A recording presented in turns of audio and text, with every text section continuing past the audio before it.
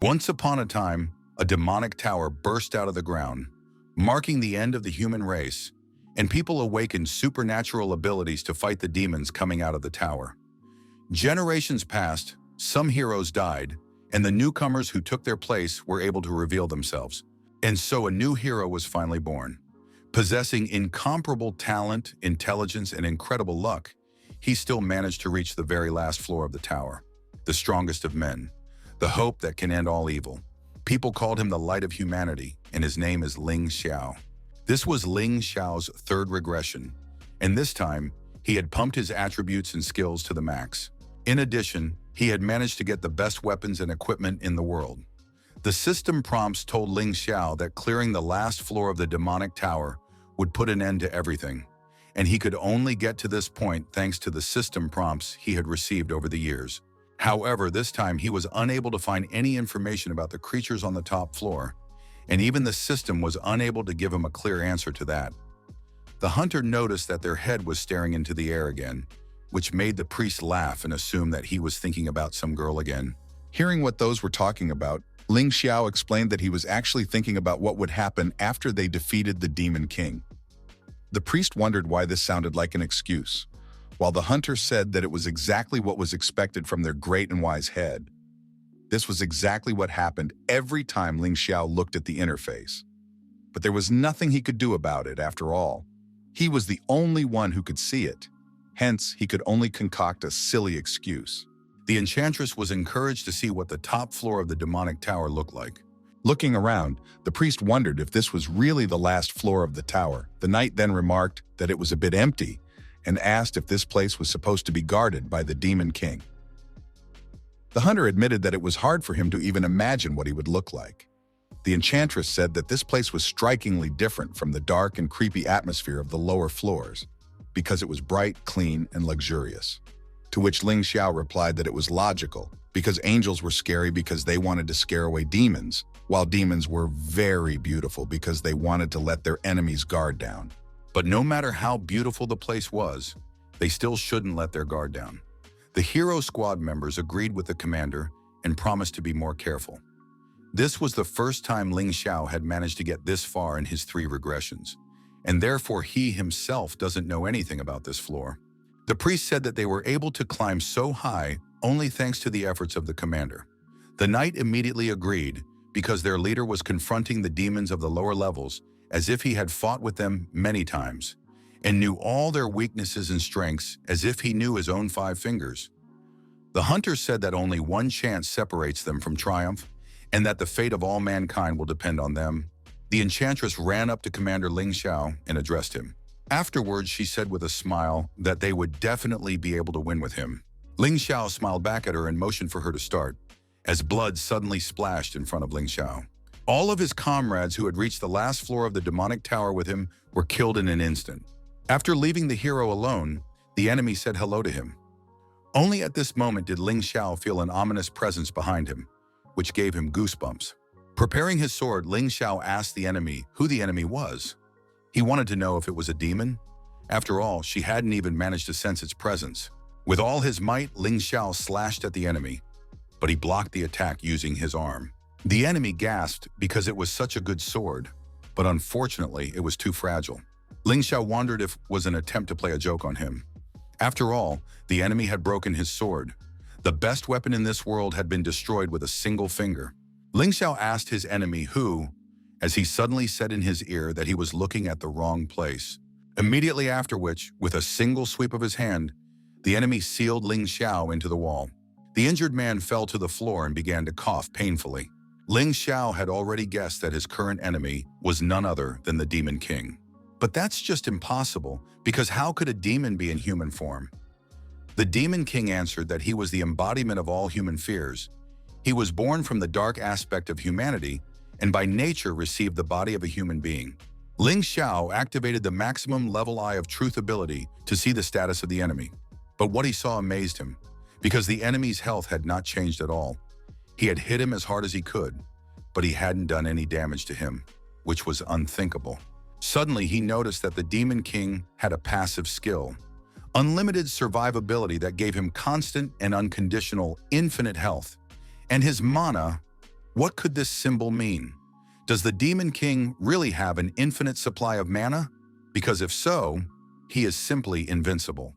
The system sounded the alarm and started shouting that the disparity between them was too great, and that there was only a 0.0000001% chance of victory, and so the system started calculating the best escape plan. In all the time, this was the first time the system had warned Ling Xiao of danger so vehemently. This meant that he had absolutely no chance of winning. Realizing this, Ling Xiao tried to calm himself down to think of what he should do now. But to his misfortune, the Demon King started to act. He raised his hand and reached towards Ling Xiao. Suddenly, halfway to Ling Xiao, the Demon King grabbed the system interface. Immediately afterward, the system was smashed to splinters by him.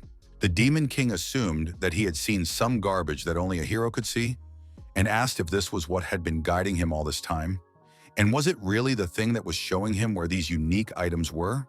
The Demon King admitted that he did not know what it was, however, it would not happen again. Ling Xiao asked the Demon King with a shout, what had he just done? After all, his system. But the man noticed that even though his eyes were unable to see the thing, it didn't stop him from crushing it. After all, he's invincible. Ling Xiao realized that this was where he was going to die, and that he no longer had the strength to resist. Although this was not the first time he had died, but this time he was much more scared than any other time. Besides, he can't even imagine the situation in which he could defeat the Demon King. But Ling Xiao refused to give up. After all, he can't just do it like that. Even if he died and came back, he would still have to give his best. After all, one could get out of any situation. After all, there was still hope for mankind. There must always be a way, and next time they will definitely succeed. Just as suddenly, Ling Xiao noticed that he had been healed using a great maximum level healing. Except, why would a Demon King do this? Ling Xiao could feel the warmth emanating from the healing energy, causing him to even assume that it was the best healing ability. An incredible amount of healing energy poured into his body as if there was no end to it. The Demon King suddenly lifted Ling Xiao up, and the latter asked, why did the Demon King heal him? Suddenly, the Demon King asked Ling Xiao if he was a regressor. Considering how Ling Xiao fought the demons on the lower floors, as well as his skills and flaws, all of this shows as if Ling Xiao has the skills of a seer. But if that was really the case, Ling Xiao wouldn't have been so surprised when he met him. In the end, the only thing that comes to mind is regression. With more than one regression, in that case, what life is it? The second? Or is it the third? If he killed Ling Xiao right now, he would go back in time and come up with some new plan. Again and again, he will repeat the endless cycle, but sooner or later, he will still discover a way to defeat the Demon King. Looking at Ling Xiao's face, the Demon King assumed that all of this was indeed true, after which he laughed as the hero had gotten too excited after hearing this. The Demon King snapped his fingers, and Ling Xiao immediately began to be enveloped in darkness. He agreed that Ling Xiao really did have the best equipment he could get in this world, and that no one could break it except him. As expected from a person that had been reborn in this world 3 times already, the hero managed to obtain some really good items. All this time, Ling Xiao was trying to understand why. Why did things turn out this way? The Demon King told Ling Xiao that he would never be able to die because his ability would heal him all the time, while the armor would become a prison for Ling Xiao that would bind him and prevent him from escaping. Ling Xiao would live forever, with no way to live or die. At its core, the protagonist is the one protected by the story armor. The Demon King turned Ling Xiao into a throne, then placed him in the proper place.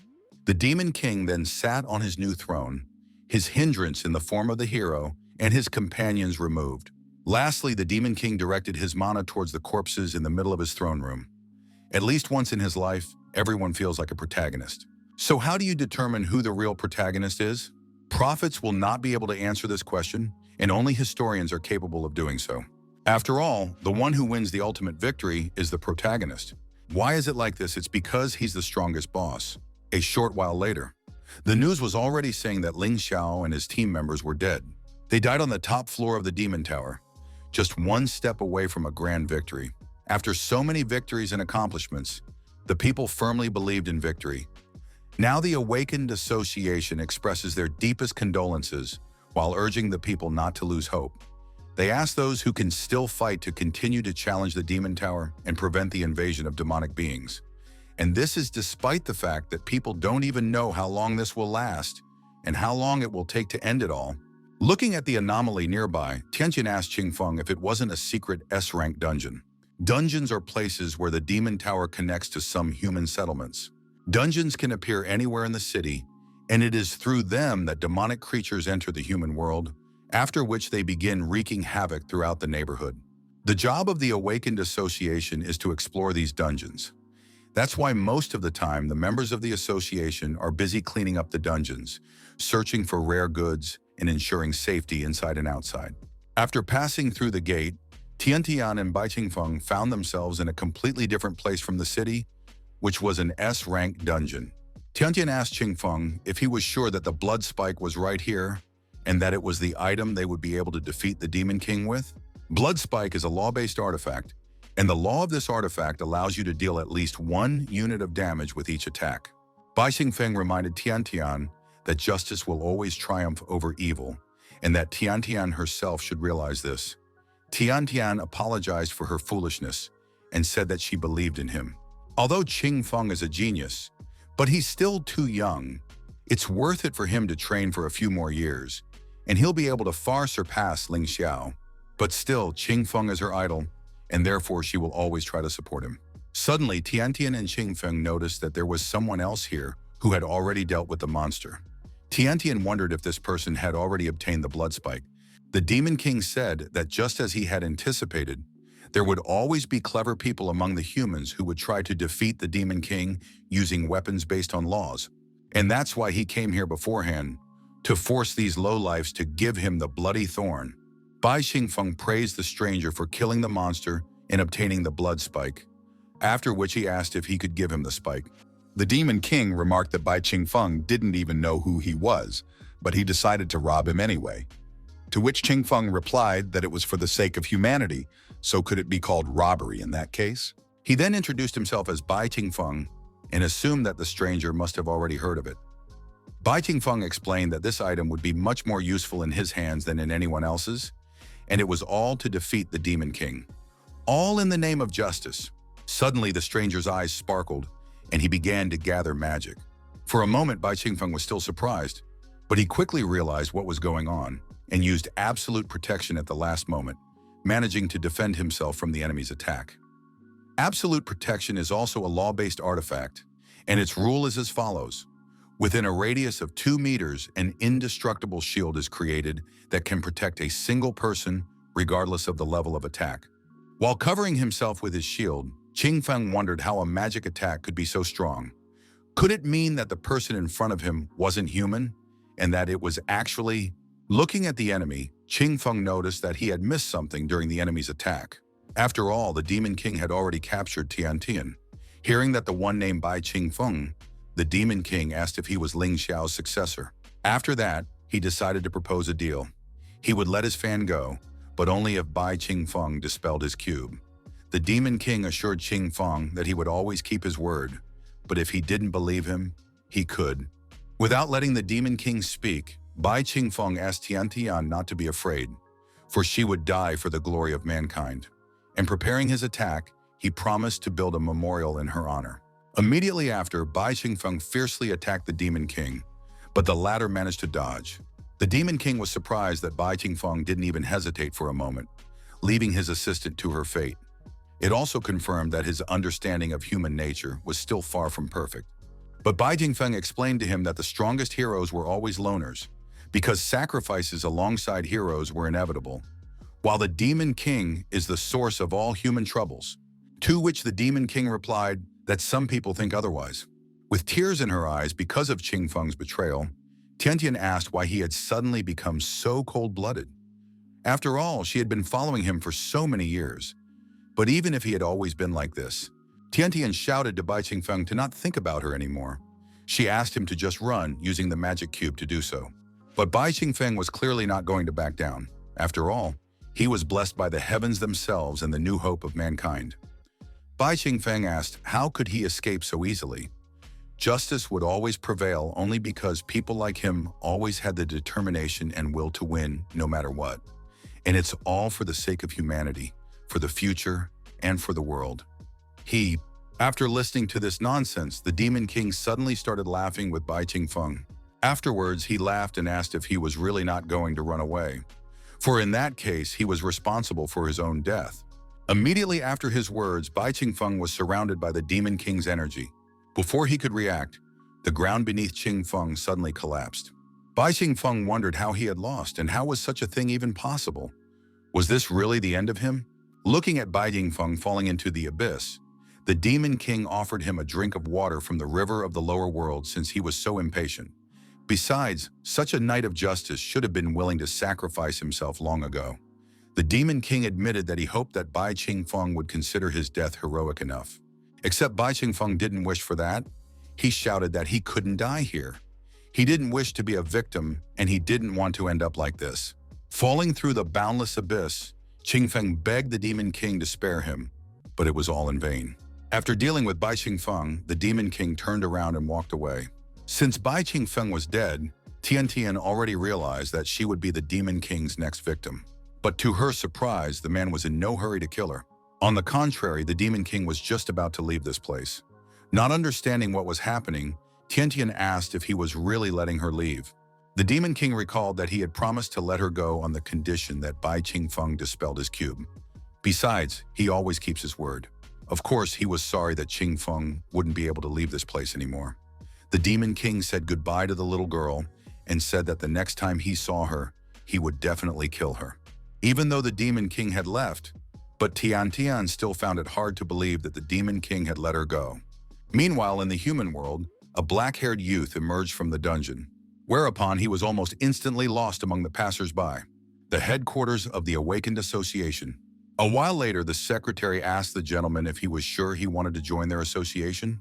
Suddenly, another guild secretary jumped out in front of her and said with a twinkle in her eyes that it was very cool. Recently, the monsters have been getting bigger and bigger, and they even managed to penetrate from the dungeons into the city. That's why they warmly welcome all the awakened to join them, especially handsome men like him. She asked his name, level, and abilities so she could help him register. The young man replied that he was that genius Bai Qingfeng and suggested that they must have heard of him. Bai Qingfeng then said that he was very happy to join the Association of Awakened People. Headquarters of the Awakened Association, Hall of the Seven Elders.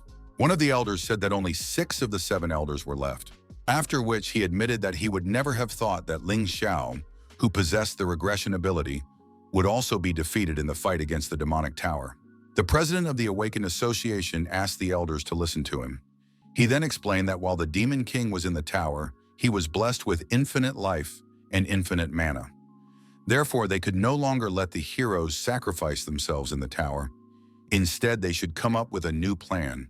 He had already warned people not to go into the tower without thinking. Instead, everyone must search for an object that can seal the tower. They must make it so that dungeons can no longer appear in their cities. By doing so, they will finally be able to keep the population safe. One of the elders interrupted the president, saying that she had already summoned the Chosen One from the parallel world. From now on, they would address him as Traveler from Earth. And of course, they should keep it a secret, because even he doesn't know that he was called to save this world. Besides, travelers have always done nothing but save other worlds. At the moment, the soul of the traveler is in the body of Ling Xiao's younger brother, Lin Feng. Rumor has it that after entering this world, he began to behave with restraint and even has thoughts about everything that is going on. Right now, he is leading an albeit small but strong squad and advancing through the dungeons in search of artifacts that can seal the demonic tower. An old seer intervened in the discussion, taking a break from his flask to tell him that on the night of last month's full moon, he had made a prediction for Lin Feng. And his prediction said that Lin Feng would be able to find an artifact capable of sealing the demon tower. With a smile to his ears, the old seer advised not to worry about it, as it would all be over soon. Right after the elders' meeting, a girl from the staff asked if what the old prophet said was true, and did it mean that the demon tower would be sealed soon? After all, this is just fine, as people will finally be saved. The old seer approached the young lady sharply, which startled her, and asked her if she had thought about it well. After all, what would happen if the Demon King was not in the tower during the sealing, but instead wandered among them? In that case, would sealing the tower be of any use at all? The girl could not help but agree that such an outcome was indeed possible and asked what would they do. Suddenly, the old prophet took the opportunity to slap the young lady on the ass while saying that he would take care of everything. The old seer recognized that he was just joking and laughed loudly. He then asked a rhetorical question: can a demon king just leave his tower? Besides, if he left the tower, he would immediately lose his blessing. In that case, he would be on par with their best awakened ones. And if the people knew about it, they would do everything they could to finally kill the demon king in no time. Thus, the demon king has only two choices. Either he stays in the tower and is sealed with his servants, or he leaves the tower and is immediately surrounded by countless humans. The humans have already defeated the demon king. All that remained was to wait for Lin Feng to find the artifact, which was what his vision showed. As expected of Lin Feng, who was chosen from a parallel world, the old seer laughed loudly as he talked about how Lin Feng would find this item by the evening. Wanting to get away from this old man as soon as possible, the girl quietly left, saying that she still had some duties to attend to. The old seer complained about what the current girls were like, after which he remembered the time, for Lin Feng should be coming soon. But opening the door to his room, the old prophet was confused. The old prophet asked the guy who the guy was and what was he forgetting in his room. The black-haired youth glanced at the old prophet, finally waiting for him to arrive. He then greeted the prophet and introduced himself as Bai Qingfen and said that he had recently joined their organization. The old prophet admitted that the man scared the hell out of him, whereupon he admitted that he had heard about Bai Qingfeng, their new hidden genius. Bai Qingfeng said that the prophet flattered him and that he would help him until they got rid of the demon king. Walking to the chair, the old seer complained about how prim young people were nowadays, after which he suggested that Qingfeng take a seat and not be so polite to him. Bai Qingfeng told the prophet that he had heard that of the 7 elders, he was the only one who could predict the future. The old prophet confirmed this and added that he was now too tired to do so. Bai Qingfeng admitted that he joined the organization just for that. He wants to know the future of the demon king. The old prophet replied to the boy that he was too lighthearted about it all, because if he could predict the future of the demon king, he would be the light of humanity, not Ling Xiao. The problem is that his predictions only work during the full moon, as well as in direct contact with the person to whom he will make predictions. Bai Qingfeng asked Mr. Prophet, "Isn't today the full moon?" Not feeling the hand at his neck, the seer asked if the man was completely stupid or just pretending. After all, he had already said that the problem wasn't the moon, but the fact that he needed to touch the demon king. He doesn't have combat abilities, which is the reason why he can't enter the demon tower. Also, he can't just ask the demon king to come down to him for a prophecy. Unexpectedly for the prophet, but Bai Qingfeng grabbed him by the neck, immediately after which the prophet ordered the man to let him go, and said that the man was clearly not Bai Qingfeng. In fact, in front of him is none other than the demon king. Since he was captured by the demon king himself, the old seer used his ability, the great art of prediction, to learn that humans would defeat the demon king next winter. Meanwhile, the demon king used mind reading to learn the prophecy about himself. Squeezing the old prophet's neck tighter, the demon king asked if his predictions were accurate. He replied that they were, but a second later he changed his answer to not accurate. He told the demon king that he could make him say anything his soul desired, then tried to win the chance by telling the demon king how useful he would be to him. The demon king asked an old man to predict his own future. He must find out whether he will die today or not. It's a rather banal story about the transmigration of a guy's soul from one world into the body of the dregs of society from another world, where he in his newfound body becomes a hero, acting cool and making fun of arrogant characters. It's a story where the scum defeats the demon king. That's exactly the kind of character he is, being at rock bottom. And one day when he was reading this novel, on his way to work, he was hit by a car and died. It was the typical prologue of every such story. This is a soul transmigration story where he is the transmigrant. He is relocated in the novel and becomes one of the characters, the second son of the Lin family, the hope of all mankind, Ling Xiao. But it wasn't him, for he had shifted into the normally useless younger brother, Ling Feng. Lin Feng is a hedonist and one of the villains who always lived in the shadow of his older brother. And since he's here now, Lin Feng told his father that he knew the location of the map indicating the location of the sealing artifact. He then asked his father to provide him with a strong squad so that he could find the artifact. Since he was already familiar with the storyline of the novel and had an omniscient point of view, he knew the location of the map that showed the item that could seal the Demon Tower. That's how he managed to get the card in his hands. The main hall of the Awakened Association's headquarters. Lin Feng knew that although his older brother had died, the real protagonist of the story had still yet to appear. And now is the hour when he will be the savior of this world. He will be a true hero. Lin Feng turned to Xiaoya and said that with his help, they would definitely be able to obtain the sealing artifact. Liya is a cold beauty. In his past life, he couldn't even dream of being intimate with such a beauty. Thinking about it, Lin Feng mentally laughed, because in this life, Liya was his fiancée. Along comes a girl he recently ran into. She looks like a rabbit, just as scared. She was looking for him to protect her from danger. Lin Feng petted Tian Tian and said that it was okay because they were now at the headquarters where there were no dangers. Not understanding what was going on, Tian Tian thanked brother Lin Feng for his concern. Immediately after which, this weirdo walked forward with a satisfied face.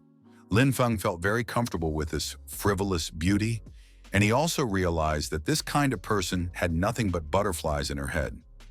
Lin Feng clenched his fist contentedly because soul transmigration could really be called cheating. Leaving ahead of the group, Lin Feng said that he would go as he still had things to do, and he asked his companions to handle the remaining things here. Tian Tian asked her brother where he was going. He replied that he was going to the Great Prophet to talk to him about something. Since he would be the hero who sealed the demonic tower, could he do whatever his soul desired? And does he have time for girls? Xiaoya greeted the secretary and said that there was something they wanted to discuss. Specifically, she wants to recommend someone to join the association. The secretary asked who she wanted to recommend. After which, Xiaoya pulled Tian Tian up by her arm and introduced Tian Tian, who they had rescued together with Lin Feng during the dungeon sweep. After which, she revealed that she was the only person who was able to survive the encounter with the Demon King, which stunned the secretary. Tian Tian assumed that the secretary had already heard of Bai Qingfeng, who everyone thought was a hidden genius, and said that she was his follower. She then revealed that they had encountered the Demon King when they were passing through a dungeon, but the Lord had been killed and she had somehow managed to escape. Later, she met Mr. Lin Feng and Lady Liya, and then joined their team. The secretary was surprised by Tian Tian's story and revealed that Bai Qingfeng had recently joined them, and that he was quite alive and well. Tian Tian asked what did the secretary mean, and the one told that Mr. Bai had been here recently and that he had gone to the Great Prophet's chambers. Tian Tian and Liya were surprised together that Bai Qingfeng was alive, but only Tian Tian understood what it meant. Meanwhile, the Demon King was dealing with the old prophet. The old prophet begged the Demon King to spare him. The Demon King asked him if he had learned his future, but he only pleaded to the great Demon King and promised that he would do anything for him. Whatever orders he gave him, he would fulfill them. The Demon King tisked unhappily and asked the prophet if that was really all he had to say. He then complained about how boring the prophet was. The Demon King said that he used to think that all humans were just like Ling Xiao, full of courage, justice, and strength, but apparently he still hadn't fully recognized humanity. So he should learn even more about his enemies. But at the thought that he could find people like the prophet amongst the humans, the uneasiness in his heart is greatly reduced.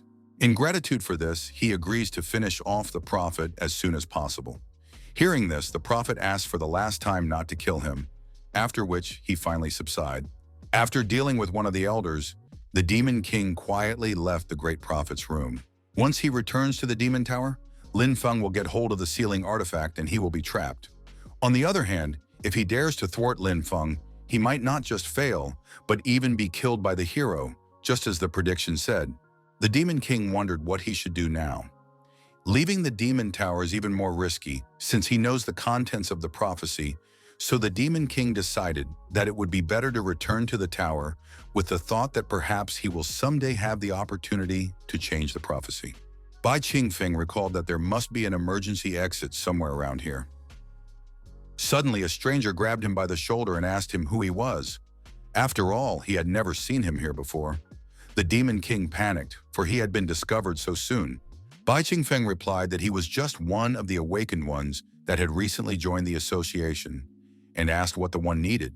Lin Feng was surprised at what he heard, and was about to reply to Bai Qingfeng. But the man interrupted him, saying that only those who had reached S rank could have a badge like the one on his chest. Bai Qingfeng asked the stranger if he was really that strong. Lin Feng asked the S-ranker if he would like to join his team. After all, they were just looking for an item that could seal the demon tower. After which he introduced himself as Lin Feng. Lin Feng assumed that he had never heard of him, but promised that he would soon become world famous. Hearing that this guy's name was Lin Feng, Bai Qingfeng suddenly smiled and agreed to Lin Feng's proposal. The Demon King wanted to know if the Great Prophet's prophecy would really come true. Next, Lin Feng and Bai Qingfeng headed towards the Great Prophet.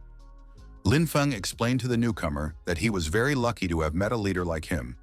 If he waited a little longer, the whole world would only talk about him. Lin Feng said that if Bai Qingfeng would obediently follow him and be attentive. But at the same time, he asked Qingfeng not to be afraid as he wasn't going to mistreat his companions. Suddenly, Lin Feng remembered that during his last mission, he had managed to rescue a beautiful girl who had previously been Bai Qingfeng's partner. She had also told him that she was the only survivor of the encounter with the Demon King. Bai Qingfeng decided to ask about that girl who managed to survive after meeting the Demon King. And Lin Feng told him that her name was Tian Tian and that she was currently a member of his team. Lin Feng promised that he would introduce them soon. Upon hearing this name, the Demon King tried to quietly run away. But Lin Feng noticed this and asked the newcomer, where was he going to run off to? Bai Qingfeng justified himself by saying that he had just remembered that a pig from his village was about to give birth and that he needed to return to help with the postpartum care. Lin Feng was surprised to hear this and wondered, what kind of pig was it and what kind of care did it need? Just as suddenly, Lin Feng was called out by his team members. Tian Tian along with Leah walked towards Captain Lin Feng while trying to attract his attention. Lin Feng told the girls to come to him, right after which he whispered to Bai Qingfeng that being surrounded by beauties all the time actually tiring. However, he had no choice as they really liked being around him. As she came closer, Tian Tian realized what kind of person was communicating with their captain Lin Feng and was about to call him by name. The Demon King was very displeased because this was literally one of the worst possible scenarios. Only the Demon King, represented by Bai Qingfeng, was about to say hello to Tian Tian as she suddenly hugged him and told him how overjoyed she was when she heard that he had survived and even managed to escape from the Demon King. Only now did Lin Feng realize that this was the same Bai Qingfeng, except that according to the plot of the novel, he should have already died. Embarrassed to meet him, Tian Tian told Bai Qingfeng that he couldn't even imagine how much she was worried about him. She revealed that all she kept thinking about was how much she wanted to meet him again. The Demon King could hardly understand what was happening. After all, Tian Tian should have already realized that he was the Demon King and not her Bai Qingfeng. Tian Tian said that she was very grateful to him for protecting her from the Demon King back then, so she asked him to make sure that she would definitely repay him for his kindness and care. That's why she promised that from this day on she would follow him again, because she has always admired strong people, and besides, she always repays her debts. Upon hearing that she admires the Demon King and even wishes to repay him for his kindness, the Demon King roughly realized what the matter was. This was the first time he was seeing someone who willingly wished to follow him, which intrigued him greatly. Bai Qingfeng praised Tian Tian's wisdom and asked her not to be afraid, as he wasn't going to mistreat her. Realizing where this was going, Lin Feng asked, who else would be following who here? And hadn't they forgotten that he was the leader of the group? Upon hearing that it was the same Bai Qingfeng, Leah said with a smile that she had heard of him and that she was pleased to meet him. Lin Feng turned to Xiaolia and reminded her that she was his fiancée. But Leah didn't let him finish, recalling that he had already met the Demon King and asked what was he like. Bai Qingfeng replied that the Demon King looked like an ordinary villain, and Tian Tian said at the same time as him that the Demon King was ferocious and terrible. Afterward, the three of them laughed off it. A vein swelled on Lin Feng's cheek, for this brat was annoying him more and more. According to the plot of the novel, Bai Qingfeng was supposed to die at the hands of the Demon King, and only Tian Tian was supposed to stay alive. Therefore, Lin Feng wondered if his intervention could have caused the butterfly effect. It was unlikely, but it would be better to ask the Great Seer about it. Suddenly, a woman's cry was heard from outside the Great Prophet's room. When he saw the secretary running towards them, he asked her what had happened, to which she replied in horror that the Great Prophet had been killed. Only an hour ago the prophet was alive, so they must lock up all the entrances and exits of the association and find out with whom he had met. Tian Tian, Lia, and Lin Feng were stunned to hear of the great prophet's death and wondered who he was meeting with this evening. Immediately afterward, Bai Qingfeng said that he and Lin Feng had met with the great prophet. Lin Feng shouted out that this was nonsense. After all, he had yet to meet the prophet. And the very moment he was walking towards him, he saw Bai Qingfeng standing at the door, looking rather suspicious. Just as suddenly, a realization came to Lin Feng about what had happened here. Lin Feng accused Bai Qingfeng of killing the great prophet and said that he realized it as soon as he saw Bai Qingfeng. Lia grabbed Lin Feng's hand and asked him not to make any hasty. Just as suddenly, Lin Feng threw Li Yu aside and ordered her to shut up, for this person has deceived all of them, and he is not even Bai Qingfeng. Lin Feng shouted to Bai Qingfeng that the latter might have managed to fool the others, but it was pointless against him, and rushed towards Bai Qingfeng. Only Lin Feng felt as if he had gotten Bai Qingfeng as he dodged his fist. Immediately after, Bai Qingfeng was at Lin Feng's back and said that the latter was just trash that he had never been able to compare to Ling Xiao. He asked, so did a person like that have the right to talk to him like that? Immediately afterward, he hit Lin Feng on the head. Lin Feng asked, how could something like this happen? But a second later, his head was crushed to the floor by a foot. Lia ordered both of them to stop. Meanwhile, Tian Tian smirked, for the Demon King had done exactly what befitted the strong persona she had chosen to follow.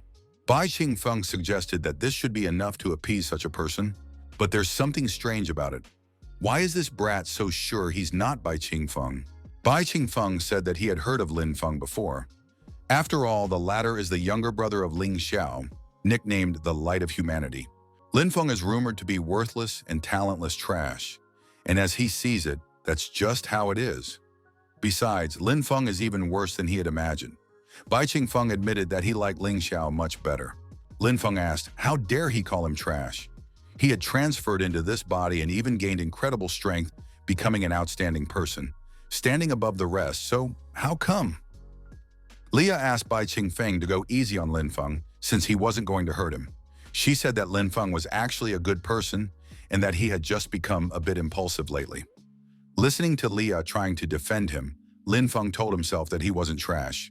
After which, he asked to be allowed to ask a question. Lin Feng asked, who was it that Qingfeng was calling trash? Immediately, he broke free from Bai Qingfeng's leg using his S-class omni-destroying claw weapon. Bai Qingfeng was surprised that such a bastard had his own S-ranked weapon. Although ordinary S-ranked awakened ones were not his opponents, but the Demon King didn't see Lin Feng's name on the Genius of Humanity list. Just as suddenly, an outsider intervened and shouted orders to the two to stop fighting. Lin Feng wondered why the hell did his magic suddenly disappear, while the Demon King assumed that it was a rule-based ability. The person who stopped the fight was the president of the Awakened Association, whose ability is to nullify all superhuman abilities within a certain area. The president explained that every member of their association was a real treasure in the fight against the demons. So how did they manage to set up an internal showdown here? This was the first time the Demon King had seen the president of the Awakened Association, and he was actually doing badly.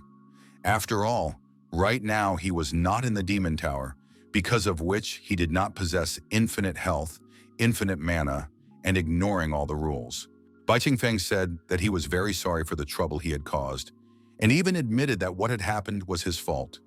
He also promised that this would not happen again. Lin Feng, on the other hand, was not so reserved with the president. Calling him an old man, Lin Feng asked why he didn't stop Qingfeng when he punched him in the face, but only decided to intervene the moment he dared to punch him back. Does this mean that the president has taken Bai Qingfeng's side? Or does he look down on him because he also considers him trash? Listening to Lin Feng's embarrassment, the Demon King wondered if he was definitely the genius who had managed to get hold of an S-class weapon and a divine artifact map. After all, from the looks of it, this person has absolutely no brains or resilient character at all. The president asked Lin Feng to stop talking nonsense. After all, he didn't take sides, and everything he does is only for the good of humanity. Lin Feng interrupted the president, asking if he really thought he would believe that. As he left, Lin Feng complained about how they all looked down on him. He asked them to wait, because they had no idea how valuable he was yet. After all, the sealing artifact would soon fall into his hands, and then they would know who the savior of the world really was. The president sighed after talking to Lin Feng, after which he put his hand on Bai Qingfeng's shoulder and admitted that he admired him a lot, for he was not only strong, but also polite and calm. Feeling relieved, Bai Qingfeng replied with a simple, yes. But was he only thinking that this was really some kind of damn thing because people admired him too much for some reason? The president said that he had already conducted a preliminary investigation into the death of the prophet, and in the process he had found traces of demonic power at the scene of the crime. This means that there is no human involvement and that it was probably the work of a demon who has already escaped. As for the final verdict, it will require more in-depth investigation. But what is heartening is that they will soon have a divine object in their hands. And so the president advised Bai Qingfeng to go along with Lin Feng. After all, Bai Qingfeng also carries the cross for the future of humanity. Bai Qingfeng could only squeeze out an awkward, yes, of course. The Demon King was indeed carrying the cross for the future of mankind, except he was carrying the cross on the other side. Leaving, the president advised them to continue their hard work, because one day the future of mankind will be in the hands of such young people. After resolving the conflict, Li Ya said that she would go look for Lin Feng, explaining that he had become irritable lately. Just as suddenly, Bai Qingfeng grabbed her hand and asked her to wait for a while. Bai Qingfeng apologized for grabbing her and explained that he had one question. How much had Lin Feng changed relative to his past self? And what was it that could have happened? The Demon King hoped that Li Ya would not become suspicious of him because of such questioning. Seeing Li Ya embarrassed, Bai Qingfeng remembered that he hadn't let go of her hand and apologized again. After which, he explained that he was worried about Lin Feng. Besides, he himself had acted impulsively and therefore wanted to apologize. Realizing what the latter meant, Li Ya mentally recognized Bai Qingfeng as not a bad person who even cared about Lin Feng. In reality, Lin Feng was an honest but cowardly brat, until one day he woke up and became a completely different person. That day, he started saying strange things about books, soul transmigration, cheat codes, and parallel worlds that made her think he was still dreaming. But after that, he became a completely different person. Not only did he become bright and bold, but he also unknowingly learned the location of some first-class items and weapons. He even found a map of divine artifacts, as if he possessed a gift and could obtain anything. This was the reason why, even being weak relying on S-ranked weapons and items and weapons, he barely managed to reach the S-rank threshold. Li Ya also revealed that the elders from both of their families said that Lin Feng had obtained enlightenment. Perhaps he had awakened an incredible skill. However, he didn't answer them. Enlightenment? Awakening skill? The Demon King was certain that something didn't add up here. After all, Lin Feng was certain that he wasn't the real Bai Qingfeng, but he never dared to tell the reason why he accused him. And considering his temper, what possible reason could there be for him not to tell it? It was something he couldn't even tell his family or fiancé, unless it's because he's not the real Lin Feng. After all, he can't die telling them the truth. Parallel world, changes in personality, knowledge of everything. Lin Feng's body is definitely possessed by someone. Suddenly, there was a rumbling sound, and the ground beneath my feet began to shake. Shouts immediately went up around the neighborhood. The A-rank demon had gotten out of the dungeon and went to circle the city. Some people began to doubt that anyone would be able to defeat this demon, but immediately word came out that Mr. Lin Feng had gone to fight it. The rampaging enemy was an A-ranked demon, a dog corpse, and to fight him, Lin Feng used an S-class weapon, a flying sword of raging flame and ice. Lin Feng asked the pitiful demon, how could he only dare to rage in his presence? Immediately after, he swung his flying sword, attacking the canine corpse with a hail of ice spikes. Lin Feng immediately pulled out his second S-class weapon, the Star Sword Meteor. He shouted that he was a hero who would protect everyone and that all eyes would be on him. Immediately afterward, he chopped up the dog's corpse with his swords landing on the ground. The people in the surroundings were delighted, for not even an A-rank demon was capable of their Mr. Lin Feng, the new genius who was now on everyone's lips. The Demon King smirked, for Lin Feng's opponent was a dog corpse. While alive, this demon was a stray dog that was killed by humans. After its death, its grudge got caught up in the tower's demonic energy, which turned the dog into an A-rank demon. Most importantly, it is a rather rare type of demon, and thus most people are not familiar with it. Moreover, it has one distinguishing feature. Lin Feng ordered the dog corpse to die and continued to chop the demon over and over again. Unable to withstand all these attacks, the demon was eventually piled on the ground. The peculiarity of the dog's corpse was that after receiving a certain number of attacks, it would pretend to be dead. While those around you rejoice at the death of the A-rank demon, the dog's corpse regenerates, becoming even stronger and turning into an S-ranked monster. Without making much effort, Lin Feng was content with everyone discussing him. People were screaming that they loved him and that this fight was incredible. This was only after Lin Feng had killed some A-rank dog. However, he knew that once he sealed the demon tower, his name would be all over the world. Suddenly, Lin Feng heard a growl behind him, and an eerie aura began to emanate from the demon he had recently killed. Upon recovering, the corpse of the dog mutated into a SS-ranked demonic hellhound. And before Lin Feng could react, the demonic hellhound exhaled a pillar of flame straight at Lin Feng. Seeing what happened to their hero Lin Feng, the people around the area fell silent. But after a few seconds, panic broke out, and people began to save themselves while they could. Because the fact that the demon is not dead can only mean one thing. Meanwhile, Lin Feng wondered how such a thing could happen. This beast had managed to fell him using only one attack, which meant that the corpse dog he had recently defeated had become a legendary SS-ranked demon. The demonic hell dog raised its paw and was about to crush Lin Feng. Suddenly, Leah jumped out to them and asked the gentleman to lean on her to help him escape. After picking up the master, Leah tried to run away, but it was already too late. Leah was already despairing when suddenly one of the awakened jumped out to help them.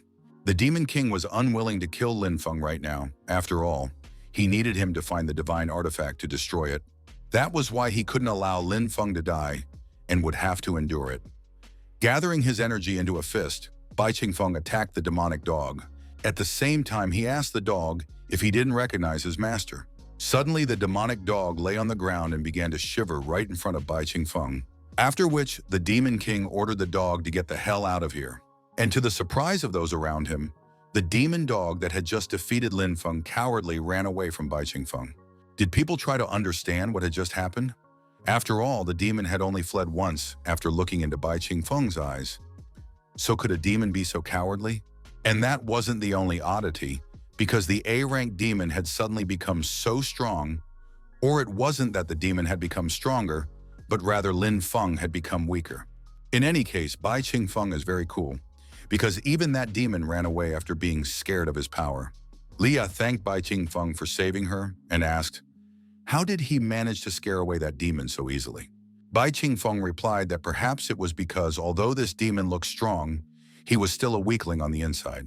In any case, it didn't matter to him because the most important thing was that Lin Feng was fine, and it was possible that he would become like Li Tiantian in the future. Suddenly, Lin Feng jumped up and grabbed Bai Qingfeng by his clothes, asking if he had done it on purpose. After all, this A-rank demon probably had some secret, and Bai Qingfeng had decided to use that knowledge to equal him. Bai Qingfeng must have known that the demon would become stronger, but he purposely chose to keep silent about it. Instead of helping him, he chose to just watch his face get dipped in the mud. Lin Feng asked, was he satisfied after taking all the glory for himself? Did he enjoy being under the rays of fame? After all, it was all because of Bai Qingfeng. Lin Feng started blaming Bai Qingfeng for all the trouble in front of everyone. Lin Feng asked this scumbag, how could he only dare to put his own life before that of his comrade in front of everyone? After all, it was because of his viciousness that he chose to watch him get beaten up. The Demon King finally realized that he was wrong to decide that Lin Feng would become like Li Tiantian, and that not everyone deserved to be saved. Lin Feng kept blaming Bai Qingfeng for everything, until the latter grabbed his hand and forcibly unhooked Lin Feng, taking his hand away. Bai Qingfeng asked, what secret could the latter still be talking about? After which he said that Lin Feng was really an idiot, because not only did he fail at portraying a hero, he was also trying to take out his anger and resentment on him. Bai Qingfeng apologized to Lin Feng because he has no desire to play along with Lin Feng. Lin Feng growled and was about to reply to Bai Qingfeng, but he heard what the people around him were saying. Tianyan admitted that she didn't expect such a thing from Lin Feng, because what kind of person would you have to be to throw accusations at the person who had saved his life not too long ago? The fat man agreed with Tian Tian and added that Lin Feng had accused others before, without showing evidence. Tian Tian speculated that Lin Feng had simply not thought through his actions, and therefore decided to return favor in such a horrible way. The secretary recalled that only the two of them had been found near the prophet's room and wondered again which one of them could be the killer. Tian Tian noticed that, among other things, Lin Feng had suddenly become much stronger. Therefore, she asked if it was possible that he had used some forbidden art to achieve power. Listening to all of this, Lin Feng mentally cursed at these idiots and fools. After all, they couldn't even see Bai Qingfeng's true identity, and now the rest of the society had begun to side with the enemy. Suddenly, Bai Qingfeng let go of Lin Feng's hand, which surprised him. Then he held out his hand and said that he hoped it was only a slight misunderstanding. So he suggested that they calm down and make peace. Lin Feng was furious at Bai Qingfeng's action, because after everything, he suddenly decided to pretend to be an innocent sheep when he realized that he had gotten an advantage out of this situation. Lin Feng still shook Bai Qingfeng's hand. After all, it was obviously all an act, and since that was the case, he wouldn't mind seeing who was better. Lin Feng admitted that he had lost his temper when he missed the bloody dog's punch, and so he apologized for his rudeness. Lin Feng promised that it wouldn't happen again from now on, and he also thanked Bai Qingfeng for saving him. Lin Feng smiled and asked for Bai Qingfeng to take care of him from now on. Bai Qingfeng said that the man shouldn't have thanked him. After all, he should have been the one to do it. Bai Qingfeng moved closer to Lin Feng and whispered that he was grateful that he was not the only suspect in the murder of the great prophet. After all, it was he who killed the prophet. Hearing this, Lin Feng instantly became furious. After all, it was precisely because of Bai Qingfeng that he had to endure all of this. Lin Feng pulled his hand out of Bai Qingfeng's grip and shouted that it was just as he thought. And no sooner had Lin Feng hit him than his hand was grabbed by Li Ya. Whereupon she asked, "What is he doing? And why is he suddenly acting like he's off the chain?" There were people crowded around them who had seen all of this, and thus Lin Feng was forced to swallow his resentment. Once again wrenching out his hand, Lin Feng said that he knew it, after which he looked at Bai Qingfeng and wondered who was he and what was his purpose. Also, the novel didn't say that Bai Qingfeng is that powerful. He just can't let the story take a completely different path. In Lin Feng's gaze, the Demon King saw nothing but anger. After all, he only wanted to take the sealing artifact away from him. However, if it suddenly became a hindrance, he would shamelessly take Lin Feng's life. After all, after destroying this artifact, he would be able to destroy the rest of humanity sooner or later. And annoying people would be better off. A while later at Café Sempre. As soon as the waitress left, Li Ya thanked Bai Qingfeng for saving her yesterday, to which the man replied that there was nothing special about it. The Demon King wondered if he had saved her yesterday. If so, he had already forgotten about it. Li Ya revealed that their team was about to embark on a mission to find the sealing item, after which she said that actually Lin Feng didn't even let them look at the map and only said that the artifact was in the south. Li Ya said that the journey promised to be a long one and that she hoped Bai Qingfeng could get along with Lin Feng. A little embarrassed, Li Ya asked Bai Qingfeng to try to ignore his current behavior. After all, she has known since childhood that Lin Feng is not a bad person at all. Except that the Demon King already knew that the man was gone. A pathetic human from a parallel world took possession of the body of an innocent child, and now he enjoys the love and care of his beloved, who does not even belong to him. So also, this person calls himself a future hero who will save the world. Thinking about how ironic it was, the Demon King tasted the coffee. Suddenly, he spat out the drink because it was too bitter. It was just disgusting. After tasting the coffee, the Demon King realized that he was still far from the concept of human taste. And this was despite the fact that in the past, he didn't have much to choose from. Bai Qingfeng asked Li Ya if it had ever occurred to her that her fiancé was sick. After all, it was possible that he had changed so drastically because of his illness. After which, he asked if she wanted Lin Feng to go back to his old self. After all, there was just one item in the south that they could pick up along the way, and maybe it would help Lin Feng get back to normal. Li Ya suddenly jumped up and asked, was it true that he would be able to make Lin Feng the same? To which Bai Qingfeng replied that of course it was true. Meanwhile, on the streets of the city, a disgruntled Lin Feng pondered that the current story was just a prequel to the main story that hadn't even started yet. However, the narrative is no longer going as he remembers it, for Bai Qingfeng was not supposed to return alive after meeting the Demon King. So even the great prophet was killed before the main narrative began. Suddenly, Lin Feng remembered that yesterday when he had met Bai Qingfeng, he had seemed very suspicious.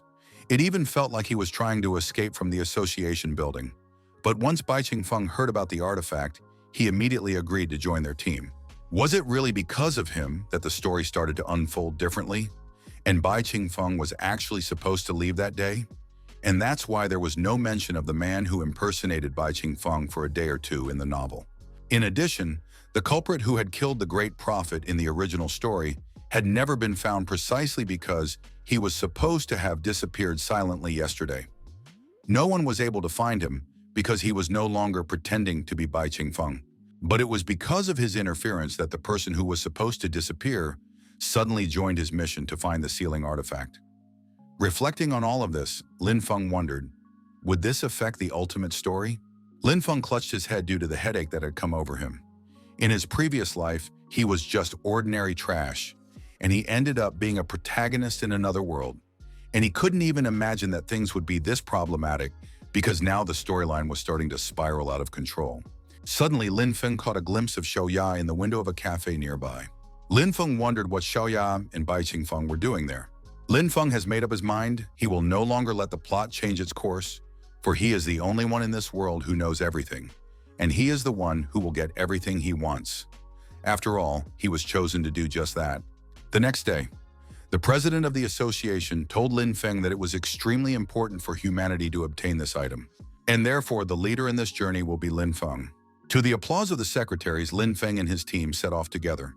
But before leaving, Lin Feng cast a glance at Bai Qingfeng and mentally asked him to wait for a while. Sometime later in the scorched lands, the scorched dead walked towards their new victims, and they were Lin Feng's group. Bai Qingfeng sometimes destroyed dead people with his magic, while Lin Feng fought them off with his blade. After a short battle, Lin Feng said that these dead people themselves weren't that strong, but the problem was that there was no end to them.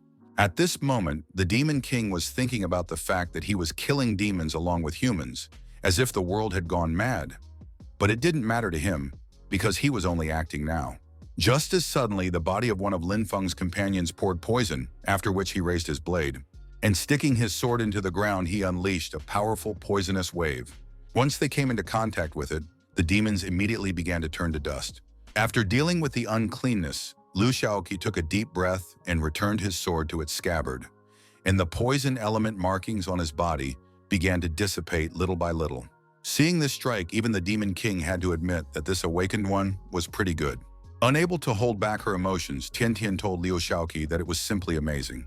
To which he replied, as if in denial, that he wasn't very good at one-on-one battles, but he wasn't bad at fighting against hordes of opponents. After all, people like him could only help in moments like this. After following Liu Shaoqi, Lin Feng realized that he was right about him. Lin Feng told the companions that he had something to tell them about.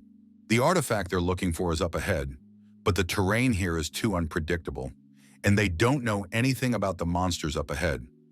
This means that their trek may be much riskier than originally thought.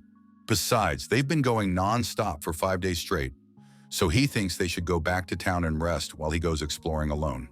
Gao Hu and Liu Shaoqi immediately told the leader that this was not the way to go and that it was a very bad idea. Lia asked, how is he going to go there alone?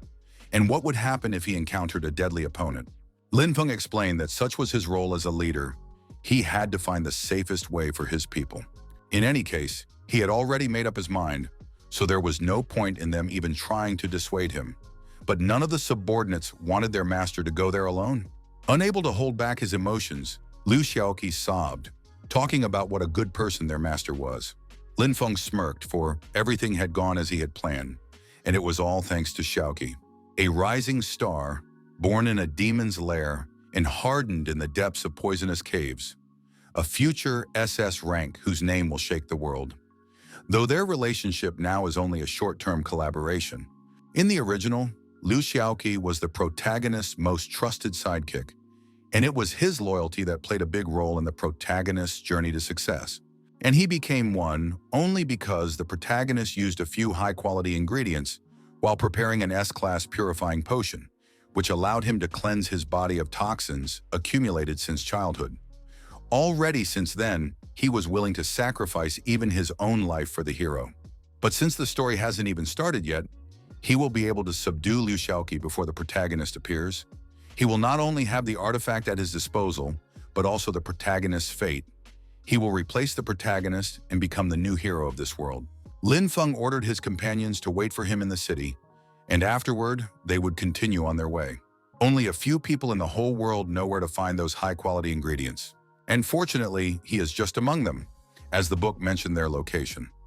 Lin Feng was already convinced that Liu Shaoqi would soon become his pawn.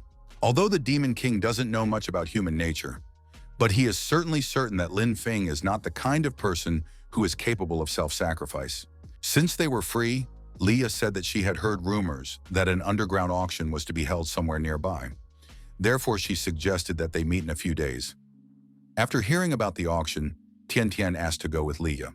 With the corner of her eye, Leah looked at Bai Qingfeng and thought about his words again. After all, if it's really like he said, and it's all about Lin Feng's soul being devoured by a demon, causing him to start changing his personality, then she should buy the item at the auction. An object capable of cleansing the soul and bringing back the him of the present. Leah and Tian Tian walked off together towards the underground auction. Gao Hu noticed that the three of them had gone their own way, and so he suggested that they return to the city and rest properly, as the young master had previously ordered them to do. But before he could turn around, Bai Qingfeng asked Gao Hu to stop. Gao Hu asked if the man had any problems, or did he just decide to challenge the young master's order? Gao Hu noticed that the young master didn't like this person, and thus he assumed that it was a rather murky type. Bai Qingfeng admitted that he was deeply moved by Lin Feng's decision not to put them in danger, but even that didn't mean that he wouldn't worry about him. After which, Bai Qingfeng asked, why don't they discreetly follow him? After all, that way they would be able to help Lin Feng in a difficult situation. Upon hearing of such a proposal, Gao Hu immediately agreed, for he is also very worried about their lord, and Liu Shaoqi praised Bai Qingfeng for wanting to protect the lord so much. Hearing what the remaining three were talking about, Leah realized that Bai Qingfeng was really worried about Lin Feng. A person like Bai Qingfeng is very kind-hearted at heart. Bai Qingfeng said that they flatter him, because everything he does for the sake of humanity. Now he wants to finally see what Lin Feng is really like. The first dungeon Lin Feng headed to was the S-rank dungeon, a malicious chessboard. As described in the book, the cleansing crystal is on this chessboard, but the exact location is unknown. All of a sudden, Lin Feng felt as if his heart had fallen to its very heels. Wondering where this feeling of fear suddenly came from, Lin Feng looked around, and behind him he saw a Red King, who was also very fast. And the worst thing here was that this king is coming right at him.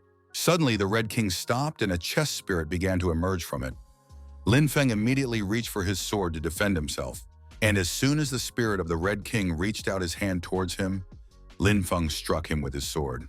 But that one was much stronger than Lin Feng had expected, causing Lin Feng to be thrown straight back to the figure behind him. Before Lin Feng could gather himself after the last attack, a spirit began to manifest from the white figure. Without wasting any time, the pawn spirit immediately thrust his spear into his enemy. But at the last moment, Lin Feng managed to dodge. Immediately afterward, the spirit of the horse appeared in front of him. Lin Feng took out his S-class weapon, the horse cutter, and shouted to the spirit horse that he was about to chop it up. But as soon as he tried to give the horse a single blow, it bit off the blade of his horse cutter. All those countless souls who had fallen here had been absorbed by the chess pieces and would remain here as long as the battles continued. During their existence, these pieces have absorbed so many vengeful hunter souls that they have long surpassed the S rank. Realizing how much he had rushed coming here, Lin Feng decided to escape as soon as possible, and for that, he just had one suitable artifact. As soon as Lin Feng used this artifact, wings grew from his back. Immediately afterward, he flew upward and immediately drew his sword, preparing to fend off more attacks. But something happened that he never expected. The enormous Soul Queen swung her hand and was already ready to flatten little Lin Feng with a single blow. Before the frightened Lin Feng could wonder what the hell had happened. How the spirit of the queen brought him back to Earth so quickly he couldn't even notice it. Only after a single strike from the White Queen, Lin Feng was defeated. And what was worse for Lin Feng was that he landed right between the two figures. Looking at the ghosts of the Red King and White Queen, Lin Feng realized that he had come to an end, and that he could not escape from here. The king slowly pulled his huge hand towards Lin Feng, and Lin Feng covered himself with his hands after screaming. He was unwilling to die in this dungeon. After all, he had been moved here to become a hero. Just as suddenly, a huge clawed hand came down on the Red King's head, and a moment later the figure of the Red King was destroyed. Taking cover from the wreckage of the red figure, Lin Feng wondered who it was. In fact, it was so fast that he didn't even have time to notice the movement. Meanwhile, the savior destroyed the figure of the White Queen. In fact, in the blink of an eye, he destroyed not even two, but all the chess pieces. So who the hell could have done this?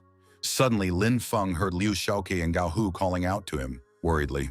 Running up to him, Gao Hu asked Lin Feng if he was all right, to which Lin Feng replied that he was fine and asked why they followed him.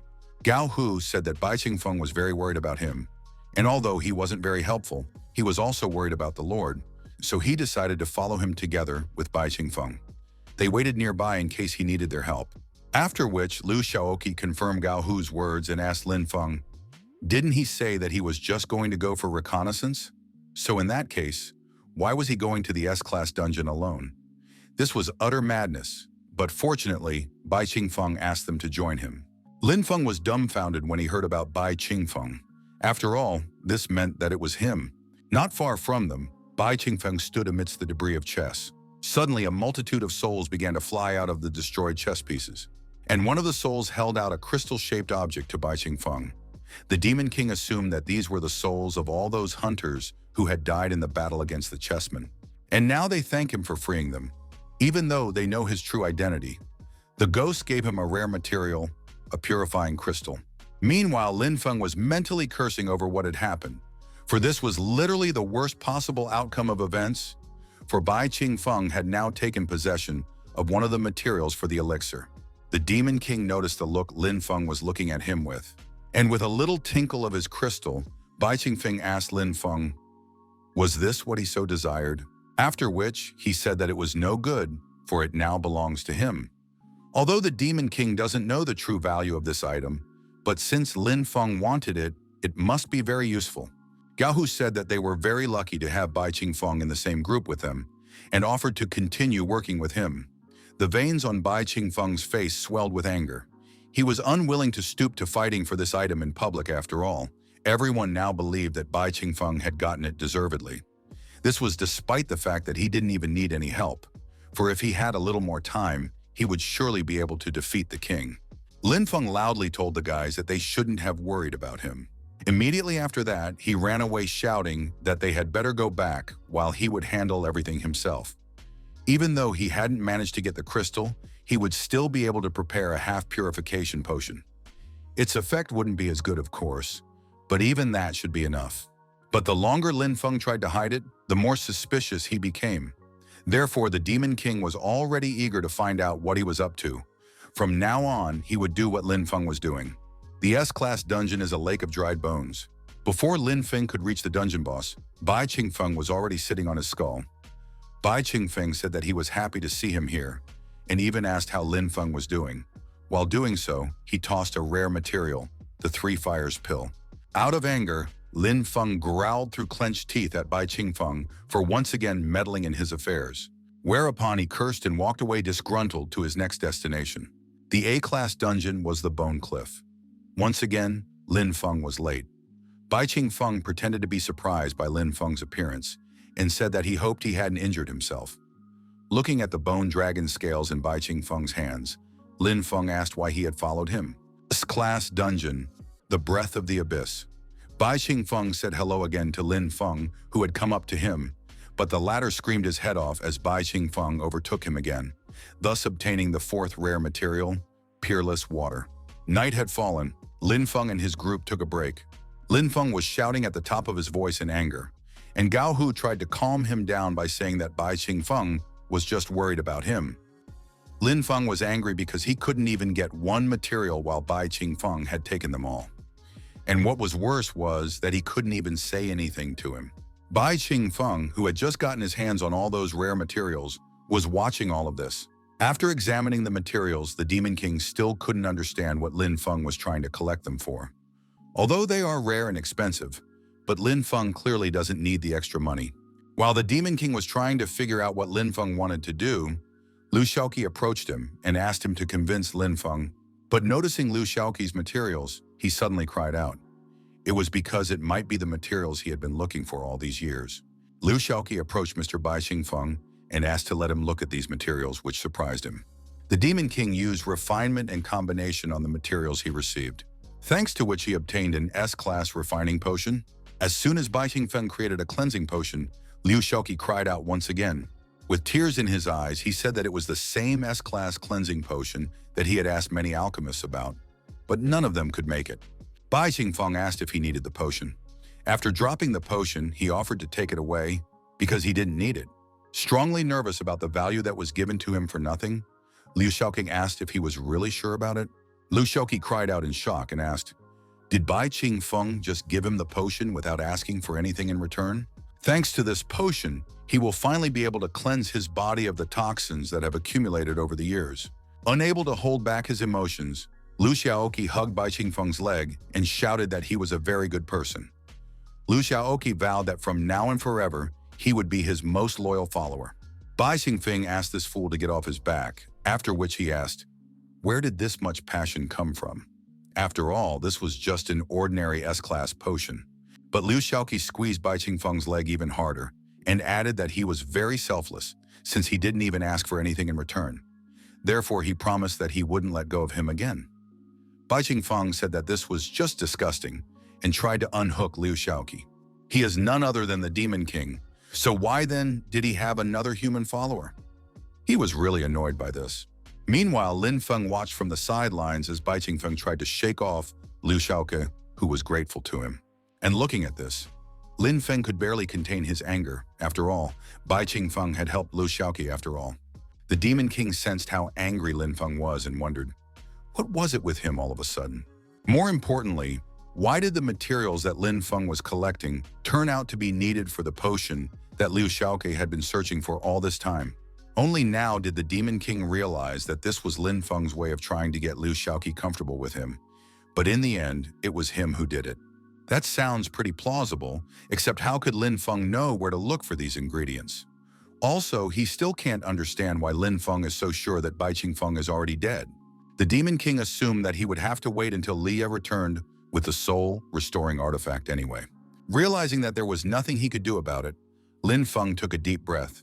After that, he suggested that they go back and rest. At the same time, they would wait for Li Ya and Tian Tian to return, after which they could go together to search for the divine artifact.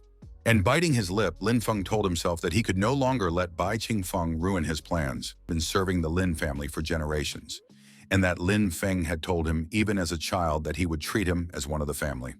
Lin Feng asked, so what of it? And had Gao Hu already managed to forget about his loyalty oath? Lin Feng assumed that Gao Hu shouldn't have forgotten that he was about to become the hero who had obtained the sealing item, which meant that he carried the burden of responsibility for all of humanity.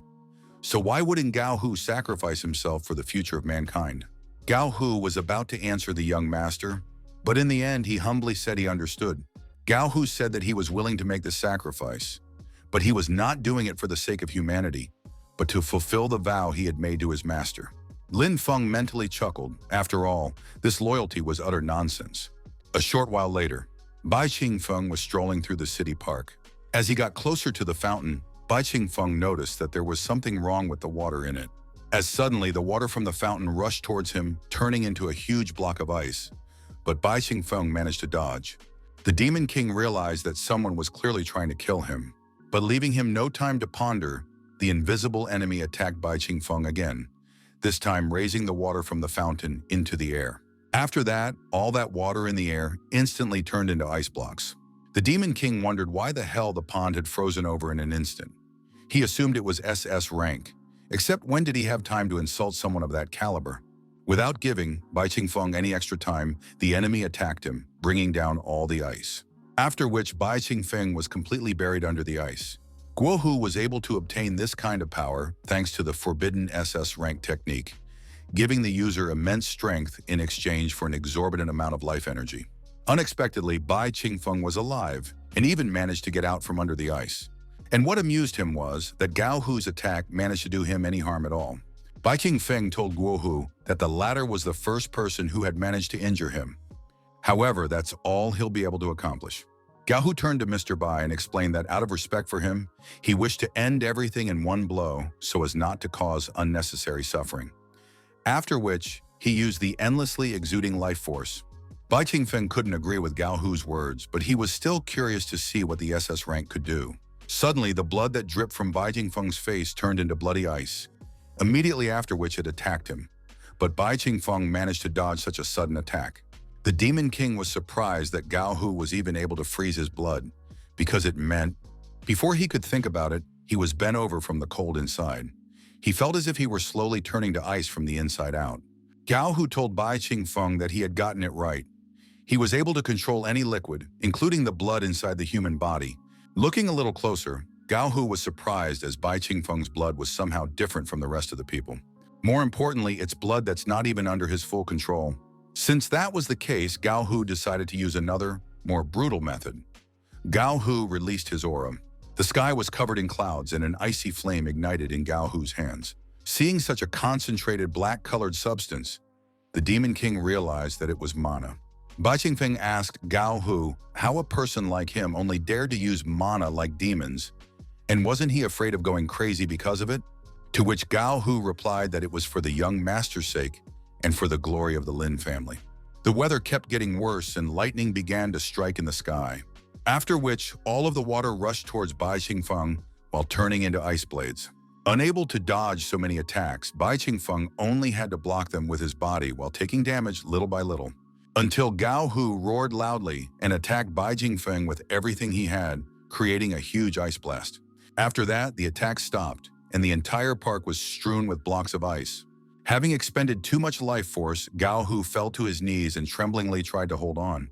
After overcoming his trembling, Gao Hu exhaled and said that it was finally over, which means his life is also over. Suddenly, Gao Hu suddenly heard footsteps approaching, which clearly surprised him. Looking at the living Bai Qingfeng, Gao Hu asked, how was such a thing even possible? Shaking off the icy dust, Bai Qingfeng said that it was over, after which he replied that he hesitated.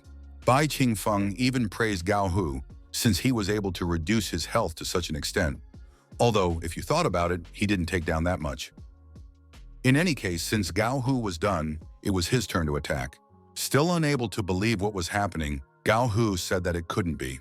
But Bai Qingfeng reached out his hand to the face of the panicking Gao Hu, whereupon he said that in that case realizing his fate, Gao Hu bowed down and asked Bai Qingfeng to just kill him, because he wouldn't be able to live much longer anyway. Everything was no longer important to him, and all he wanted to do now was to sacrifice himself for the Lin family. Gao Hu asked Bai Qingfeng to do it faster. Bai Qingfeng explained that even if he didn't kill him, Gao Hu would still die soon because of what he had done. He had overestimated himself too much since he had even sacrificed his own life to activate a forbidden technique. While saying this, Bai Qingfeng used healing magic.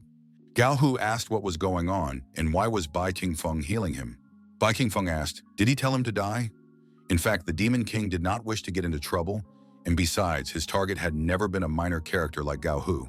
Gao Hu asked how could one be so disinterested? Besides, he was the one who had just tried to kill him.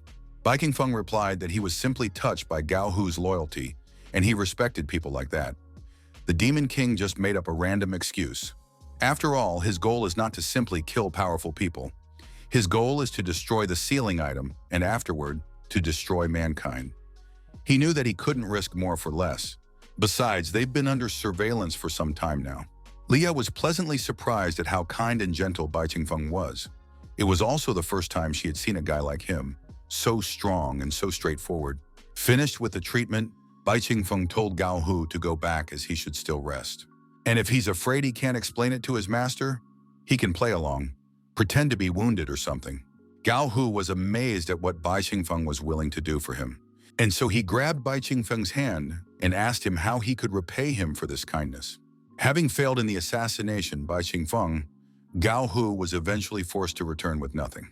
Meanwhile, the Demon King rejoiced that he had one less problem.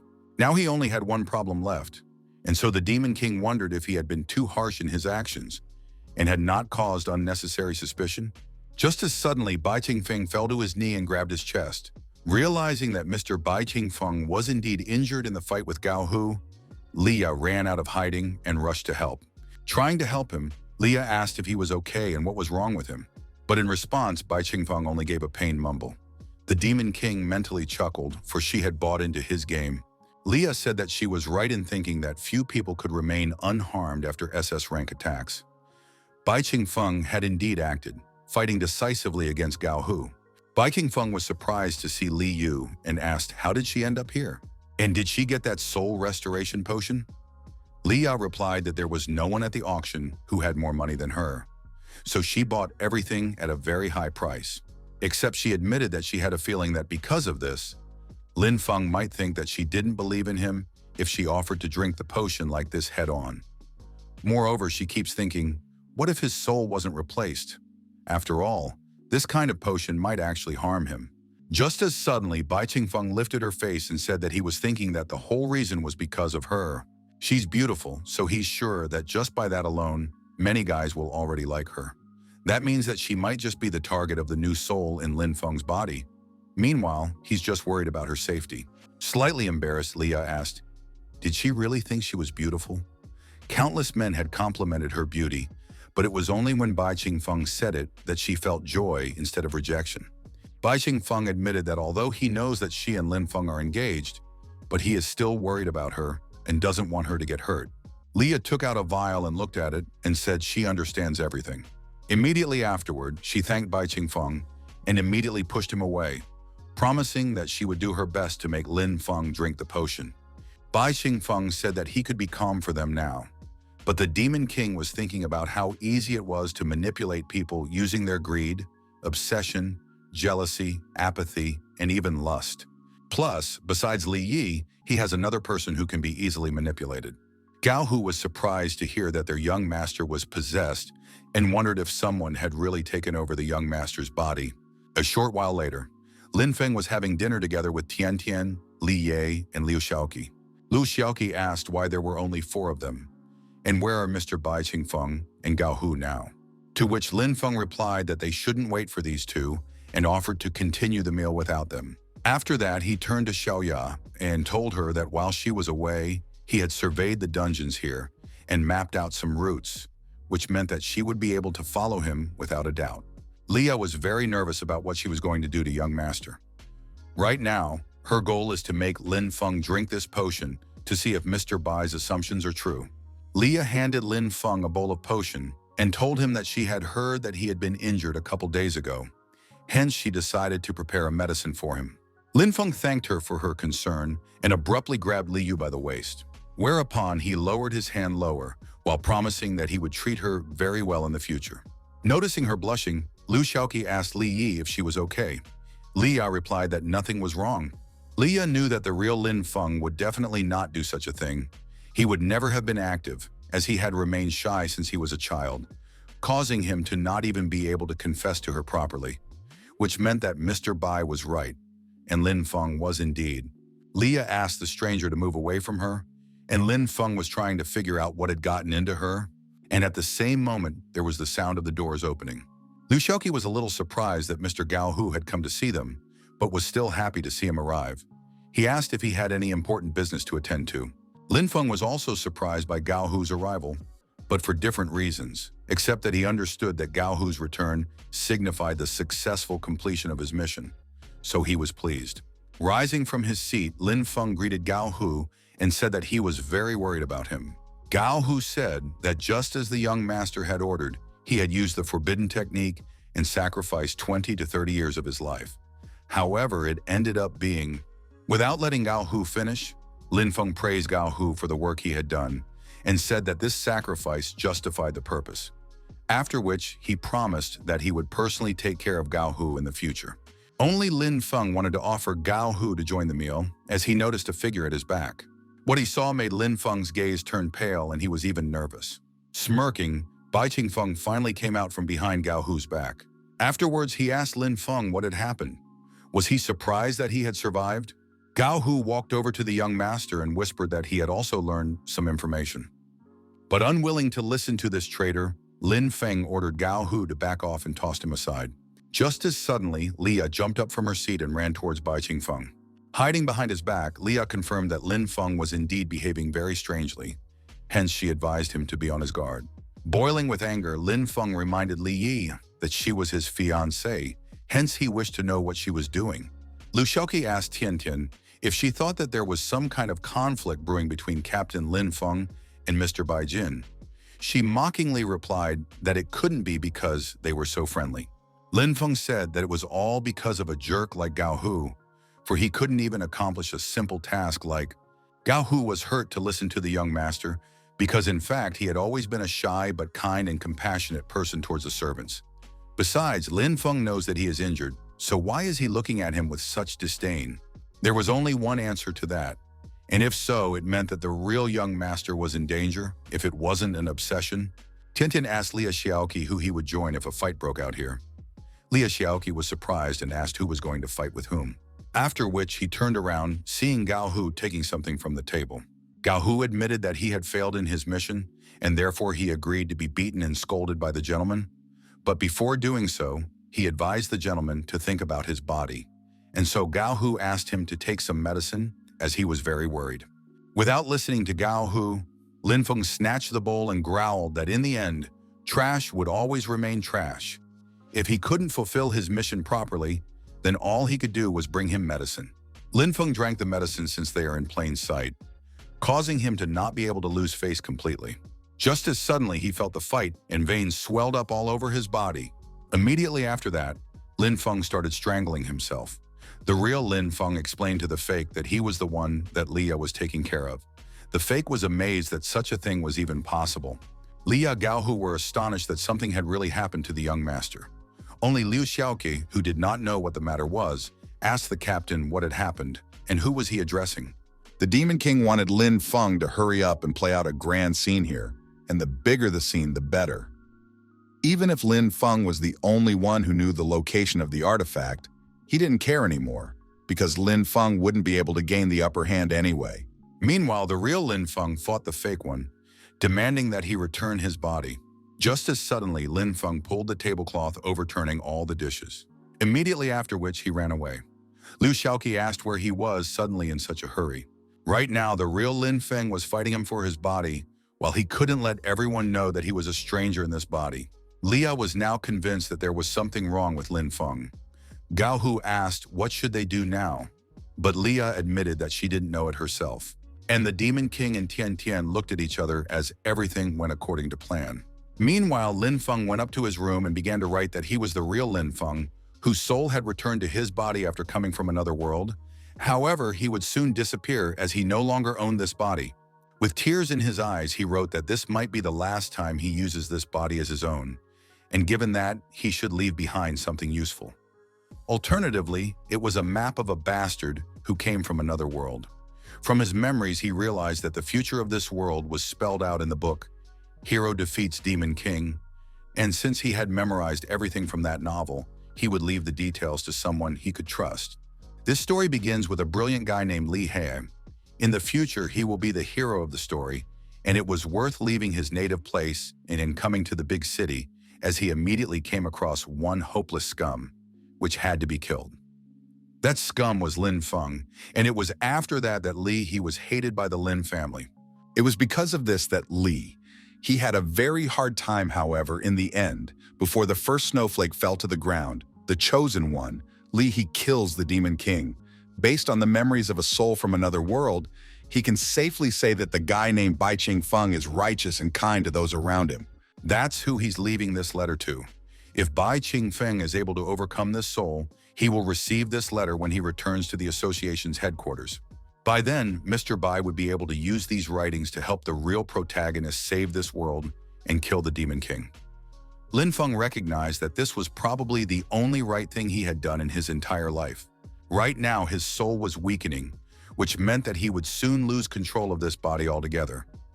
In his last moments, Lin Feng had hoped that Mr. Bai would be able to stop the owner of this body.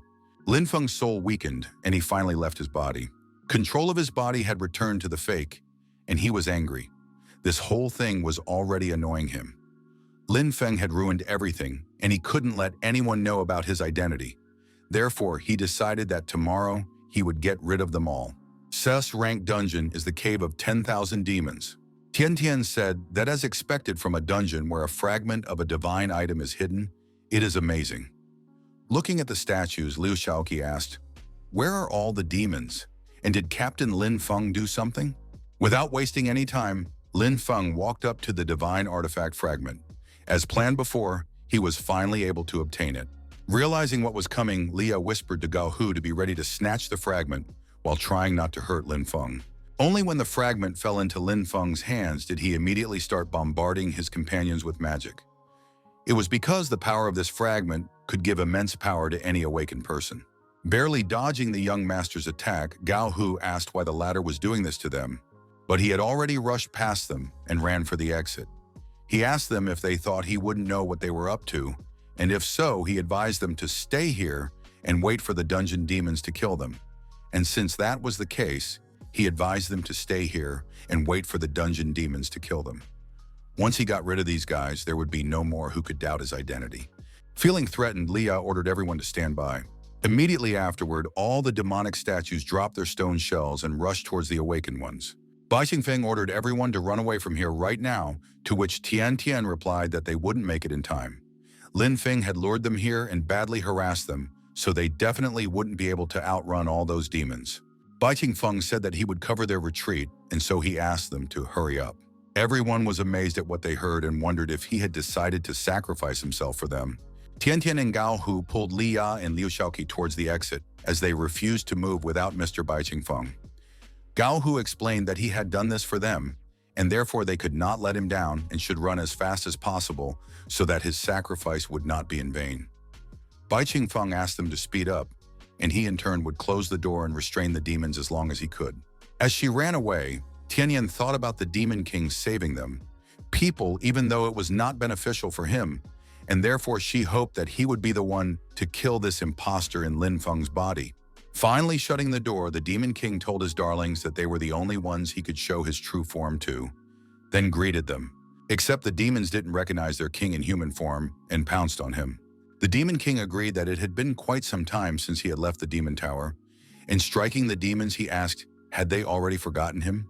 Immediately after which, the Demon King unleashed his all-consuming aura. Afterward, he asked the demons if they remembered him. After reminding the demons of himself, the Demon King used one of the servants as a throne, while the others bowed before him. The Demon King was pleased with their obedience. He ordered his demons to take revenge on Lin Feng. Meanwhile, the fleeing Lin Feng continued to rejoice that he had managed to get his hands on the fragment. Plus, he had made a blood contract with it, which meant that no one but him could break it. Suddenly, but right in front of him, a crowd of powerful demons lined up. What's more surprising is that one of the demons is in human form, and his creepy grin looks painfully familiar. The Demon King greeted Lin Feng, but he ignored the humanoid demon. Lin Feng knew that he had no time to think and that he had to get out immediately, because once he did, he would become a hero. The Demon King ordered his darlings to kill Lin Feng and take his divine artifact fragment. Immediately after which, Lin Feng was attacked by a demonic ogre along with a huge worm. Lin Feng took out his blade and instantly chopped the demonic worm.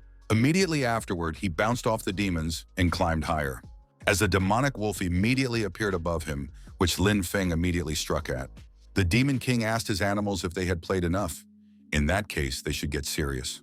At the same moment, a huge snake reached Lin Feng and bit his leg. Lin Feng ordered the thing to let him go and chop the snake's head off. But Lin Feng's attacks were useless. Seizing the opportunity, another huge snake approached Lin Feng. Since Lin Feng had no way to dodge, the serpent still managed to catch up to Lin Feng. Except at the last moment, Lin Feng released his wings and saved himself by sacrificing his leg. Driven by the crowds of demonic creatures, Lin Feng shouted that he would escape from here no matter what, for he was the one who had obtained the divine artifact fragment. He is the savior of this world. He is the hero. Admiring the spectacle, the Demon King praised his cuties for their excellent work and ordered them to continue without any mercy. The demonic ogre caught up to Lin Feng and sank its fangs into his arm. Lin Feng ordered the bastard to disengage from him and thrust his sword into the ogre's head. But it was as if the ogre didn't feel his strike, and seizing the opportunity, the green ogre seized his blade while the dragon clawed into Lin Feng's torso. Not wanting to die here, Lin Feng began to swing his blade in all directions to disperse all the demons. Wasting the last of his strength, Lin Feng growled that he was almost at the exit and that he still had hope. Upon hearing this, the Demon King asked, What was hope? After which, he explained to Lin Feng that hope was cruelest violence. Meanwhile, Lin Feng was already flying towards the exit. Just a little more, and he would be able to become a hero as he wished. Unexpectedly, that humanoid demon was already waiting for him at the top. But how could he be here so quickly? Just a second ago, he was at the bottom of the dungeon. The Demon King told Lin Feng that he couldn't escape. Lin Feng kept trying to figure out if this demon was really that strong. If that was the case, then he was just playing with him. Right at the exit, the Demon King attacked Lin Feng with magic. Then he went straight to the bottom, all mangled. With a great rumble, Lin Feng once again returned to the SS-ranked dungeon. Immediately afterward, Lin Feng approached him and tried to take the fragment for himself, but was prevented from doing so by a barrier appearing around Lin Feng. The Demon King was surprised that the fragment was rejecting him and wondered how such a thing was possible. And why couldn't he even touch it? Seeing Bai Qingfeng in front of him, Lin Feng laughed and asked, how did he survive? And did he really come here to take something? Does he want his fragment? And does he want it in order to become a hero of humanity? Except he's not destined to, because the fragment has a blood contract, and now it only has one owner. And what's more, even if Bai Qingfeng kills him, there's no way to break the contract. Hearing about the contract, the Demon King felt a headache over the whole thing.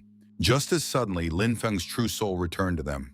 Lin Feng said that he couldn't let the fake go unpunished because the one was unworthy of becoming a hero, and therefore go to hell with him.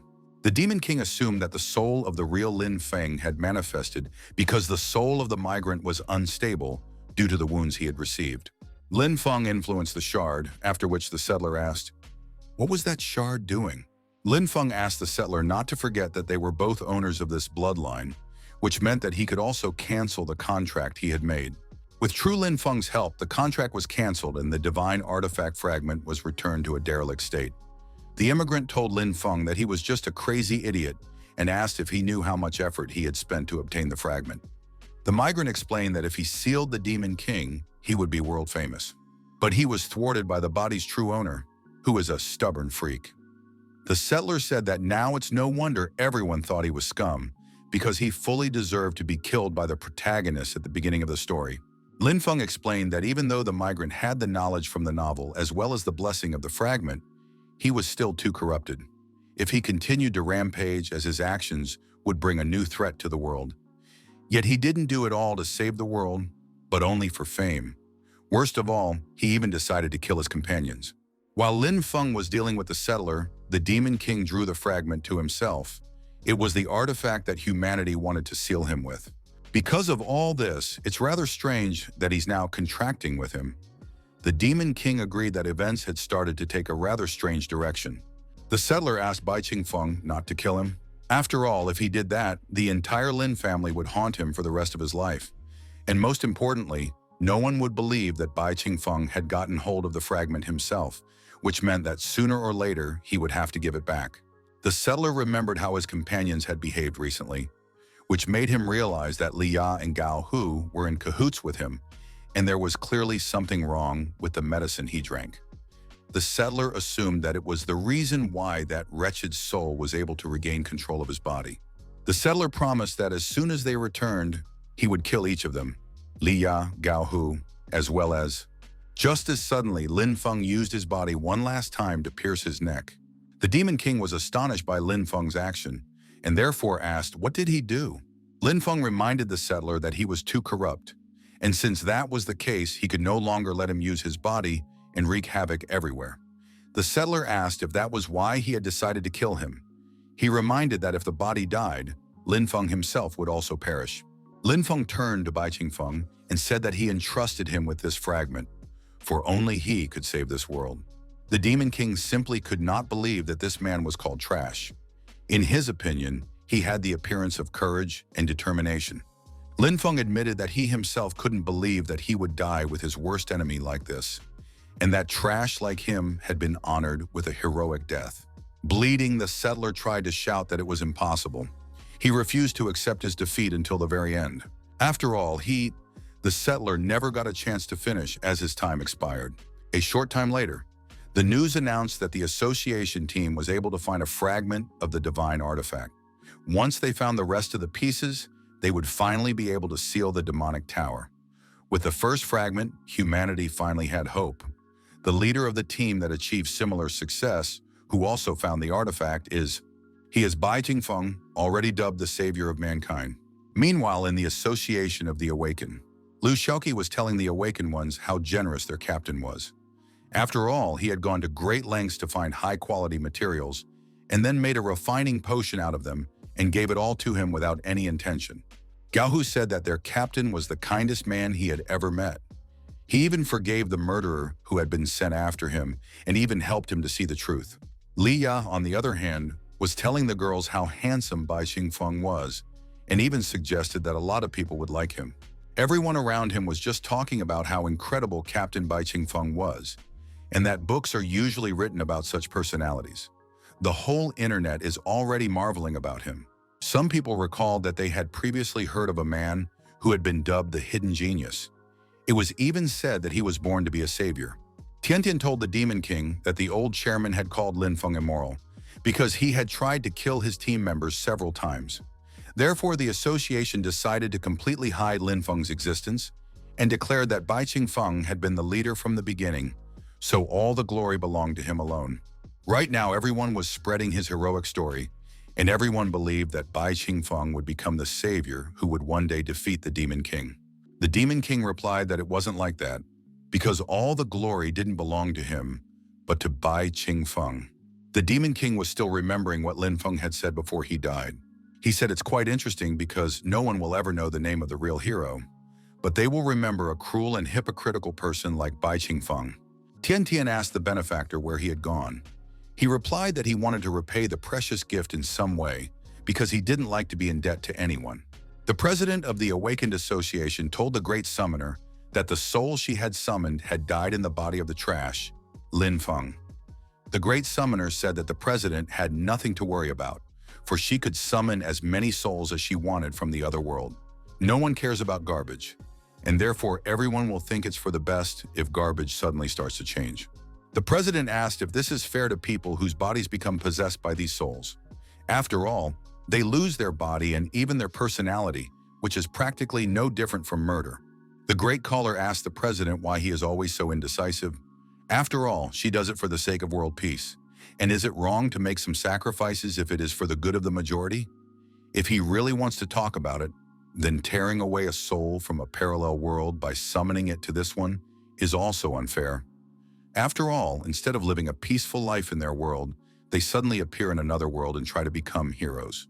It is because of this that they, the callers, have come to a certain agreement. Using the power of prophecy, they write their own passionate and exciting novel that will make souls serve with all passion in the new world. This makes them think as if they are the saviors of this world, and by this they make them serve this world endlessly. The summoner asked, "Isn't that wonderful? After all, if one dies, they can immediately summon another, thus endlessly replacing souls." The president of the Awakened Association was shocked to hear from the great soothsayer. Still, he agreed that it was indeed a great plan. It's just a shame that the great prophet is dead and will no longer be able to help her with her novel writing. What's more, she's also about to die. Seeing the true face of her interlocutor, the great summoner immediately guessed that it was a substitute appearance and asked who he was. Immediately afterward, the Demon King pierced the great summoner's chest and replied that he was only the usual opponent of passionate romances. The great summoner realized who was in front of her and asked why. The Demon King took out the fragment and told him that an idiot had sacrificed himself by giving him this incredible fragment of a divine artifact. Except he doesn't really like to be indebted to anyone, so he decided to at least avenge it. Soon the Awakened found the great prophetess dead and panic set in the association. Leaving the scene, the Demon King thought that although he had obtained one of the fragments, he had also taken it away from the humans, which meant that even after collecting the rest, the humans would still not be able to completely seal the Demon Tower. The Demon King wondered what he should do now, just return to the tower, or else. Just as suddenly, a secretary ran up to Bai Qingfeng and said that he had received a letter a few days ago. Bai Qingfeng was surprised by the letter and wondered who it came from. Opening the letter, he was surprised at how much was written here. But as he began to read, he realized that it was a story, or even a novel. It was a letter from Lin Feng, and it described a novel written by a great summoner and prophet. From the letter, the Demon King learned that the hero of the story still hadn't appeared, and that Lin Feng was just an ordinary statistic, and the real hero's name was Li He, and he was the one who would kill the Demon King before the first snow fell. And since that was the case, why wouldn't he stay among the humans and kill this genius? A short while later, a huge demon attacked the group of awakened ones. But one of the awakened ones struck the demon with a bolt of lightning straight to the head, thanks to which he managed to defeat the demon with just one blow and return to his group. The awakened recognized that they hadn't even expected that the little guy would be able to handle a C-rank monster. Well, since he had dealt with the demon, he could take his reward. Unexpectedly, the awakened man refused the reward. And so he suggested that the others split the reward amongst themselves. He wasn't interested in a reward of such a low rank. The awakened suggested that it was all about the young age, and the awakened one in armor asked Li Hai if he wanted to act together. But Li Hai refused them, and explained that he didn't trust anyone, and didn't even need teammates. After that, Li Hai and the awakened ones dispersed. Left alone, Li Hai reached for the interface window to collect the reward for killing the monster. This kid's name is Li Hai, and he comes from a small town in the suburbs. Half a month ago, a system panel appeared in front of his eyes. The system sends him new tasks every day, and if he completes them, he gets rewards. For killing the last monster, he received body enhancements 10 times. Li Hai tries to complete as many tasks as possible to become even stronger. After noticing how strange Li Hai was acting, the hunters began to discuss the fact that Li Hai was once again staring at one point and gesticulating. They had talked about Li Hai just half a month ago, but he was acting rather reserved and cautious in every action. They assumed that a happy future awaits such a person. Like any main character in the story, only Li Hai can see the system panel and the tasks to it. That is his specialty. But he knows one thing for sure. If he wants to become stronger, must keep a clear mind and be careful. He still has a long way to go, but he believes that one day he will be able to achieve what he wants. The secretary turned to Mr. Bai Xingfeng and recalled that half a month ago, he had asked to know the identity of one Li He, whereupon she said that a person with that name had appeared before the association. Upon hearing that Li Hai finally showed up, Bai Xingfeng said that he wanted to see him. In passing, Bai Xingfeng asked the secretary what time of year it was, to which she replied, fall. Upon arriving at the association building, Li He introduced himself to the secretary and said that he wanted to join the association. But the secretary apologized and explained that he could not join the association at present because his level was too low, and so she suggested that he leave the application for the future. This is where Li Hai encountered his first difficulties. It's because his strength is growing too fast, so it varies from level to level, but if he fails to join the association, he will be left without valuable information, because of which there might be difficulties with system assignments in the future. While Li Hai was thinking about his own thoughts, one of the awakened ones approached him and offered to join his team. He explained that if Li Hai joined, his chances of joining the association would increase. He then explained that their current mission was to find a valuable artifact fragment. Li Hai bluntly said that he didn't need a team. And as he left, he added that there was no need for him to complete his assignments. Li Hai realized that he wouldn't be able to join the association directly, which meant that he could only join one of the teams, except that he had to be much more careful now. A reminder appeared in front of Li He that for joining the Awakened Association, he would increase his mana volume tenfold. But if he refused the task, it would be automatically reset, and there would be no second chance to start it. Li had thought about the fact that there might be difficulties with joining the association, but on the other hand, he would increase his mana volume tenfold. To those around him, Li Hai was acting rather strange, for he was just staring at one point. But only for the Demon King. This was already a familiar scene, for the same thing was happening to Ling Xiao. At the same time, another awakened one showed up in the middle of the city. Getting into a cab, the awakened man asked the man to take him to the headquarters of the Hunters Association. The driver asked the hunter if he knew that half a month ago, a hunter named Bai Qingfeng led a team to find the artifact fragment. This man is a great hero and is admired by everyone. The hunter asked the driver to stop talking as he didn't have much time. He asked the driver to drive as fast as possible. In fact, this awakened one had just been reborn. His current goal is to interrupt the events of this time, thereby stopping the process of his death. Today, he was supposed to join the association, but he needs to prevent that from happening. Stay away from that person. That person was Li He from the future, and his goal was to stop himself from the past from messing with the Demon King. The secretary said that she had written down all of his information. His name was Li He, 20 years old, a D-rank hunter, joining Bai Qingfeng's team. After which, the secretary congratulated Li He for officially joining the association. A reminder appeared in front of Li He that he had completed the task as a reward for which he would increase his mana volume tenfold. Li He was pleased. Not only was he able to join the association, but he had also increased his mana volume. As such, Li He thought about working with Bai Qingfeng's team, as the system would not advise him to do anything wrong. Li He's mana volume began to increase, causing him to feel as if a powerful force was overflowing his entire body. In just half a month, he had managed to jump through the B rank, causing Li He to wonder if he was a heaven's chosen one. The secretary asked, "What is Li Hai doing?" To which Tian Tian replied that Li He had reached the second level, so it was no wonder he was rejoicing in this way. Bai Qingfeng told Li He that he had literally just received information about the location of the second artifact fragment, which meant that they needed to move out. But no sooner had Bai Qingfeng left the association building than he was surrounded by a crowd of groupies. All they could talk about was how hard Mr. Bai Qingfeng was working for the sake of mankind, and that he was very worried about their future for going on a mission in such a hurry. What was more striking was that he had taken a newcomer to his team. In fact, the Demon King had come up with this confidential information just a few seconds ago. He wanted to take Li Hai to a deserted dungeon and then finish her off. The crowd of groupies around them kept growing. Their idol goes underground again to save mankind. Not wanting to let him go, the fans started asking for his autographs. They all regard Bai Qingfeng as their savior and therefore worship him. In response, Bai Qingfeng only chuckled. In fact, he wanted to avoid meeting countless people so that he could lure Li He into a deserted place and kill him. Moreover, if they continued like this, he wouldn't even feel ashamed. For an abandoned hotel on the outskirts, Bai Qingfeng suggested that the team take some rest since they had been on their feet all day. Using the fire in the right way, namely setting up a meeting, Bai Qingfeng revealed that this place used to be quite nice, but it had been attacked by monsters, causing people to choose to change their residence.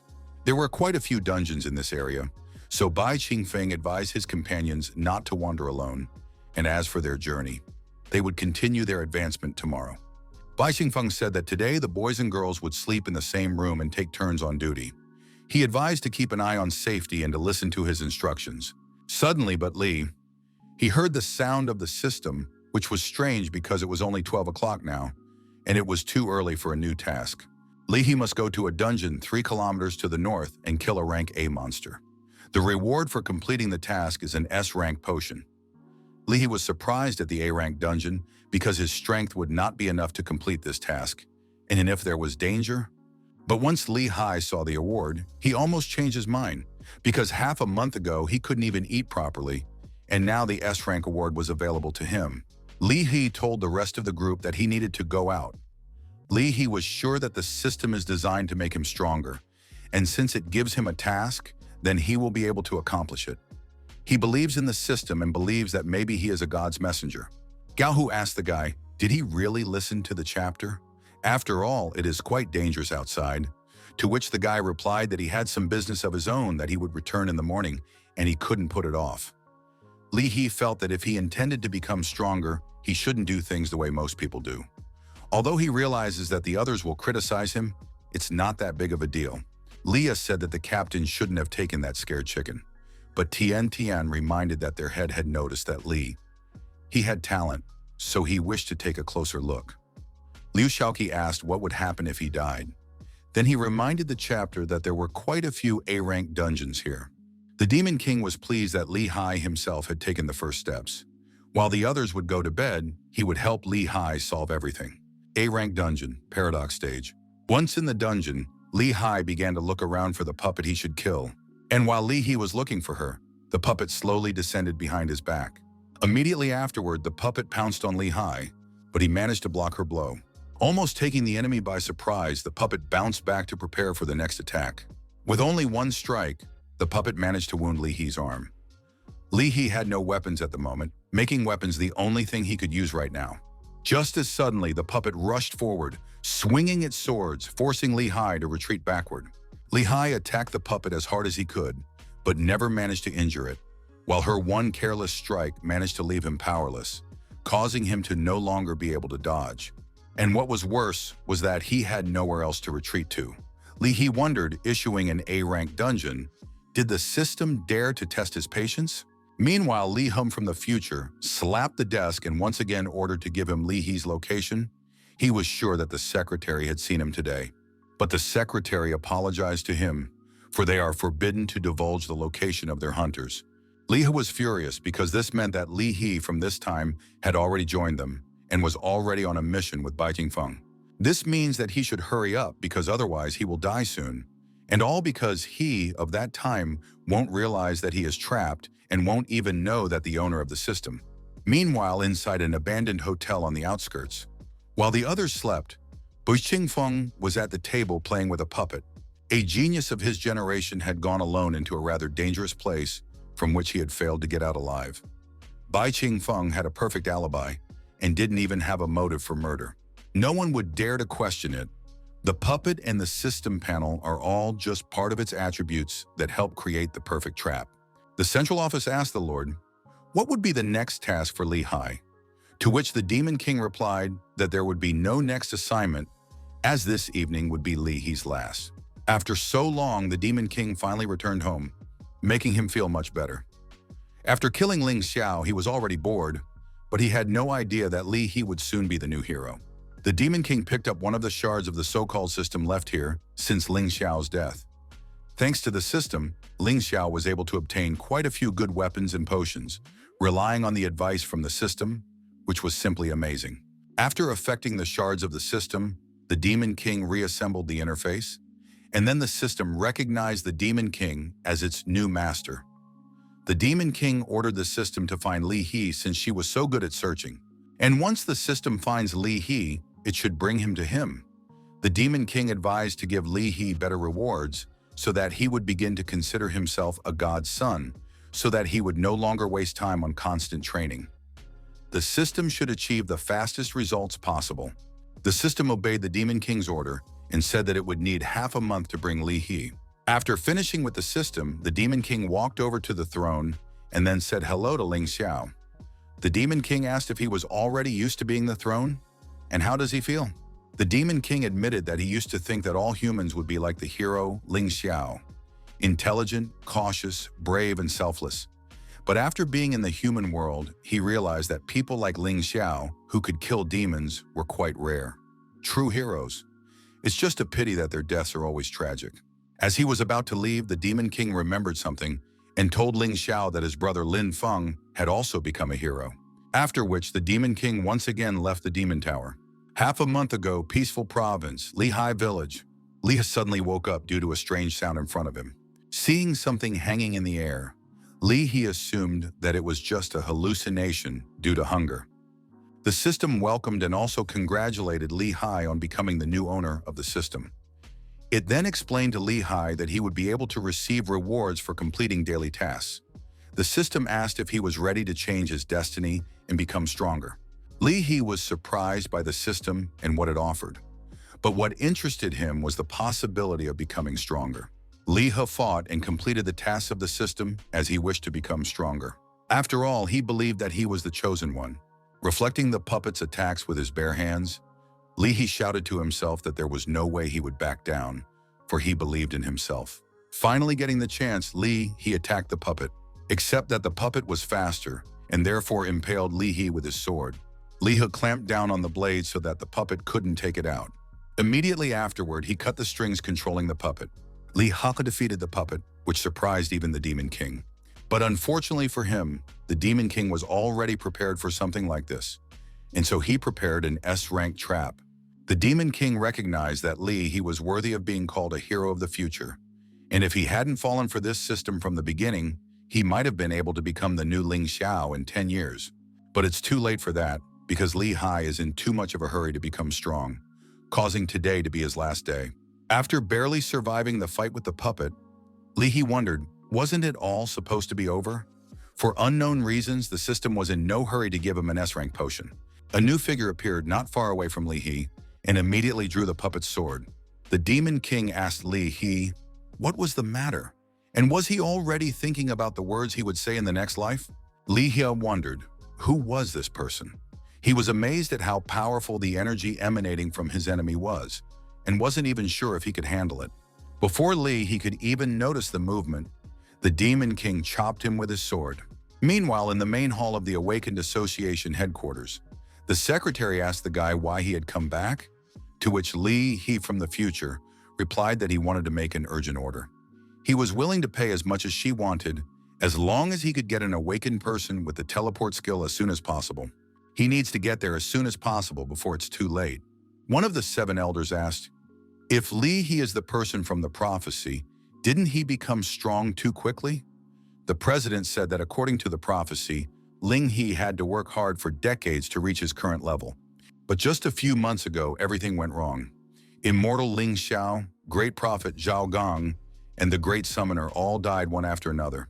Only 4 of the 7 elders remain, causing the future of humanity to be jeopardized. One of the elders chuckled and said that everyone deserved to take the place of the head.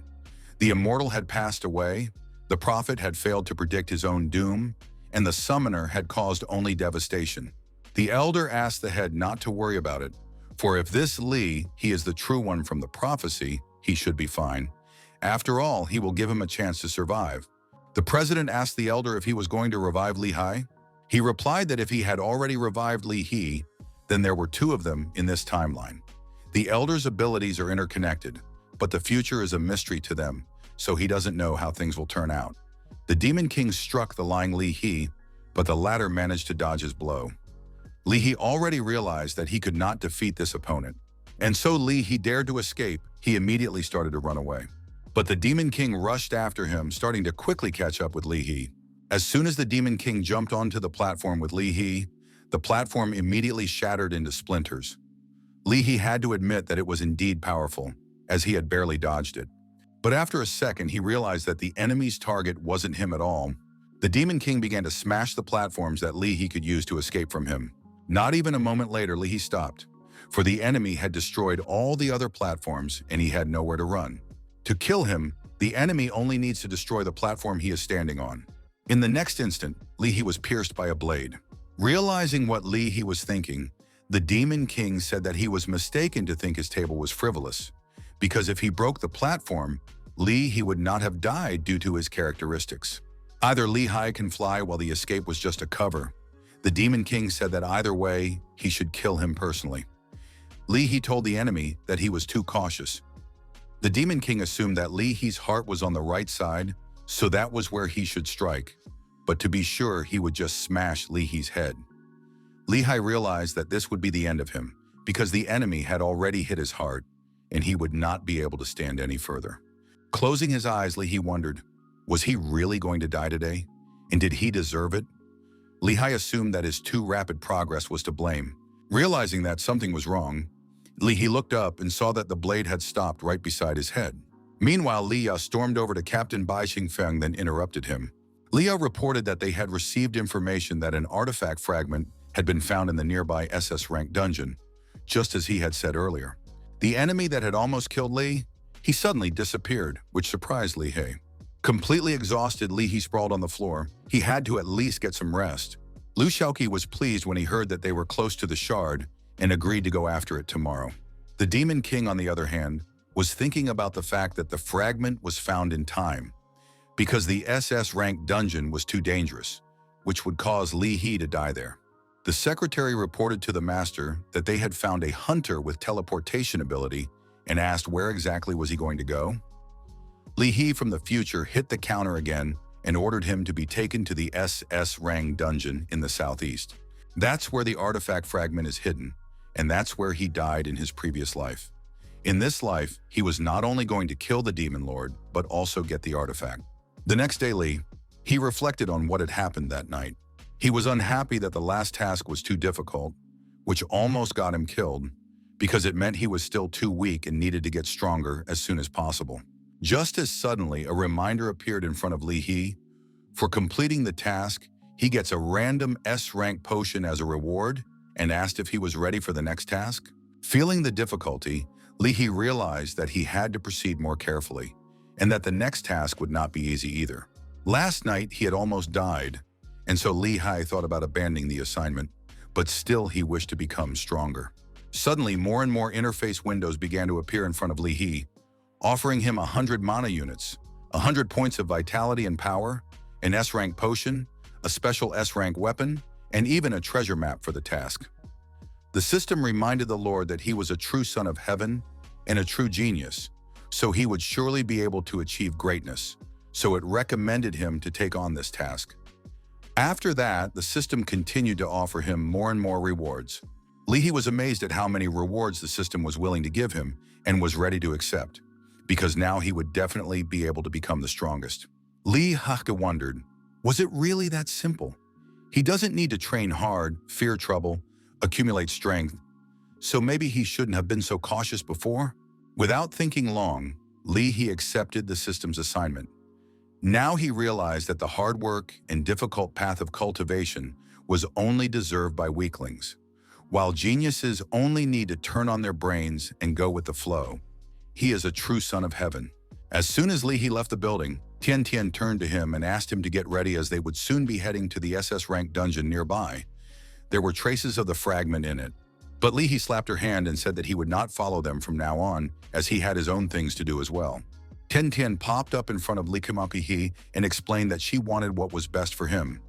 After all, they are members of the same team and therefore must obey the captain's orders. But Li He asked Tian Tian to stay out of his business and pushed her with his shoulder. Gao Hu asked how dare he do that to Tian Tian. He threatened to teach such an arrogant person a lesson.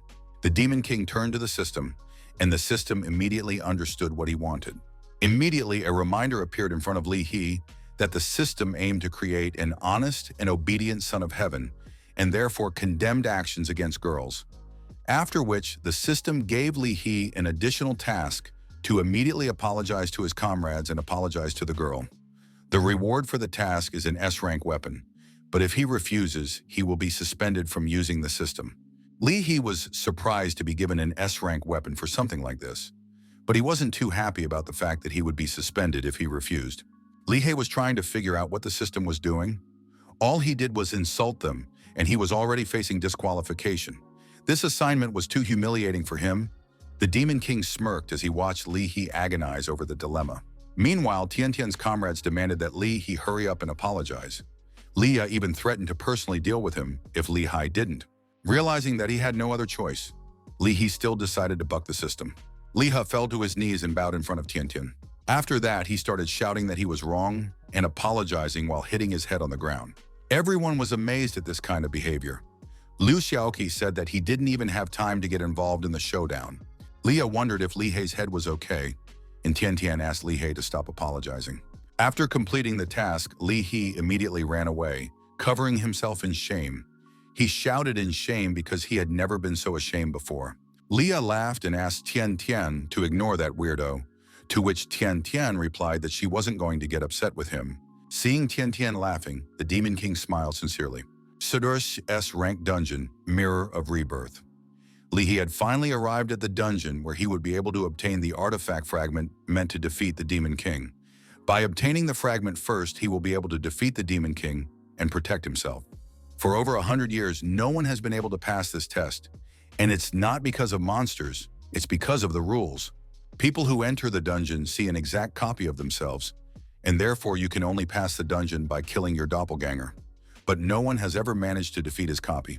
However, even in these rules, there are exceptions, as the mirror is only able to copy you in the present, due to which he from the future cannot succumb to such copying, and only the future him would be able to defeat his present self. Li He jumped out of the mirror and immediately attacked his original.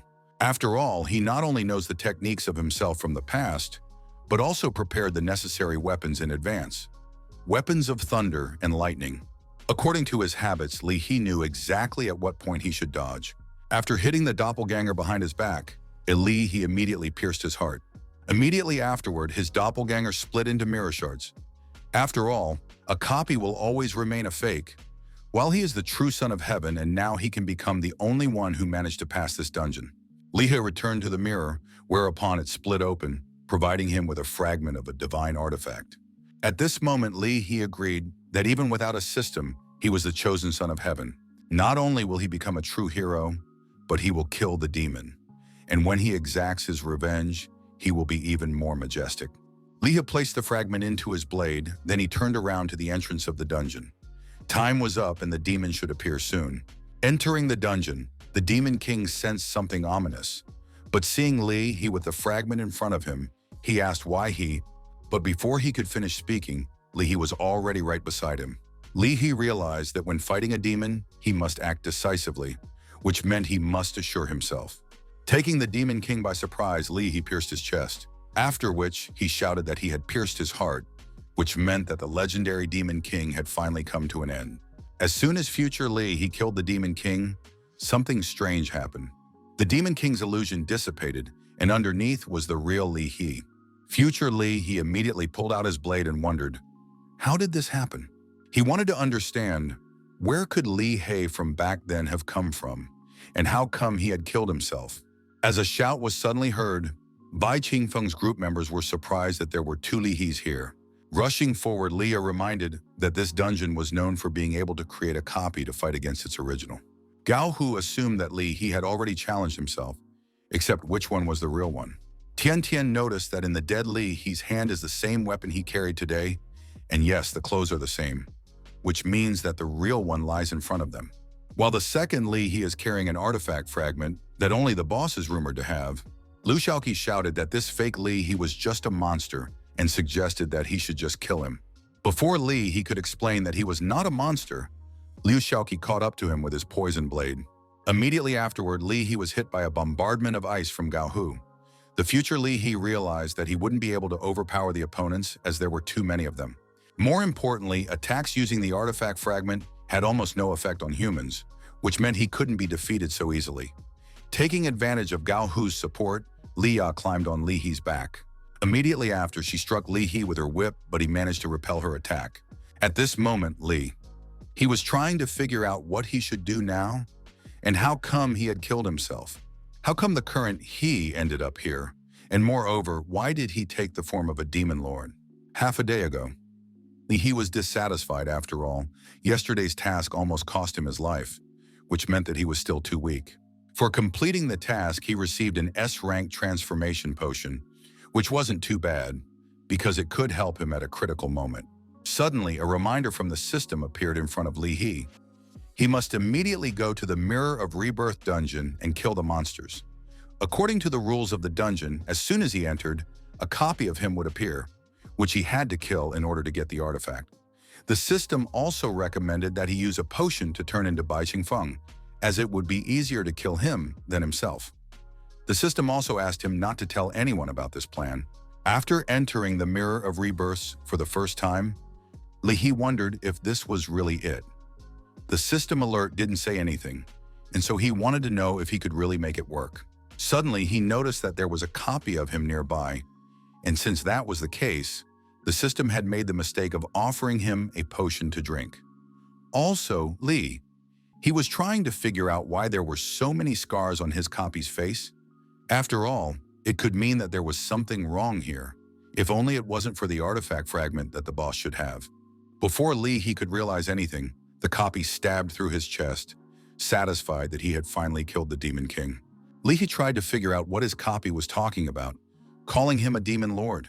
Li He wondered if he was dead. And why had everything happened so quickly? He still couldn't understand how everything had happened. After all, he had followed exactly the instructions of the system that said he was the chosen son of heaven.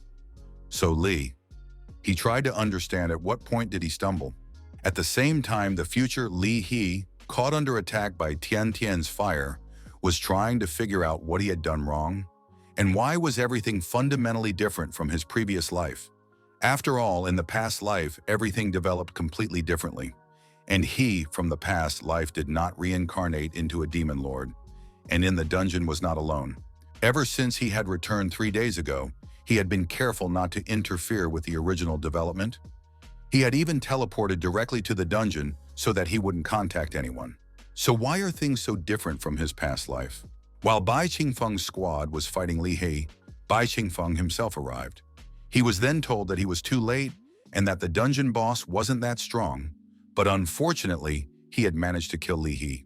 Bai Qingfeng lifted Li He off the ground, and the latter immediately started shouting that the demon lord in front of him was a demon lord and to be killed right away. Hearing this, Bai Qingfeng's comrades laughed with the ravings of this monster, while Tian Tian glared at him gloomily. Tian Tian assumed that the copy's brain was too small, since it claims that Li He isn't Li He, while their captain is Demon Lord, which is pretty hilarious. But the most important thing now was that they had finally managed to obtain another artifact fragment. This dungeon was much easier than the previous dungeon, and the copy was inferior to Li He's B-rank strength. Bai Qingfeng reminded him that it was just a copy, and that this idiot shouldn't even exist in their world. Hearing this, Li He wondered what the Demon Lord meant, and did he really understand who he was? The Demon King asked Li, if he really thought he was the chosen son of heaven. Did he think that he was the only one who had traveled back in time? A while ago, Bai Qingfeng asked Li if he would like to join his team, after which he told him that they intended to obtain the artifact fragment, and they could also help him join the organization. And what's more important is that he just received confidential information about the location of the new fragment. Finished with everything in the organization of the Awakened Ones, the Demon King told Tian Tian that he would return to the room to rest and ordered him to notify him once everyone was ready. Opening the door to the room, the Demon King yawned, talking about how he had been busy all day searching for artifacts, as if he wasn't far from the title of hero himself. But as soon as the Demon King opened his eyes, a shiver went through him. After all, in front of him was none other than the Demon King. After waiting for himself, the Demon King said hello to himself from this world. Li He was stunned by what he heard, and now he realized that he had knowingly lost. Bai Qingfeng punched Li He and ordered Gao Hu to attack, immediately after which Gao Hu pierced the fake ice with a sweep of his hand. Once again facing himself, the future Li Hai said to himself that he was supposed to be a hero. Taking out the second fragment, Tian Tian presented it to the captain and said that their mission was accomplished. Lu Xiaoqi thanked and praised Tian Tian for her efforts, but the latter replied that it was without the captain they wouldn't have succeeded. Bai Qingfeng told his comrades that they should keep this artifact. In his mind, however, he was happy about it. Besides, it was really dangerous. Having dealt with all the targets here, Bai Qingfeng ordered the squad to return to the city. Back in the tower, Bai Qingfeng said to himself that if he wanted to hide the fragment, he had to do it in a place where no human could reach, so the best place was the tower. The Demon King asked the future self to keep the two fragments, but he must not take them out by any means. After which he asked how he could avoid being wounded in the chest in the future. The future Demon King said that in 2 months, winter would come and snowflakes would fly. After that, a hero named Ouyang Wufeng would severely wound him using artifact fragments, causing him to be on the verge of life and death. After being wounded, he was barely hanging on until he managed to travel back in time. From the future self's words, the Demon King realized that he would be safe for the next 2 months. After that, he asked his future self, what about him?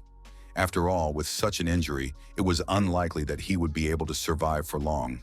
The future Demon King remarked that this was the first time he was talking to himself, and that he was still too weak. Then he reminded his past self that he had not returned to the tower for more than 3 months and asked if he had forgotten about it. After all, the Demon King has the passive skill fixing blood while he is in the tower, and therefore as long as he is sitting in the tower, it will not be possible to kill him. The Demon King chuckled and asked his future self if he would then find himself imprisoned in a tower like a princess in a locked tower from some fairy tale. The future Demon King agreed that it sounds really unpleasant, but they simply have no other choice. The future Demon King asked himself to be careful, because the 7 elders were constantly raising their powers, and if he didn't pay attention to them, no good would come of it. An eternally reborn, a great prophet, a soul-summoning spellcaster, and an elder who can travel back in time.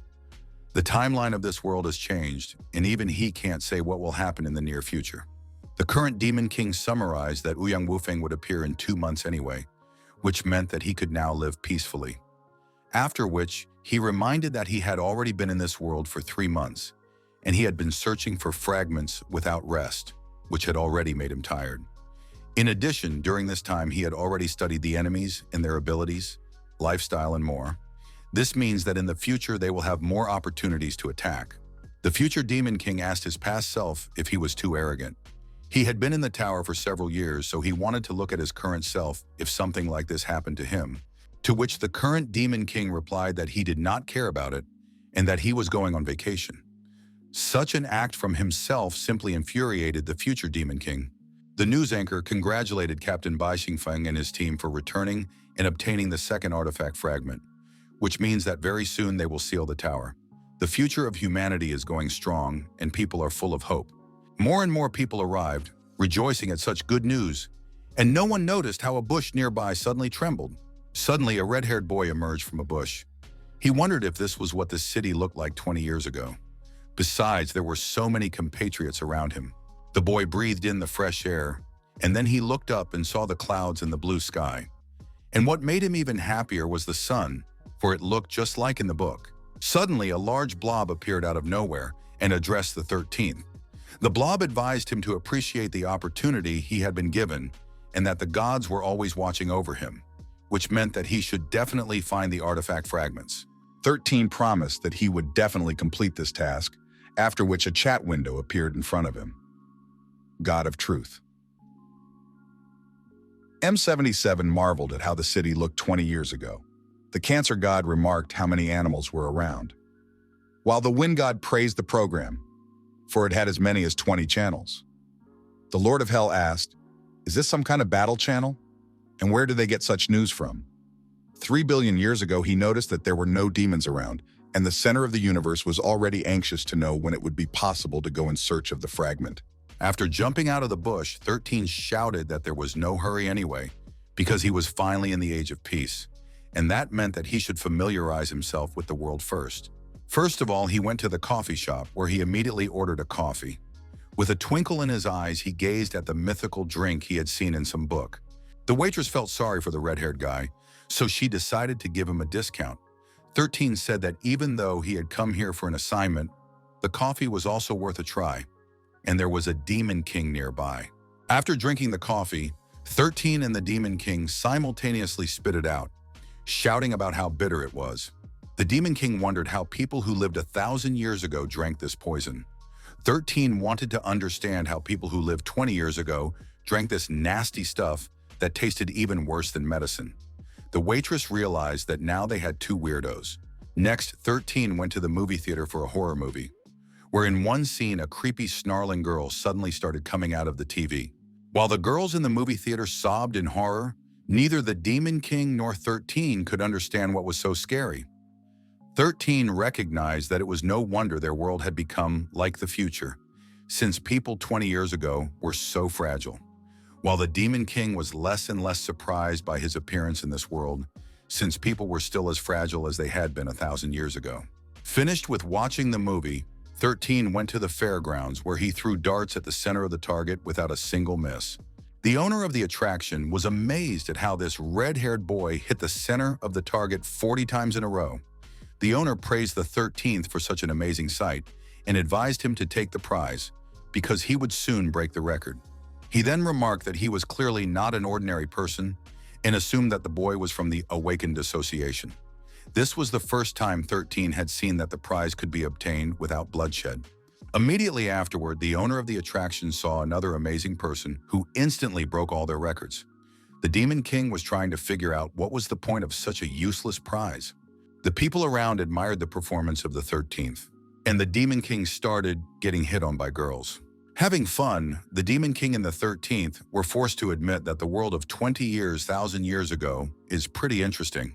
The zoo is in the center of town.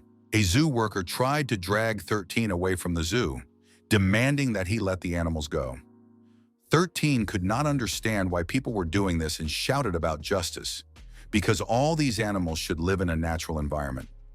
The employee tried to explain to the visitor that zoos were created to protect rare animals from extinction. At the same time, another worker was already trying to pull Bai Qingfeng away. He was explaining that their zoo took good care of the animals, and he was also telling them that their feed and medicine were top-notch. Except Bai Qingfeng wasn't going to back down, and so he asked, what was the difference between these animals and the trapped princess? A short time later, the show began with the star of their zoo, Lanlin the dolphin, jumping through a ring of fire. The audience watched the show in awe, and even the kids loved it, making them want to get a closer look at Lanlin. Suddenly, 13 called everyone around him demons and asked why they were laughing. After all, it's dangerous. Bai Qingfeng was also outraged by the behavior of the people around him. He asked, why are they torturing the dolphin? And how can they have the conscience to say that they enjoy it? After all, they could just eat it with the same result. And even the demon lord is not as cruel as them. 13 and Bai Qingfeng shouted about how there was nothing good about the show. For Bai Qingfeng and 13 interfering with the audience's enjoyment of the show, the guards simply kicked them out. Shaking off the dust, Bai Qingfeng said that the zoo appeared to be a rather strange place. Seeing him, 13 seemed to have recognized Bai Qingfeng. With a twinkle in his eyes, 13 told Bai Qingfeng that he had seen him in the history books. He was overjoyed as if he had seen a real deity. Seeing this reaction, Bai Qingfeng was surprised.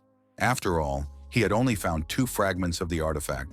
13 was so happy to see such a striking encounter that he even began to bow at Bai Qingfeng's feet, begging him to join the team to search for fragments together. Just as suddenly, Bai Qingfeng received a system reminder. The system noticed that this kid also possessed a system that only the owner could see, but it was still different, more advanced. Meanwhile, the gods began to discuss the Demon King, and some of them even began to offer money in exchange for finding the fragments. The twin god and the fire god even wanted 13 to go up against him to see the Demon King's power. 13 noticed that the gods really liked the Demon King and decided that he was obligated to join him. The 13th told the Demon King that he knew where the next fragment was. After hearing about the artifact fragment, the Demon King immediately agreed to take the boy into the team and pulled him by the hand. 13 was surprised that the Demon King did not even ask him how he knew about it. But the latter explained that it wasn't a big deal. In any case, he didn't even say that he believed him. 13 said that even so, he was happy to work with him on the same team, and that he hoped they could get the fragment. This kid's name is actually Liu Shisan, but his last name doesn't matter because it's the number that matters. Liu Shisan was born 2 years after the war. Since the Demon Lord would be seriously injured and killed in 2 months, the balance between the demon race and humans would be broken. The ensuing war was imminent, as demons that no longer felt in control flooded into the human world, after which the entire planet became a battlefield. For the next 5 years, the words "end of the world," "war," "death," and "survival" would take the place of bedtime stories for children. But the battle between demons and humans was expected. Later, humans discovered that while demons are not easy to kill, they can at least be dulled. Money, materials, enemies, weapons. Humans turned out to be much scarier than demons. It is said that the demonic race emerged from the negative emotions of humans. But no one could have imagined that a very grand event would happen 5 years later. That year, when Liu Shisan was only 3 years old, a god suddenly appeared on their planet. Because of the fight between demons and humans, he finally decided to come out. God is a multi-dimensional being who is above all living things. He watches over all species of this world. Their planet became considered a hall for live broadcasts, and people were forced to fight for the amusement of the gods. The drop-shaped creature congratulated 13, for he had killed the remaining 99 players of this world and won first place. And as a reward, he received 1,000 coins. In total, he received 5,032, which he could spend on improving equipment, skills, and attributes. The rules of the live broadcasts were very cruel, as he sometimes had to fight demons, beasts, and even himself. In the future, humans became mere toys in the hands of gods. The gods mocked the suffering of the humans. After a few years, the indigenous population had noticeably decreased. By the time the Demon King died, only 1/10 of humanity remained. Almost all animals and plants were extinct, and 99% of the water and soil sources had become unusable. But after, God began to nourish human beings. People began to live in cages like animals in zoos, and the gods kept sending them into battle. Since the wilderness was no longer habitable, the cages protected the remaining survivors who were given everything they needed to live. When Liu Shisan turned 10, he received his number, 13. He lived in Park 12, cage number 48. The children born after death were called the war generation, and then they became slaves. Since God was not willing to just keep them alive, people were forced to create a show for them to get a chance to continue living. The planet had changed a lot. They lived as if they were living in the time of ancient Rome, when slaves fought wild beasts for the favor of their masters. Therefore, the generations that followed did only one thing. They strived to learn how to fight in order to kill their rivals. The gods showered 13 with coins since he was very strong. They even wondered if he would become the strongest. The twin gods suggested sending him to battle the Demon King from 20 years ago. Liu Shisan was happy that he was able to win the favor of the gods after all, and was even able to become a star player. Thanks to this, when he turned 18, he met an elder who has the ability to travel through time. He was previously one of the members of the Awakened Association. 13 has been given the task to go back 20 years into the past and find a fragment of an artifact that God left thousands of years ago, as he wants to use the fragments to gain access to a release 20 years from now. Liu Shisan wanted to go back to prevent the human and demon race from clashing. He was going to go back 20 years and start a live broadcast. All because 20 years ago, the planet was still prosperous and the human population was large. While God needs a lot of slaves for his show, and he himself wants to save as many people as possible, instead of letting 100,000 people die in a war, let them all become God's slaves, because at least that way they can survive. Before returning, the elder said, "Since everyone is dead in the future, why not at least try to save them in the past? Why not ignore the live broadcast and change the past so they don't have to walk under the gods? After all, it was better to fight against the Demon King than to fight against a whole wave of evil." 13 told the Demon King that he was honored to search for the fragments and that he had heard of him since he was a child. Liu Shisan was much more comfortable here than in the future. He even thought about changing things. But would a caged lion be able to resist its master? The Demon King offered the newcomer to go home with him, where he would introduce the kid to the team. But Liu Shisan was surprised at what he heard and asked, "What is home?" The Demon King remarked that the boy was much less human than he was. In the future, 20 years from now, people have completely forgotten the meaning of the word home and hope. They have nowhere to go because they don't know the way home. Sometime later, 13 arrived at the headquarters of the Awakened Association and told the gods that it was now one of the most powerful organizations in the world, the God of Truth. 77 said that human civilization was magnificent, after which the Guardian of the Galaxy reminded that they were the ones who had destroyed it. The gods were already eager to see the battles between the humans and the Demon King, and also wished they had already visited this world 20 years ago. At the same moment, the Demon King received a reminder from the system. The system had tried to hack Liu Shisan's system, and the current progress had already reached 10%. The Demon King told the system that it was right in saying that Liu Shisan also had a system. The system told the Lord that he was very smart, but the Demon King corrected the system by saying that he was wise and humble. After that, he offered to watch Liu Shisan keep gesticulating in the air, which made anyone could realize that there was something wrong with him. The system reminded the Demon King that she wasn't even human. Looking at this, the secretary agreed with her colleague. The illness left behind by Li. He had already managed to spread to Mr. Bai Qingfeng and the young man beside him. Mr. Bai Qingfeng and that young man started talking to themselves. After completing Liu Shisan's registration, Bai Qingfeng took him to his teammates to introduce them. He said that they were good people and that they would definitely befriend him. Liu Shisan was pleasantly surprised that the Demon King even praised people. As soon as the team members saw Liu Shisan, they immediately greeted their newcomer. Liu Shisan greeted them and said that it was just as good here as at home. Liu Shoki didn't expect their captain to bring a newcomer so soon, and Gao Hu remarked that this newcomer was just as strange as the previous one. Li Ya, on the other hand, laughed and explained to Liu Shisan that this place was not like home at all. It's actually a place where workers gather, which is why it can't really be called home. After all, houses are much warmer and cozier than here. Liu Shisan laughed and admitted that he was very comfortable here as well. After all, it's a lot warmer here than in his real life.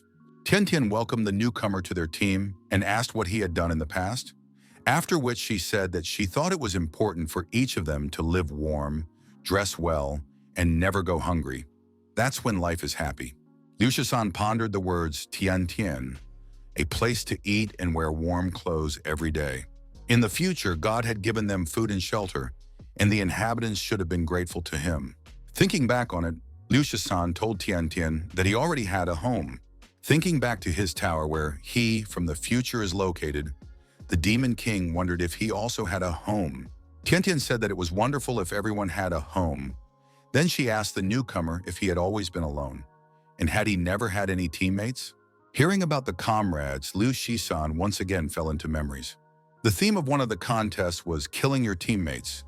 In that contest, only he, number 13, who lived in Park 12, cell number 48, survived. Liu Shisan replied to Tian that he too had many teammates.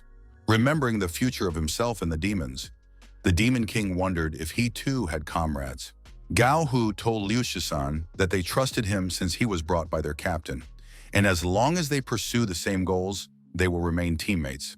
After which, Gao Hu said that they believe that they will become the hope of humanity. Liu Shisan struck a pose and said loudly that it believes that he will always be grateful to the god and give them everything he has.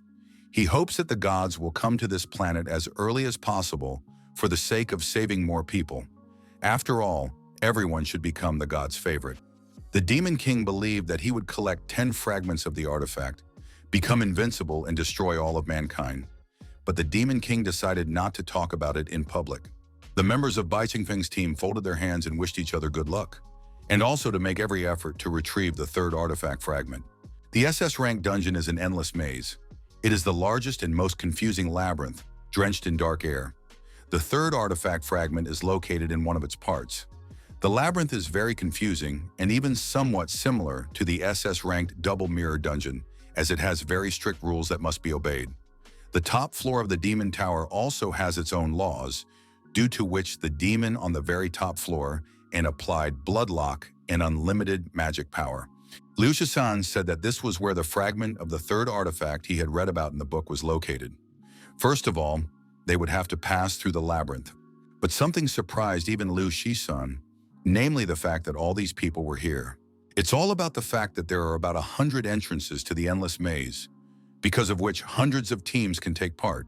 2 days ago, the television said that the artifact fragment was in this particular dungeon, and immediately after that, all the awakened people went crazy. Now every single one of them is intent on obtaining the fragment. And this was despite the fact that even the awakened realized that more than half of the teams would die in the SS rank dungeon. Many people paid attention to the fact that one of the strongest teams led by Bai Qingfeng had arrived at the maze, and some people even wanted to take a photo with him and get his autograph. Liu Shisan cried out, clutching his head, for he had no way of understanding where this kind of information leak could have come from.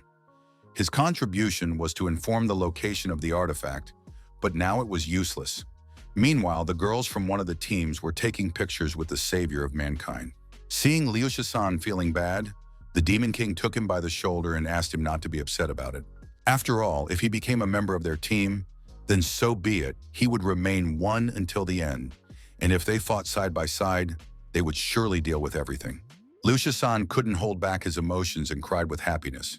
He told the Demon King that he was very good and promised to do his best, even though his name was 13th. The Demon King was pleased with himself because he had managed to fool this kid. The Demon King invited the team members to head inside.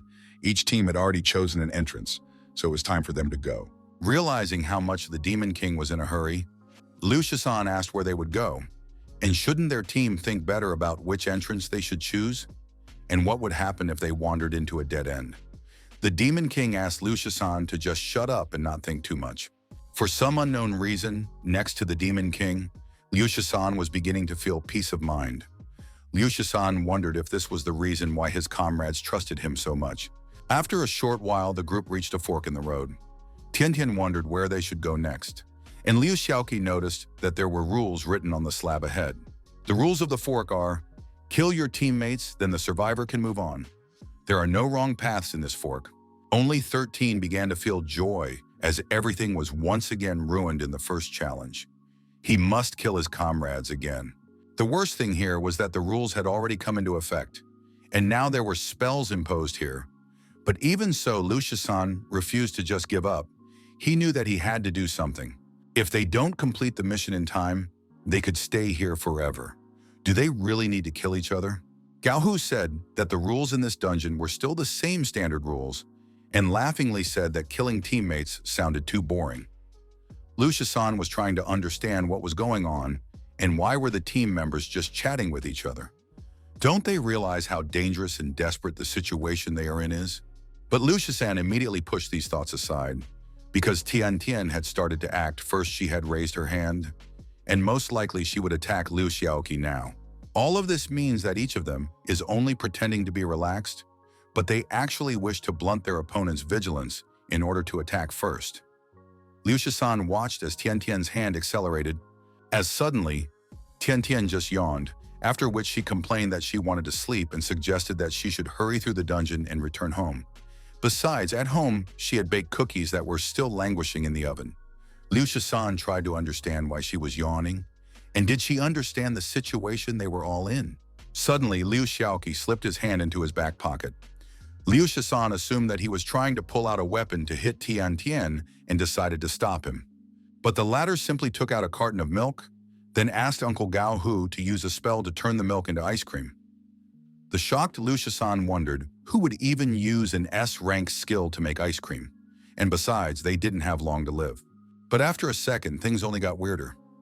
Even in times of peace, one should not be relaxed. But Gao Hu made an ice cream in the shape of the Demon King. Liu Shisan clutched his hands on his head and asked God, why is he the only one here who cares about the rules? Do these people really trust each other that much? Or do they have another reason? Noticing how much the younger one was sweating, Liu Xiaoqi offered him some ice cream. He assumed that Liu Shisan was unwell because of the hot weather and asked him not to worry because winter was coming soon. Not expecting such a gift, Liu Shisan thanked Liu Xiaoqi and explained that he was actually pouring cold sweat because of fear. As it turned out, these people were very good, and they treat him so well. Liu Shisan was unwilling to kill people like this. Realizing that they were lingering here, the Demon King reminded them that they were not here for a stroll and ordered them to get ready as they needed to get the fragment. The events were moving too fast, and so Liu Shisan asked them to wait for a while and at least come up with some plan. He didn't wish to kill them. He is in a good era, together with excellent teammates. He doesn't want such people to die, and so he suggested to think of another way. To which the Demon King replied that there was no need for them to think of another way and extended a hand filled with energy. According to the rules, a heavy blow had been struck and the stela was about to collapse. Liu Shisan tried to understand what the Demon King was doing. He couldn't see anything because of the bright light. But just as the light began to dissipate, Liu Shisan saw something amazing. The rules were broken and the passage was open. The Demon King asked, who would even follow such childish rules? It's easier for them to break them, and more interesting what awaits them next. After something like this, Liu Shisan urgently needed to think things over, because just now the Demon King had broken the rules before his eyes. He had violated the boundaries. As he began to realize what this was all about, he wondered why he had to follow the rules at all. Was he born to do this? For as long as Liu Shisan could remember, he had always lived in servitude to God. The rules were simple. Kill your loved ones, either kill your comrades or challenge a demon. The essence of the show, 3 hours of continuous battles, and the main task was to amuse the god. But once a trespasser appeared, he would be killed immediately. The gods enjoyed watching humans kill their loved ones and challenge impossible opponents. And humans were constantly doing things to please the gods. They were like dolphins forced to jump out of the water through a burning hoop. He also always followed the rules, and it never even occurred to him that you could jump not into the hoop, but into the open sea. The Demon King said that if they didn't like the rules, they should just destroy them, because after all, they were the strongest team. The Demon King released energy, tearing down walls and rule stellies ahead. Cut off a limb, drink a bottle of poison, don't move for 24 hours or try your luck. Put your life on the line. All of these rules were destroyed in just one blow. Liu Shisan had never even considered that such a thing was possible. In the face of a hopeless situation, he never had any hope, and therefore, he couldn't even think of resisting. The demon rushes forward to fulfill its goal, sweeping away everything in its path. Is this really how all the inhabitants of this era behaved? They don't make choices within the rules, preferring to rely on their own opinions, and as long as they have hope, they will never give up. Tian Tian turned to Junior and asked him to continue following Mr. Bai Xingfeng while they went to the other entrances to help the participants. Tian Tian explained that the rules here were too complicated and no one should die because of them. Liu Shisan thought that maybe he wasn't sitting in the trap of a beast. All this time he was sitting in the trap of his own fears. Liu Shisan asked the captain to wait for him as he would go with him. What had happened made Liu Shisan think about the past again. God had indeed sent him here, but who said he had to obey him now? Why didn't he just ignore the live broadcasts and try to change the future that awaited this era? Perhaps he still has a chance to prevent the events that will unfold 20 years from now? At that moment, he replied to the elder that they had no hope, but now he sees it, and that hope is right in front of his eyes.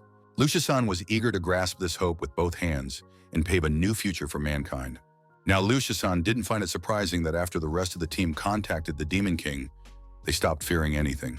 All because the demon is the strongest and smartest in this world, and only he can give those around him this kind of faith. Except something strange happened. Seeing that the fragment was gone, Liu Shisan immediately asked who had beaten them to it, and how dare he do it. He couldn't believe it, as the Demon King should be the strongest. But now he had failed to get the fragment. Now everyone's fate was unpredictable. The Demon King assumed that someone had simply completed the task before they did, immediately after which they ran away. But Liu Shisan reminded him that it was too fast, and it was impossible for someone to pass the labyrinth in the blink of an eye. The Demon King suggested that they just go back, after which they followed the path of the person who had taken the fragment. What was surprising was the fact that all the rules along the way were followed. If this person was able to do all this, it must be someone truly resilient and fierce. A few minutes later, the Demon King and Liu Shisan found their comrades at the exit. But next to them, Liu Shisan noticed something terrible. Tian Tian told the captain that all the rules had been followed because someone had already taken away the artifact fragment, which meant that they would soon cease to function. Fortunately, they arrived in time. Most of the hunters hesitated when they saw the rules about killing their own comrades, so they left without attacking each other. But there was one exception. The first team did something different. Liu Xiaoqi said that when they came to the exit, they saw that someone had already completed the test, and all the remaining team members had been killed. Liu Shisan realized that that person had been making quick decisions from the beginning. He killed all the comrades and then took his comrades afterward.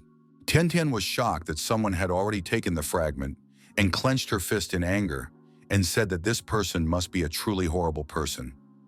The Demon King at this moment was surprised at the ominous premonition he had gotten. Suddenly, Liu Shisan realized what this was all about. The person who killed his comrades and took the artifact fragment is the one who will kill the Demon King in 2 months. The undercurrents continue to intensify. The fight between demons and humans is getting fiercer, which means it's time to distribute resources between the clans. 1,000 years ago, all the powerful people were from the Eastern clan, but after a few years, the East declined while the West continued to strengthen. The 7 great clans, the home of the Ouyang family. Fortunately, an ancestor of the Ouyang family who lived 1,000 years ago collected 10 artifact fragments and sealed the demonic tower, and with that he established the centuries-old reputation of the Ouyang family, which they still maintain to this day. The Lin and Li families emerged from the blending of the clans of the West and East, and both families have been gaining strength and advantages recently. But since the deaths of Lin Feng and Ling Xiao, the Li clan has started to fall behind the Li family, because of which the 6 great clans are going to fight for supremacy, which means that their Ouyang family should speed up their preparations. One of the elders asked if it was too dangerous to make contact with the other families while the demons were busy rebuilding the tower. Then another elder reminded him that heroes always appeared in troubled times. Thousands of years ago, a hero had appeared in their family and then made the clan famous by his deeds. That was why they needed heroes now more than ever. The old elder added that no matter how it was, the awakened association was going to oppose the demons now. So it was too early for them to do anything against the demons. It was more important for them to bring the Ouyang family back to the peak of their greatness. Right in the middle of the meeting, one of the guards ran into the elders and shouted that their business was bad, as some strange man had appeared outside and had already dealt with many of the guards. The man who attacked the Ouyang family home was a Taoist on a winged horse. Next to him, for reasons unknown to himself, the guards couldn't even move, which was bad. The Taoist told the guards that they were too weak. It had only been 1,000 years, but it was enough for the Ouyang family to fall. Suddenly, the guards noticed that the Taoist's blade is quite unusual, as it contains a fragment of an artifact, which means that this awakened man is the mysterious hunter who has passed the endless labyrinth. The Taoist was surprised to hear the word awakened and immediately assumed that this was what cultivators were called nowadays. He then explained that he was not an awakened one, he was none other than Ouyang Wufeng. The others, however, could call him an ancestor. Upon hearing this, the head of the Ouyang family was astonished, because Ouyang Wufeng was the hero of their family who had collected 10 artifact fragments 1,000 years ago. Except that legend has it that Ouyang Wufeng mysteriously disappeared after sealing the Demon Tower. Could it be that he had traveled to the future? The guards had to ask him what could he do to prove his identity. Ouyang Wufeng replied that he didn't need to prove anything, because they should realize that the Ouyang family needed a strong man now, and only he could help them. This cultivator's name is Ouyang Wufeng, and he teleported through time 1,000 years into the future. He was certain that if there was a hero at every point in history, he would be the hero in this era. His era was turbulent, with wars going on everywhere. Resentment and fear led to demons becoming very powerful beings, after which he, Ouyang Wufeng, was born. He had been cultivating since he was a child, and after that, he became the leader of a group of immortality cultivators to attack the Demon Tower together. He later learned that the Demon Lord could not be killed by simple methods, and so he went in search of artifact fragments to at least seal the Demon Tower. But in order to save the prevailing number of people, someone had to give up their lives. The way to success was very difficult, and when he had already come to his senses, all his comrades were dead. As it turned out, the method of universal salvation was the cruelest of all. He clearly remembered the moment when he rushed to the tower with the 10 artifact fragments. Then thunder rumbled in the sky, and he was in this millennium. Ouyang Wufeng explained to the clan members that he had been sent by the god to help them accomplish the mission of saving mere mortals. And to do that, they need to collect the 10 artifact fragments in their era and reseal the tower. Ouyang Wufeng revealed that he only has 2 goals. He must obtain the 4th fragment and return the first 2. Upon hearing this, the head told him that the first 2 fragments were taken away by the Awakened Association and that they were now being kept by Captain Bai Qingfeng. He is rumored to be a very righteous man, which means that the fragments are safe. Ouyang Wufeng told the chapter that people are too unpredictable and that no one can be called righteous. Each person has 7 emotions and 6 main desires that they will do anything for. Therefore, the artifact fragments will only be safe in his hands. Besides, they know nothing about Bai Qingfeng's origins, causing him to have a bad feeling about it. The head asked the ancestor, had the ancestor decided to take the fragments from Bai Qingfeng? Bai Qingfeng is a hero of humanity, and the Ouyang clan would be laughed at if they did that. But Ouyang Wufeng explained that the way of universal salvation was the cruelest, and that reputation was nothing. After which, Ouyang Wufeng folded his seal and glowed blue. A second later, Ouyang Wufeng disappeared, which meant that this person was indeed their ancestor. But right now, it didn't matter to the Ouyang family who this person was. The most important thing was that they would become great again by collecting the 10 artifact fragments. Liu Shisan kept complaining about how the artifact fragment was taken away right from under their noses. Liu Shaoqi asked him to stop complaining and speed up since he wanted cookies. Suddenly, the Demon King felt someone's presence. Immediately afterwards, strange seals flew into their group. After a second, they realized that they couldn't move for some reason. The Demon King assumed that it was the technique of that cultivator who lived 1,000 years ago. Yin and Yang energy, talismans that appeared so suddenly. Just then, a Taoist appeared behind Tian Tian and grabbed Tian Tian by the neck. Liu Shaoqi asked who the man was and demanded to let her go.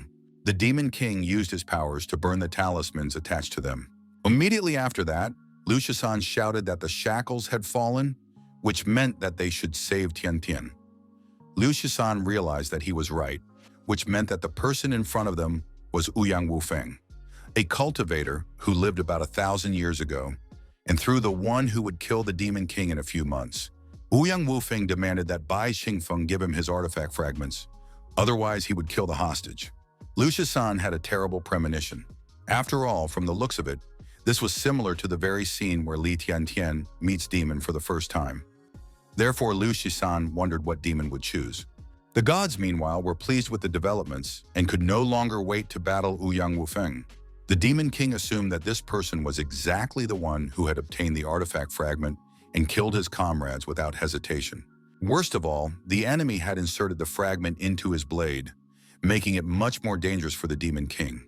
With tears in her eyes due to fear, Tian Tian asked the captain to ignore her because he had made great efforts to obtain those fragments, so he shouldn't give them away so easily.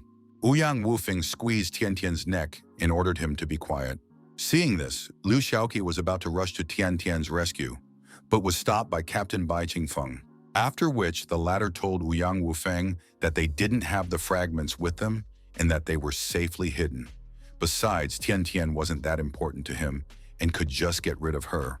Ouyang Wufeng praised Bai Qingfeng for how easy it was for him to give up his partner. After all, the strong don't need feelings, which means they are the same. Ouyang Wufeng asked, letting Bai Qingfeng memorize his name. He then said that he would give him one day to think about it, after which he would have to come to Ouyang's family home to exchange her and retrieve the body. After saying that, Ouyang Wufeng disappeared in a blue flash along with Tian Tian. Liu Shaoqi reminded the captain of his rescue of Tian Tian a few months ago and asked if he could not throw her away this time. He demanded an answer to his question, but Liu Shisan asked Liu Shaoqi to calm down as the fragments are very important, after which he added that they can't even be sure that Tian Tian won't be harmed. After all, there is a possibility that the enemy is just intimidating them. Leah told Captain Bai that she would use her family's power and work something out, right after which Gao Hu reminded her that his family also had some influence and would be able to help. Bai Qingfeng asked them not to worry so much, as he would be heading to the Ouyang family tomorrow. The Demon King wondered what Ouyang Wufeng wanted to say with words that they were similar. The Demon King told Ouyang Wufeng that they were completely different. Hearing this, Liu Xiaoke, who was on edge, asked if this meant that the captain had decided to save Tian Tian. Leah assumed that was what he meant, because their captain would never give up on Tian Tian. Gao Hu noticed that the newcomer was going somewhere and asked where he was going. Liu Shisan replied that he needed to find someone. Meanwhile, the gods were already looking forward to tomorrow's battle and placing bets. Star Trek assumed that the Demon King would do the same, boringly exchanging the fragments for the girl. And Universe Melody agreed with Ouyang Wufeng, believing that the Demon King was unworthy of being called strong. The Heavens Translator, on the other hand, asked why 13 still hadn't obtained a single fragment. Except Liu Shisan didn't care about the fragments right now. Right now, he wanted to find a way to prevent the battle. Because if the Demon King is injured, humanity will enter a large-scale war. After all, the demon doesn't know that he will fall at the hand of Ouyang Wufeng.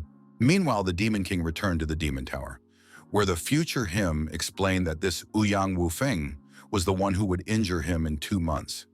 After that, he said that the events are now unfolding in a completely different way, because of which he can't predict them. Part of it is because of the newcomer who came from a different timeline. The Demon King suggested that Liu Shisan might also have the makings of a protagonist. The future Demon King asked if he had come to the tower to retrieve the fragments and save Li Tiantian, after which he threw the fragments and reminded him that he already knew about Ouyang Wufeng's appearance anyway.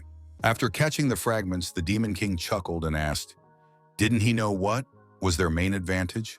And doesn't he think he needs to save someone? After all, he's actually planning to kill Li Tiantian. The future Demon King realized what was going on because Li Tiantian was the only one who knew about his true identity. Therefore, he agreed that she should have been killed a long time ago. In that case, Ouyang Wufeng had captured her for nothing because they didn't need her. The Demon King agreed with the words of his future self, then told him that tomorrow's exchange was just a cover. Tomorrow, he will kill everyone in the Ouyang house indiscriminately. After all, Li Tiantian is the senior awakened of the association, and if she dies during the skirmish, the organization will start to have friction with the rest of the Ouyang family, and during the internal struggle, they will slaughter each other. He is the Demon King, and one shouldn't expect anything else from him. The future Demon King told himself from the past that there was no way Ouyang Wufeng could predict his actions, and he also advised him not to quarrel with Ouyang Wufeng because his strength was unfathomable. The Demon King promised that he would keep an eye on Ouyang Wufeng's fragments. The future Demon King asked that the other he not die, for they still had to wait for his full recovery. The next day, Ouyang Wufeng received a report that Bai Qingfeng had come to their house. Bai Qingfeng presented the fragments to them and said that he had come to redeem Tian Tian. But what Bai Qingfeng saw horrified even him.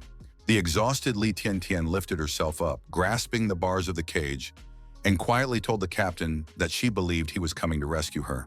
But without letting her finish, Ouyang Wufeng reminded her that he didn't like talkers immediately, after which his subordinate started whipping Tiantian once again. Ouyang Wufeng explained that the prisoner would not shut up, so he decided to calm her down a bit. Ouyang Wufeng spat and said that it was too difficult to deal with an awakened one from the association. It seemed to be a girl, but still impenetrable to the point where he was tired of beating her. As it turned out, Li Tiantian never revealed Bai Qingfeng's true identity. She had even remained loyal despite all those beatings. The Demon King clenched his fist in anger and said that he would save her. Immediately after which, he threw his fragments to Ouyang Wufeng. Ouyang Wufeng recognized that Bai Qingfeng was indeed weak, for he had decided to exchange the artifact fragments for some maiden. He called Bai Qingfeng trash, after which he ordered the maiden to be released. The Ouyang family let Li Tiantian go before throwing her towards Bai Qingfeng. Li Tiantian confessed to her rescuer that she hadn't told them anything, after which tears flowed from Li Tiantian's eyes. He had exchanged the fragments to save her, but she really didn't want to set him up like that. As suddenly something strange happened, and the Demon King's head was pierced by a sharp pain that he couldn't understand. Meanwhile, Ouyang Wufeng was content to have gotten his hands on 3 fragments already, which meant that it was time to head for the 4th. Suddenly, Ouyang Wufeng sensed a sharp movement behind him and turned around. But before he could see anything, his face was met with Bai Qingfeng's fist, from which Ouyang Wufeng flew off, crashing into the house. The Ouyang family members were horrified by what had happened, causing the elder to ask, "What is that one doing?" Bai Qingfeng asked, "Do they really not understand this? Because now he's going to kill their ancestor." Tian Tian heard a familiar voice and opened her eyes to see Lu Xiaoqi trying to bring her back to consciousness with tears on her face. Tian Tian reached out to Lu Xiaoqi asking, "Why is he here?" Lu Xiaoqi took Li Tiantian's hand and, supporting her, told her that everyone except the rookie missing had come to rescue her. They had ambushed her outside and were waiting for the captain's instructions. Meanwhile, reinforcements came to the Ouyang family. The head of the Ouyang family asked Bai Qingfeng how could he dare to touch their ancestor.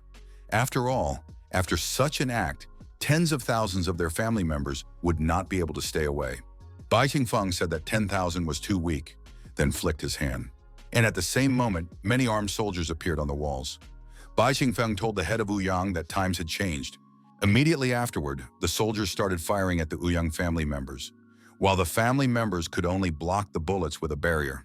A member of the Ouyang family reported to the head that they had just been attacked by people from the Li and Lin families. Before the members of the Ouyang family knew it, they were showered with many shells from the sky. Using their resources, the Li and Lin families took to the skies with airplanes, after which they began bombing the Ouyang family's residence. Lia reminded that even though the members of the Ouyang family were awakened, they still needed to fear bullets, after which her subordinate added that even the most avid awakened should fear technology. Lin family long-range missile launch residence. Gao Hu pressed the big red button.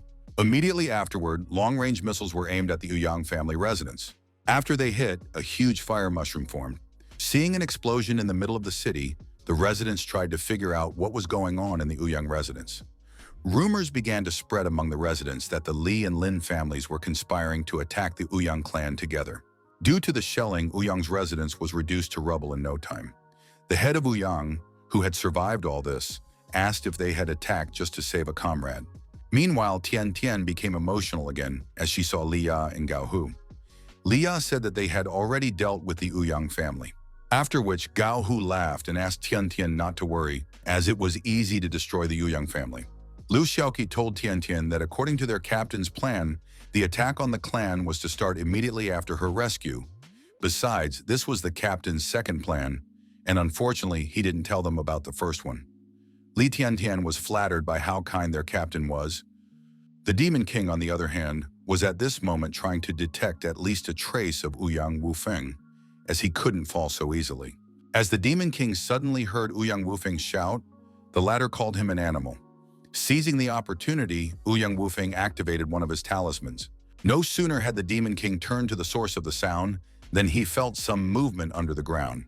And a second later, the rock rose into the air, immediately after which it rushed towards him. Before the others realized what had happened, their captain found himself sealed under the stone rubble. Liya ordered the soldiers to go in search of their captain right away, but Gao Hu immediately ordered them to stop because at this moment, modern weapons would not play any role. After all, there was now a battle between the two strongest awakened ones. Hedu Yang turned to the ancestor and said that Bai Qingfeng needed to be dealt with as he held a grudge against their family. From within the stone rubble, a rumbling sound was heard and a gap cracked along the shell. Preparing for what was about to happen, Ouyang Wufeng prepared a talisman in advance. Immediately afterward, Bai Qingfeng destroyed the stone captivity holding him back. The Demon King clearly understood that his situation right now was not the best, as Ouyang Wufeng was the strongest opponent he had ever faced. And the worst part was that he could only use his awakened ability to hide Bai Qingfeng's identity, making him unable to unleash his magic power along with his true power. Ouyang Wufeng used the Endless Life Talisman, causing it to glow green, and huge vines immediately sprouted from the ground and rushed towards Bai Qingfeng. Upon catching up with Bai Qingfeng, the vines immediately began to restrain him and stab him with their thorns. The Demon King noticed that the thorns of the vines were exuding poison and assumed that it was one of the 5-element techniques that had been lost for several thousand years. Since Ouyang Wufeng possessed such a thing, he deserved to be the one to kill him. Without giving Bai Qingfeng any time to ponder, Ouyang Wufeng immediately activated 2 more talismans of indestructible gold. Immediately after that, many assault rifles appeared around Bai Qingfeng, pointing their muzzles at Bai Qingfeng. Seeing what Ouyang Wufeng was capable of, the Demon King was forced to admit that there was no way he could defeat Ouyang Wufeng while awakened. Meanwhile, the assault rifles were ready and immediately began shooting Bai Qingfeng. Bai Qingfeng's comrades were frightened for him, while the head of the Ouyang family rejoiced at the punishment of the criminal and shouted about how wonderful it was. Bai Qingfeng managed to chop down the vines enveloping him and destroyed all the assault rifles in a flash. The Demon King realized that this could not go on because in a few seconds he lost several 100 million health points. But if he used his magic power, tens of thousands of people would be killed, and afterward he would have to return to the Demon Tower. Ouyang Wufeng recognized that Bai Qingfeng was simply incredible and promised to remember his name, immediately after which he used 2 more talismans, Water Renewal and Fire Incarnation. Panic broke out in the city. The townspeople didn't understand what was happening in Ouyang residence. But unfortunately, the city began to flood, forcing them to flee. Water from all over the city rushed into the sky, after which it transformed into a huge water dragon, and that dragon flew towards Ouyang's residence. After which, a fire dragon flew out of the earth's depths and rushed towards Bai Qingfeng in sync with the water dragon. Ouyang Wufeng explained to Bai Qingfeng that the end of an era always required some sort of sacrifice. The Demon King couldn't help but wonder if the devil was fighting against him now. Either way, he could no longer hide his strength. Opening their mouths, the dragons of fire and water attacked Bai Qingfeng. And when they collided, they formed a massive explosion of the elements. Tian Tian cried out in horror, while Head Ouyang rejoiced in victory. Except Ouyang Wufeng wasn't as satisfied, for Bai Qingfeng didn't die. During the clash for a moment, but he noticed some force that managed to repel his attack, and that force was similar to, for a moment, but the Demon King unleashed his magical power, thanks to which he was able to repel the attack of the dragons of fire and water. It was because of this that Ouyang Wufeng felt a surge of demonic power, but instead of thinking too much, Ouyang Wufeng simply assumed that Bai Qingfeng had resorted to forbidden demonic techniques for the sake of increasing his strength. Like the guy from the Lin family, Bai Qingfeng decided to part with a part of his life for the sake of gaining more power. Ouyang Wufeng was saddened at the thought that such people existed. Bai Qingfeng told Ouyang Wufeng that for the sake of victory, he decided to use a powerful and deadly formation. But everything was pointless, and many innocent people died as a result. Since Ouyang Wufeng had yet to reveal it, the Demon King assumed that he had not deeply thought about what had happened. This was not surprising after all. Who in their right mind would believe that the Demon King would strut around amongst people? Ouyang Wufeng called Bai Qingfeng ignorant and explained that he was only warming up, and took out a gourd and said that it was time to get busy for real. The purple golden pumpkin is an ancient relic from thousands of years ago, the ultimate artifact that can span the heavens. In order to use it, the user must call out the name of an enemy and then be sucked into the gourd. Ouyang Wufeng admitted that Bai Qingfeng was his first worthy opponent in years. He said that he had memorized his name, Ouyang Wufeng lifted the gourd, then shouted the name Bai Xingfeng, and the gourd began to suck in. Ouyang Wufeng said that he would let him come closer. But before he could react, Bai Qingfeng was already in front of him. And Ouyang Wufeng immediately received a punch to the face. Ouyang Wufeng wondered what had happened. And shouldn't the gourd have sucked Bai Qingfeng in? This gourd had either broken or... Bai Qingfeng punched Ouyang Wufeng once more, causing him to drop the gourd and continue attacking him. Blocking Bai Qingfeng's attacks, Ouyang Wufeng assumed that since his gourd didn't work, his opponent's name wasn't Bai Qingfeng. In that case, the question would have to be asked, who is he? After a series of lunges, the Demon King kicked Ouyang Wufeng, knocking him further away. This was exactly what a person who managed to collect the 10 artifact fragments should be capable of. This is the strongest person the Demon King has encountered, and for the sake of killing him, he will use his powers. He is forced to reveal his identity, because if there is a threat that Ouyang Wufeng will kill him in the future, he must deal with him as soon as possible. Ouyang Wufeng dared to use his strongest weapon, a blade with artifact fragments embedded in it. The Demon King and Ouyang Wufeng decided to end the fight using all their strength and release their aura. They rushed towards each other for the final blow. Just as suddenly, a thunderous shout ordered them to stop, and Ouyang Wufeng and the Demon King's auras were instantly dispersed. Ouyang Wufeng wondered why his techniques had suddenly dissipated, while the Demon King felt something familiar, the same as it was during his first encounter with Lin Feng. This was the awakened ability of the head of the Awakened Association. The president of the association asked what they were doing here and reminded them that they should be fighting demons, not each other. Lu Shisan stood next to the president of the association, and he was glad that he had made it in time. He had managed to prevent the Demon King from dying early in this duel. If he hadn't done so, the war between demons and humans would have started earlier. And the worst part about it was that God had not yet ascended, which meant that humans would not be able to save themselves. After realizing what the matter was here, Li Tiantian praised the newcomer for being smart. She admitted that she knew that he would be able to think of something, but even without his intervention, the captain would have killed Ouyang Wufeng. Bai Qingfeng ordered the old man to cancel his ability, as he wishes to finish off this cosplayer. Ouyang Wufeng also advised the man to mind his own business, as he would get to that person anyway. The president of the association turned to the awakened and asked them to listen to him carefully. If they both continued to fight, they would die, while humanity would lose 2 strong allies. Instead of fighting, he advised them to do something useful.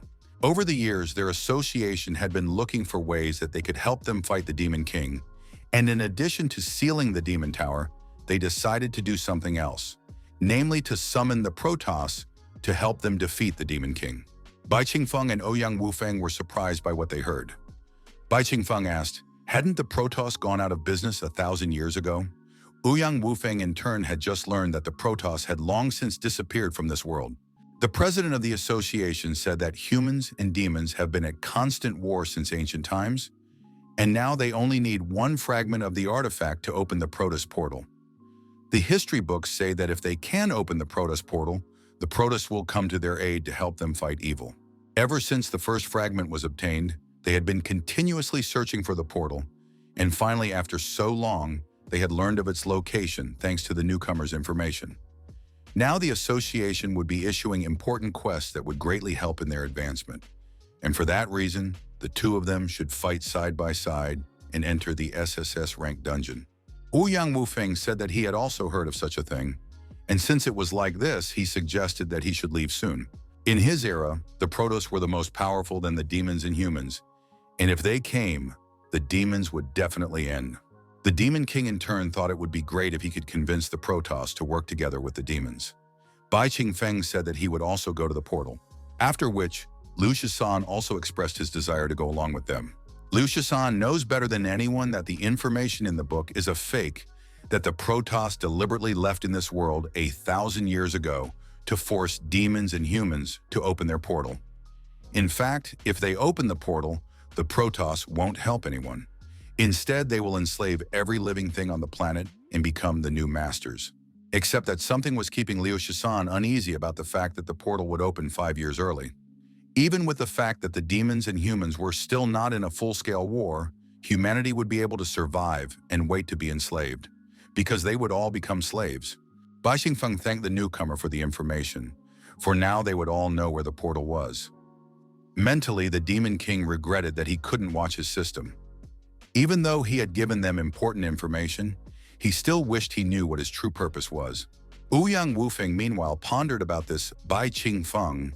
The one is very strong and can use demonic techniques, but the true identity is still a mystery. Ouyang Wufeng tried to at least understand what kind of person is in front of him. Uniting under one mission, Ouyang Wufeng, Bai Qingfeng and Liu Shisan made a scene as if they had reconciled and were ready for a joint mission. But the president of the association didn't believe them much, and they were overplaying their hand. Hall of Elders. The association director told the newcomer that he decided to trust his information precisely because of the elders. Hearing this, Liu Shisan once again said that he wasn't lying and that the portal was indeed where he had indicated. Liu Shisan felt trepidation upon seeing the Hall of Elders, and he couldn't help but utter that it was as if time had gone backwards. The time-traveling elder chuckled when he saw Liu Shisan and admitted that he was quite good. He told them that he could clearly see that he had come back from the future, which was amazing. He couldn't wait to see what new things he would tell them. After all, he was well aware of everything himself. Although the elder is quite cheerful now, Liu Shisan still remembers that 20 years from now, his face will be fundamentally changed, because at that time, he will already be a prisoner of the Protoss. Like all the surviving people of that era, the elder's heart and mind will be completely devastated. Liu Shisan had hoped that the Protoss would descend as soon as possible and save humanity. Now he wondered if he was thinking right. The Absolute Order Elder received an alert from his system that a newest system had been detected in Liu Shisan's body, which was currently being analyzed. The Absolute Order Elder turned to the gentleman in the Elder Hall and said that he had something to tell them. Namely, that this time he wished to personally challenge the dungeon and finally take on a new appearance. After the incident with the Ouyang family, coffee shop. After ordering a cup of coffee, Ouyang Wufeng began to use the Immortal's technique of telepathy. Tomorrow he would go on a mission, which meant he had to notify everyone in the Ouyang family and tell them everything. Telepathy is an ancient technique that used to be used to send secret messages, and it will require many seals. Seeing the man's effort, Liu Shisan asked him not to bother so much and held out his phone. After which he explained that it was what the vast majority of people use now for quick communication. Ouyang Wufeng was surprised that such an item was being used for communication nowadays. He simply couldn't help but admit that he liked the current era. Liu Shisan confirmed that this was indeed a beautiful era, and H2O was also 99.9% pure. In 15 years, it would already be possible to drink such a thing anywhere, as it was too expensive. Realizing this, he will appreciate it more. Liu Shisan began to talk about how blue the sky was now, how the clouds used to be, and how fresh the air was. When Ouyang Wufeng couldn't understand the phone, he asked how hard he had to hit the phone to make a call, and why he had to hit it. Meanwhile, the waitresses were discussing how strange their customers were today. And after all, it was rumored that these people would be going to search for the portal tomorrow. Looking at those two, the Demon King stirred the sugar in his coffee, thinking about how bad things were with them. He even wondered why he was the Demon King looking so much more normal than them. After which the Demon King suggested that it was because he had already studied the daily life of people well. One of the waitresses turned to Bai Qingfeng sitting on the roof and asked him to come down and sit at a table. The second waitress added that they were all very strange. At this moment, the Demon King, Ouyang Wufeng, and Liu Shisan were pondering about how good the current era was. While the Demon King and Liu Shisan were enjoying the sky, Ouyang Wufeng dared to taste the black liquid in his bowl. It was only when he tasted it that he spit the coffee out, wondering what the hell it was and why it was so hard to drink. While Ouyang Wufeng was trying to cough up the coffee, Liu Shisan said that he would still get used to the taste of coffee, to which the Demon King also agreed. The waitresses silently watched the number of weirdos growing rapidly. The next day, a broadcast began on all the screens in the city, where Li Tiantian announced that the SSS Rank Dungeon Passage would be broadcast live so people could follow their favorites. And the live broadcast was suggested by none other than the president of the association himself. Li Tiantian explained that since this was an important test that concerned the future of the entire human race and would be held in one of the most difficult dungeons, using the live broadcast format could give the hunters valuable experience and the public hope. Shi Li Tiantian and Liu Xiaoqi, who are members of Bai Xingfeng's team, will act as hosts, and they will help viewers understand the progress of the contestants. According to research, the SSS rank dungeon is located in the ancient city where protos and artifacts were first discovered. For thousands of years, this city was home to true nobles who prospered and thrived. But the place fell into decay. The nobles, who monopolized the economy and military power, oppressed the poor and suffering commoners, which eventually led to a mass revolt. And then there were many vengeful souls who haunted them at night. It ended with the ruler of the city fighting the rebels for many years, at which time the flames of a fierce war raged, during which countless souls died. The resentment of the inhabitants accumulated day by day, and their lives became unbearable as a result. The city fell, people died, and many evil spirits appeared. For 1,000 years, anyone who dared to set foot in the city met imminent doom, and sufficient information about the city never appeared. Li Tiantian revealed that according to their information, this was the city where the Protoss portal was located. After interrupting Li Tiantian for a few seconds, Liu Xiaoqi announced that the number of viewers of their broadcast had already exceeded 1 billion. Then they offered to look at the brave men who had ventured out on such a dangerous mission. All the hunters summoned for the mission had already gathered at the gates of the city, which had a huge rift. It was because the SSS rank dungeon had formed a unique otherworldly space. In order to observe the battlefield, each of the challengers was implanted with a chip by the Elder of Absolute Order, thanks to which they would be able to broadcast as well as track them in real time. In addition, viewers can send messages to discuss problem-solving strategies and support their favorite contestants. As soon as Li Tiantian mentioned this, people immediately started messaging. Many of the viewers noticed their favorite Fire Dragon team and had already started cheering for them. The fans of Bai Jingfeng's team were also animated, wishing Bai Jingfeng and the newcomers good luck.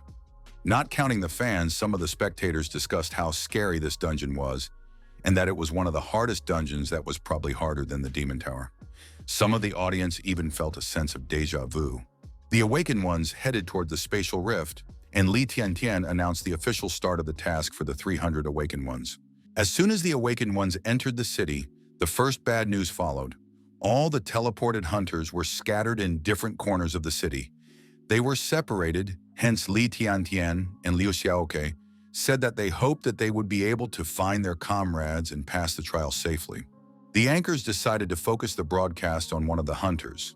This hunter had been teleported to the alley in the Phantom Maze and was now vigilantly looking around. This is a B-rank hunter, Gi Lun, from the Clover team. He joined the association 12 years ago, and in that time, he has completed 1 rank A mission, 12 rank B missions, and 56 missions of rank C and below.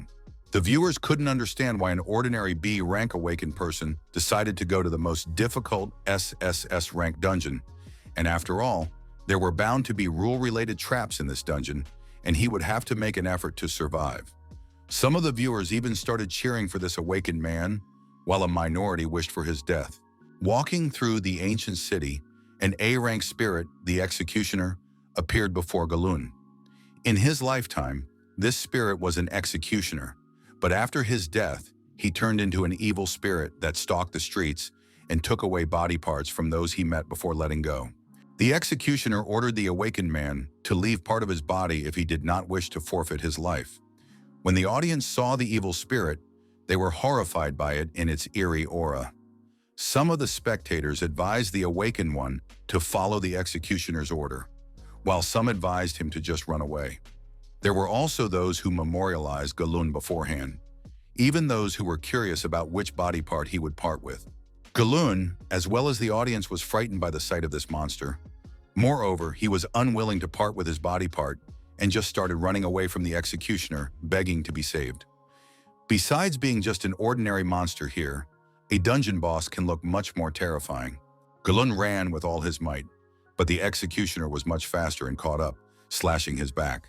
Immediately after the blow, a strange energy began to emanate from the awakened man, causing a heated discussion in the chat room.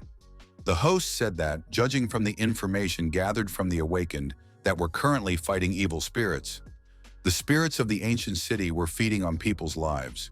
It was as if these monsters were under some kind of curse that made them unable to live a normal life.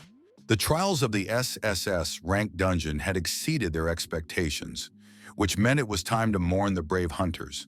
But at the same time, their victims provided valuable information to analyze the dungeon, as well as information about the executioner. Thanks to this, they can help some of the hunters by using their chips. The anchors focused the broadcast on another hunter who had just encountered an evil spirit. It was an A-rank evil spirit, the evil princess, who could often be found on the streets of the city. In her lifetime, she was a good-hearted person who was loved by all.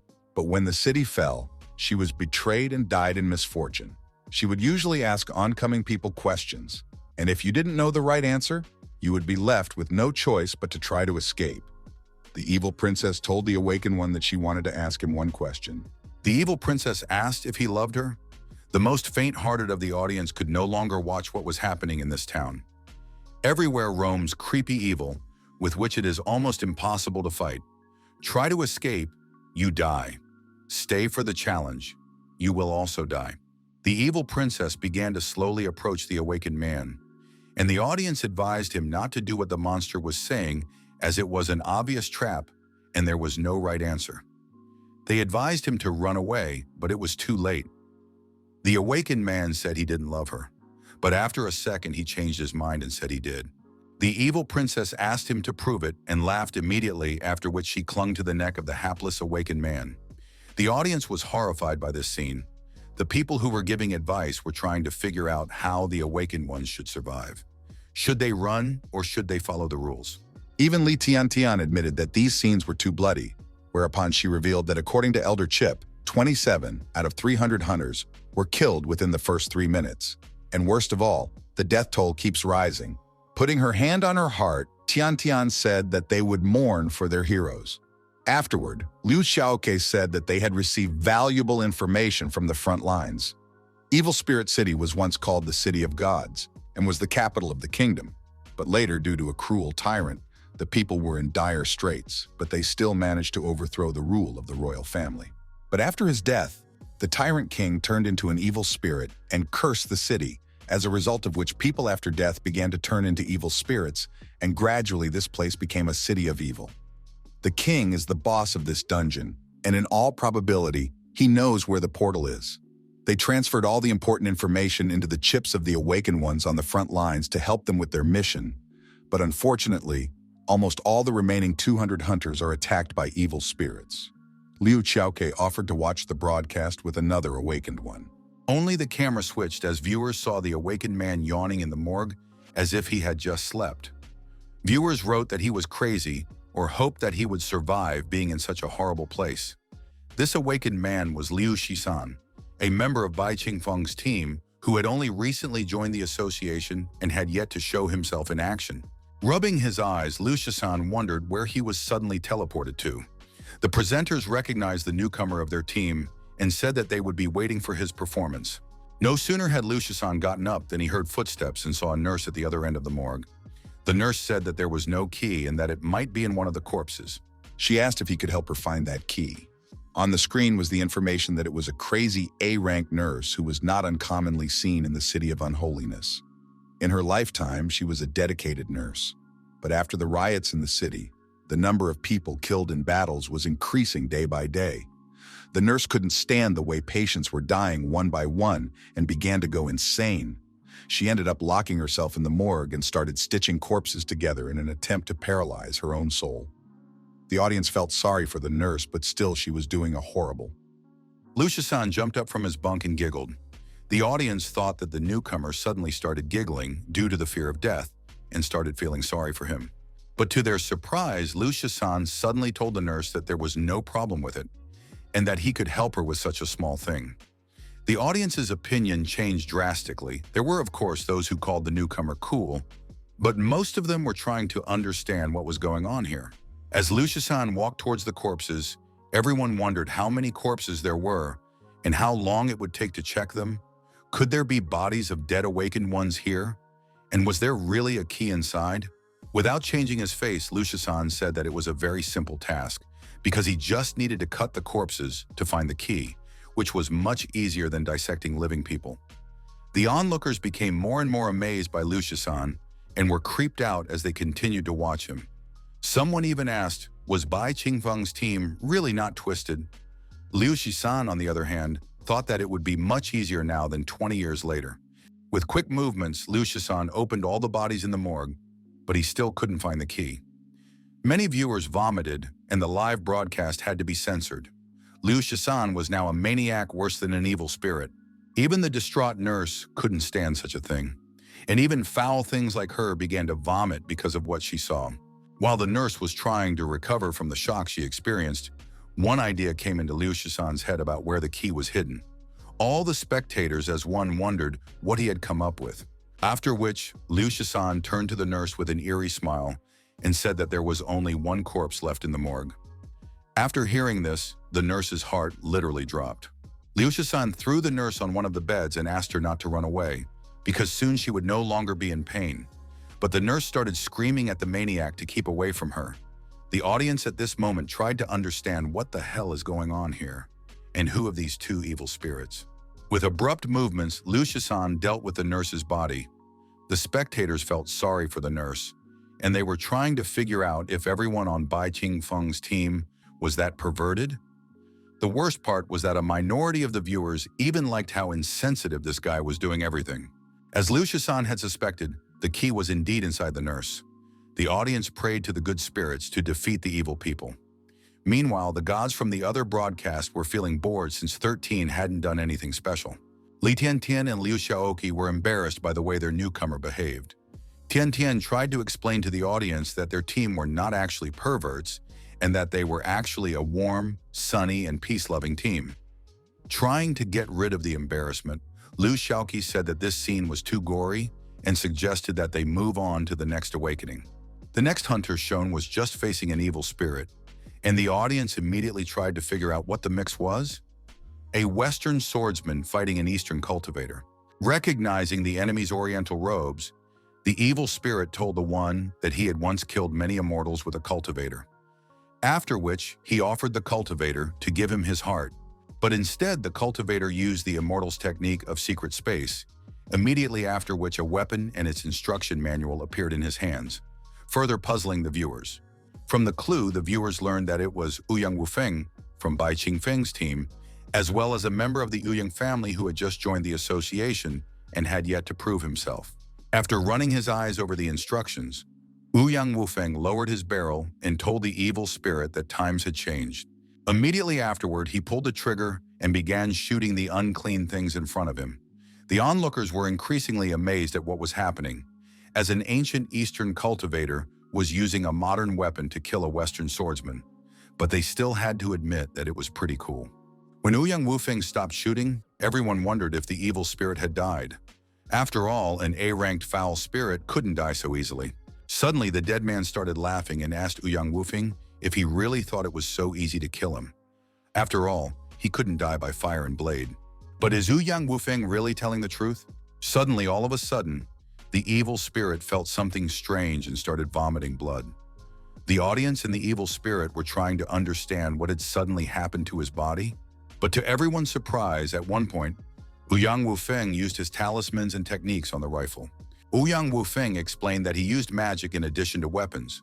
Moreover, his bullets had been soaked in various potions for many hours to produce the desired effect. After which, he once again reminded the evil spirit that times have changed, and under the praise of the audience continued shooting the evil spirit. Li Tiantian said that she had just received a message asking if their team had a god wielder or the power to contact gods. Were they not in a cult or escaped from a mental hospital? Just in case, Liu Xiaoqi reminded that their team was warm, sunny, and peaceful, and to prove it, they asked the elder to broadcast live to their captain. Seconds later, viewers saw Captain Bai Qingfeng, an S-rank hunter who had completed 8 SS-rank missions, 26 S-rank missions, 109 A-rank missions, 12 B-rank missions, and 9 C-rank missions and below. The screen was flooded with messages from fans waiting to see how Bai Qingfeng had completed the next mission above his level. Li Tiantian revealed that it was the leader of their team, Bai Qingfeng. Their captain's reputation is the best in the world, and he himself is a kind, righteous, peaceful, and gentle person. Tian Tian offered to evaluate how their captain uses wisdom and strategy to challenge the dungeon. Bai Qingfeng's first enemy was an evil princess who had recently eaten one of the awakened ones, and she was already willing to ask him a question. The chat room began to debate whether or not to answer her. But before the evil princess could ask a question, Bai Qingfeng grabbed her face, surprising the audience. Immediately afterward, he lifted the evil princess into the air, which frightened the viewers of the broadcast because now it was Bai Qingfeng who looked like a monster from the ancient city. Bai Qingfeng asked the evil princess not to be afraid because he only wanted to ask her one question. The audience couldn't believe that this perverted man was the team captain. The princess's face contorted with anger. The onlookers had already assumed that she was about to be torn with anger and attack him. The angry princess promised Bai Qingfeng that he would pay her back. Immediately after that, she opened her mouth and began to absorb Bai Qingfeng's life force, and the audience begged Bai Qingfeng to run away because the absorption power was too strong. But after a few seconds, the evil princess was confused by what had happened because she felt that there was literally no end to this person's life force, so she couldn't absorb it. Bai Qingfeng told the evil princess that she was talking too much, and since his opponent couldn't do anything to him, Bai Qingfeng punched her with his fist, surprising the audience with how simple it ended. The Demon King thought about the fact that the SSS-ranked dungeon had formed an independent space that did not belong to the tower, and more importantly, that even he did not know about it, which was not good. Since that was the case, he decided that he would draw this dungeon to his tower to increase the strength of the demons. After finishing his thoughts, the Demon King squatted down and lifted the head of the evil princess to ask if she was the one they were talking about, saying that she wanted the victim to pay a price for a wrong answer. The evil princess started screaming and struggling to get out, while the audience empathized with her. The evil princess burst into tears and admitted that she was wrong, whereupon she promised that she would answer any question he asked, as long as he asked. Seeing how cute the princess really is, most of the audience had already forgiven her, forgetting about the people she'd killed. But to finish the poor thing off, the Demon King asked the evil princess, "What is the truth about the Fermi paradox? How to prove the Goldbug hypothesis? And what does she think of the Riemann hypothesis?" Not knowing how to answer all these questions, the princess asked that he just kill her. It was now clear to everyone that this perverted devil was trying to finish her off. Once the princess gave in, Bai Qingfeng demanded information about the city and started pulling on her cheeks, which only pleased the viewers of the broadcast.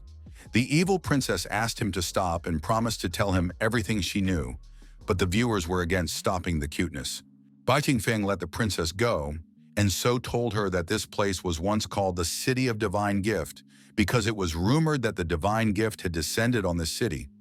But in reality, because of the tyranny of her great-grandfather Chus, the first king, the people of this city were in distress due to constant wars.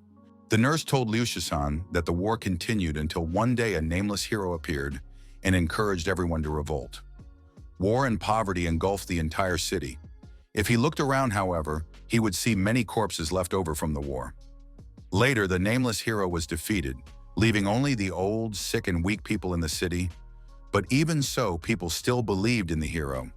The nameless soul is still in the city, and one day it will appear to lead the people to overthrow King Chus.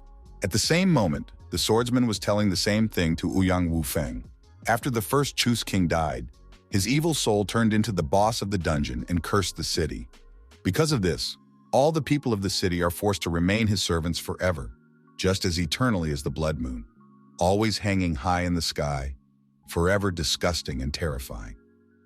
At first, the evil spirits didn't appear in the city very often, but gradually they began to crowd out the humans, until hundreds of years later, the place became the City of Evil Spirits. Ouyang Wufeng said he understood and reached for his blade. The bowed swordsman said that he had told everything he knew and asked if he would let him go now. Before the swordsman could notice anything, he realized that his head was separated from his body. Ouyang Wufeng explained that he couldn't let go of the evil spirit because it didn't belong to his race, because evil spirits weren't human beings. After listening to the nurse, Liu Shisan opened the locked door from 1,000 years ago and invited the nurse to come out with him. The mad nurse was surprised to hear this and asked if he really wouldn't kill her. After all, she is an evil spirit, not a human being. To which Liu Shisan replied that they were all indigenous to the planet and that they all had their own positions and views. So why then should they kill each other? Plus, his greatest desire is world peace. Meanwhile, Bai Qingfeng asked the princess why she was still following him. The audience was delighted with Bai Qingfeng and wished all the guys were like that. The clearly changed princess replied that she wanted to go along with him. The audience at this point spammed that the princess had changed and that Bai Qingfeng had tamed an evil spirit. The evil princess admitted that she thought he was very strong and that he had a good character. That's why she wants to become his follower and support him in his quest to become the new master of the city. The Demon King didn't care, so he said she could do whatever she wanted. Just as suddenly, a terrifying voice was heard, and the executioner, or in the viewer's opinion, the next foul thing that Bai Qingfeng would tame, came out from behind the corner. Bai Qingfeng was surprised at how soon he ran into another evil spirit, and the princess, the sweetest princess in the audience's opinion, looked out from behind him and hinted at the executioner to run away. Not taking a hint from the evil princess, the executioner demanded a body part from Bai Qingfeng, unless of course he wished to die. But no one, including the audience, believed that the executioner would pull off the same scheme. Before the executioner could notice anything, Bai Qingfeng demanded his hand and ripped it off a moment later. The hosts praised their captain for how coolly he had disarmed his opponent. In pain, the executioner fell to the ground and swaying began to complain that he was not talking about himself. The evil princess felt sorry for the unthinking executioner. Swinging on the ground, the executioner saw that person approach him again, causing the executioner to start sobbing in fear. The spectators began to give the spirit various advice, including a plea that it would not meet Bai Qingfeng in the next life. Raising its head, the spirit saw a sinister, even too sinister smile. Never had evil spirits feared humans so much. Bai Qingfeng called the executioner a poor man, which surprised the viewers and asked for the location of the dungeon boss. Even in such a way, the audience still found Bai Qingfeng very attractive. The executioner replied that the king's evil spirit was currently in the palace, but warned Bai Qingfeng that he couldn't enter there now. No one can enter the palace, and all because a headless rider on a sinister horse was chasing the humans fleeing from him. Raising his blade, the rider ordered the men to lay their heads before him and offer him their blood. But no sooner had he spoken than the headless rider was kicked, throwing him off his horse. Upon landing, the headless horseman asked who dared to do this to him, but unfortunately for him, it was Bai Qingfeng who had already taken possession of his horse. Bai Qingfeng turned to the rider and asked him to show him the way to the palace. The spectators were increasingly admiring Bai Qingfeng as they saw him on the flaming horse, but some were beginning to resent the fact that the broadcast was only focused on one person. Suddenly, the headless horseman noticed evil spirits, an evil princess, and an executioner in front of Bai Qingfeng, leaving him confused. The executioner and the princess extended a hand to the rider and suggested that they follow Lord Bai Qingfeng and attack the king altogether. While the headless horseman was trying to understand what was happening, the spectators had already managed to name them Bai Qingfeng's new team, which they dubbed Evil Legion. The anchors announced that they had just received new information. The evil spirit of King Chusa, who is the dungeon boss, is now in the palace, and it is very likely that he knows where the portal is. Li Tintian then sadly told the audience that after the exciting battle, they only had 83 awakened, still continuing the fight, while another 79 awakened were killed and 138 retreated. Liu Xiaoqi further revealed that the Fire Dragon team had temporarily withdrawn from the trial as they had received an SSS-ranked mission. The host revealed that currently, judging from their viewers' votes, Bai Qingfeng's team was second only to the Fire Dragon team in popularity. Since the Red Dragon team had left, they would switch the screen to a member of the Bai Qingfeng team right now. Only when they returned to Captain Bai Qingfeng did they see that he had defeated all the evil spirits he encountered one by one. After defeating another evil spirit, Bai Qingfeng took his halberd, which made some of the audience laugh. Using his new weapon, the invincible Bai Qingfeng continued to smash through the evil spirits with his destructive power. It was already clear to the spectators that SSS rank was the ceiling of the dungeon's power, but not Bai Qingfeng. Bai Qingfeng defeated the huge knight, after which the latter admitted that he admires the strong, and so he is willing to surrender voluntarily. He is willing to follow the mighty master and support him as the new king. One of the spectators couldn't resist and reminded the dead man that he was actually a general. One after another, countless evil spirits bowed down to his strength, as if he was a devil in human form. And gradually, Mr. Bai Qingfeng became the one who actually formed an army of evil spirits. The spirits were absolutely loyal to the new master and wished to throw the chains together. The man had become the leader of the evil spirits, and his popularity had already surpassed the fire dragons that had left the dungeon. The host said that they were looking forward to their captain finding the undead King Chus. After many years, the mad nurse finally got out of the morgue, and seeing the same moon, tears came out of her eyes. Suddenly, someone who looked like a human ran past her, almost knocking her down. Immediately after, the mad nurse was knocked down by a mob of evil spirits, suggesting that the others dedicate themselves to Mr. Bai Qingfeng to break the shackles together. While being trampled, the nurse complained about how difficult it was to recover this body and asked the undead not to push. Trying to collect herself as quickly as possible, the nurse asked what they had going on. She had just come out of the morgue and was immediately caught up in the mess, whereupon she marveled that those evil spirits were following the man. The nurse wondered if this man was going to lead the undead to challenge the undead king, and all this to allow the undead to gain freedom in the city. And she had seen such a hero from the back once before, and now she had the chance to see him again. The nurse agreed that it didn't matter so much whether it was a human, an evil spirit, or something else. She hoped that he would be the hero who would free them. Meanwhile, in the deepest part of the dungeon of the City of God's Gift, the undead were running away, begging for help, for they were being attacked by a very frightening and dangerous man. Not realizing who all these spirits were talking about, Liu Shisan wondered, what was this scary person, and why hadn't he seen him yet? Further along the way, Liu Shisan found himself in an archive where files containing information about the prisoners of the dungeon were kept. Previously, Liu Shisan had heard that when a nameless hero's rebellion ended in failure, he was secretly imprisoned in the deepest part of the prison. Therefore, Liu Shisan wanted to know if the hero's soul remained here after death. Walking a little further, Liu Shisan cried out in shock, for he saw a library of the City of Divine Gift. Following his path, Ouyang Wufeng dealt with every evil spirit he encountered. According to a later legend, during the brutal reign of the first king, a strange phenomenon occurred.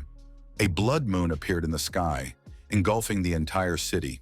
But the legend also says that the gift of the gods came to this city already during the reign of the first king, and apparently the so-called gift is a portal. Ouyang Wufeng wondered if the blood moon in the sky was the result of the king's cruel reign, or was it because of the god's portal? Or is there an unknowable third option? If there really is one, the answer will be found in the books. Meanwhile, somewhere in the city, the awakened ones came across a huge blacksmith and tried to get away from him. Raising his hammer, the blacksmith shouted that he envied the humans as they could live and enjoy the sunlight. But since they were here, they were out of luck, as they would forever remain in this forgotten city. The dead blacksmith brought his hammer down on the head of the men with all his might. But at the last moment, a halberd crashed in front of the hammer, saving the lives of the awakened. Only one of them had already taken his breath away because of fear. The awakened, along with the blacksmith, looked up and wondered who this man was. This person was the main character of the broadcast, the handsome Bai Qingfeng. Bai Qingfeng advised people and evil spirits not to give in to inner strife and to follow him in order to bring peace and freedom to both people and spirits. Then one of the awakened shrieked when he saw reinforcements in the form of an army moving towards them. But the girl corrected him, saying that it wasn't quite what he thought. The evil spirits and the awakened raised their blades for their master, and the general ordered the awakened and evil spirits to stop fighting amongst themselves and join Bai Qingfeng to free the city and find the portal together. In front of the rescued, there was an army of evil spirits and awakened ones, which meant that they could fight together. But what kind of leader could lead these races? A short while later, the presenters announced that after several days of exciting battles, the awakened ones had managed to successfully find the king, which meant that they were about to win and find the portal. And of course, it was all thanks to the efforts and leadership of Mr. Bai Qingfeng. Captain Bai Qingfeng stopped the fight between the evil spirits and humans and united them into a single force, after which they all attacked the royal palace together. Li Tintan revealed that in the current popularity ranking, Bai Qingfeng's team had already surpassed the Red Dragon team. Well, as for the audience's personal love for the challengers, Mr. Bai Qingfeng once again surpassed the captain of the Fire Dragon team, Gu Yan. Now it was time to take the broadcast to the palace and begin cheering on the bravely fighting fiends in the Awaken. Everyone lined up in front of the king's huge statue. Thanks to Bai Qingfeng's leadership, almost all of the remaining Awakened ones had united with his army of evil spirits. The Awakened and evil spirits chanted about defeating the evil king and finding the Protoss portal. Defeating the undead king would finally free the souls of the city's citizens. The spectators were already anticipating a heated boss battle and wished for Bai Qingfeng to kick his ass. The Demon King wondered, what kind of soul liberation are they screaming about? After all, he has no plans to do so. On the contrary, he wants to clean up this dungeon to become the boss, because the demons will become stronger with the addition of all these evil souls. The Demon King suddenly remembered that he hadn't seen Ouyang Wufeng and Liu Shisan for a long time, which was quite suspicious. The anchors said that it was rumored that 1,000 years ago, the statue of the tyrant king was attacked by the citizens who were angry at his cruel rule. Now the formerly God-blessed city has turned into a dead city, and all of its inhabitants have become evil spirits. But even after 1,000 years, the former inhabitants of the city continue to hate the tyrant statue. Raising his fist, Bai Qingfeng ordered his subjects to rush forward and join him in slaying the king. This was the last battle in this dungeon, and the spectators gave Bai Qingfeng their support. When the army reached the red portal, the headless horseman told them that the king was here, but the palace's enchantments automatically absorb the lives of those who enter. It was because of this that no human for 1,000 years had ever been able to enter the palace. All hunters who touched the barrier in the blink of an eye lost their lives. The onlookers began to ponder over what to do now. Some of them were trying to figure out how the headless horseman was talking. The headless horseman added that evil spirits couldn't go inside either, as they weren't lacking in longevity either. Bai Qingfeng stretched out his hand and asked, would it really suck out all life at once? To find out, he dared to try it, striking down evil spirits and humans alike. The audience realized that Bai Qingfeng's crew was indeed made up of abnormal people, since even their captain was seeking death in such a way. Out of shock, the headless horseman turned to the Lord, for right before his eyes the barrier was being overloaded, for this man had much more life than the barrier could handle. The audience wanted to understand how much energy Bai Qingfeng had, and if he was using any techniques to do so. Unable to withstand the Demon King's endless life, the barrier cracked, whereupon Bai Qingfeng said that they could go inside. The spectators in the army of evil spirits, along with the awakened ones, exalted Bai Qingfeng, but only he knew that things would soon change drastically. When they entered the palace, the figure of a huge king appeared in front of Bai Qingfeng. It was the SSS rank dungeon boss, an evil spirit of the king who was a sinner during his lifetime, and after his death became an evil spirit ruling the city. The danger level of the boss was unknown, but due to the difficulty of the dungeon, it was rated as SSS rank. The king asked who dared to come to him. The members of the evil legion assumed that this ugly monster was the king and furiously rushed to attack. But as soon as the dead king snapped his fingers, all those who had just wanted to attack him suddenly stopped. None of them could even move. The king was much stronger than they had ever imagined. Next, the king struck the floor with his staff, and unleashing his power drove off all the invaders. The dungeon boss used two skills at once, which he used to discard an entire army, and therefore no one else was able to doubt that he had an SSS rank. The members of Bai Qingfeng's evil legion realized that they were no match for him, and should they approach him, they would all die. Even using the advantage in numbers, they're not capable of anything against the boss.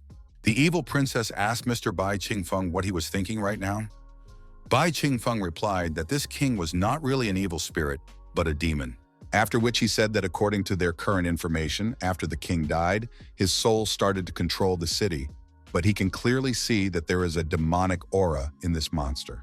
The princess asked if that was really true, and reminded that demons appear because of the fear and negative emotions of humans, while her great-grandfather was a human, and there was no way he could become a demon. At best, he could become an undead. So the princess asked again if Bai Qingfeng was sure of what he was saying. Bai Qingfeng replied that it didn't matter whether he was facing a demon or an undead, Either way, he would destroy them all. Once the Demon King rid the dungeon of the boss, the dungeon would turn into a land without a master, and then the dungeon would automatically choose the strongest person present to make him its master. And that person would be the one who killed the boss. To be precise, it would be him. The members of the Evil Legion attacked the king again, but the king screamed, once again throwing back the adjusters and finally breaking the morale of the awakened men. Some of the awakened and evil spirits rushed to the exit of the dungeon in panic, not wanting to die. The viewers of the broadcast began to ridicule these cowards for having to fight for their fate. Bai Qingfeng entered the fight. With a sharp jump, he was right next to the boss and punched him in the face, managing to inflict damage. Everyone was surprised at how easily Bai Qingfeng was able to do it, as the awakened S rank was stronger than the boss. After his strike, Bai Qingfeng grabbed the king's staff and began to untwist it. He then threw back the king by breaking several columns in the palace with it. The evil king asked who dared to hit him and demanded the attacker to identify himself.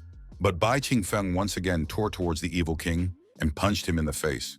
Watching Bai Qingfeng humiliate the boss, the viewers were trying to figure out if Bai Qingfeng and the boss's ranks were really calculated correctly. After all, based on what they saw, the boss should be the one with the S rank, while Bai Qingfeng is the SSS rank. The members of the Evil Legion were marveling at Bai Qingfeng's might, and some hoped that they could become just as great in the next life. The evil princess fell even more in love with Bai Qingfeng and folded her hands in her heart and said that he was truly handsome, which was supported by many of the audience. Even Li Tiantian hugged Liu Shaoqi's arm and said that he was very cool. She even suggested that the legendary SSS rank was not much different from the S rank. The depths of the Divine Gift City. Liu Shisan was stunned by what he had just seen, for in front of him is none other than a prisoner of the dungeon, a nameless hero. The nameless hero asked who had come to see him, after which he introduced himself as the king of Divine Gift City. Liu Shisan was surprised to hear that he was the king and asked, shouldn't he be the nameless hero that rebelled against the tyranny of the king? The king admitted that he didn't know what he was talking about and told him that he was Chus, the king of this city. He used to lead soldiers for the sake of resisting the invaders, but he was later captured and imprisoned in the depths of the city. After his death, his soul never dissipated as he was concerned about his people with all his heart. King Chus advised Liu Shisan to check the bookshelf next to him, as it had all the information about the prisoners of the prison, and various aspects of his life were recorded there. From the records, Liu Shisan learned that the Divine Gift City contained a gift that attracted the attention of countless city-states and kingdoms that coveted the Divine Gift. King Chus exerted all his strength to defeat the invaders, but he was outnumbered. And after his death, he was imprisoned in a dungeon where he passed away. Later, the invaders nominally took control of the city, and to fully justify themselves, they laid the crimes on others.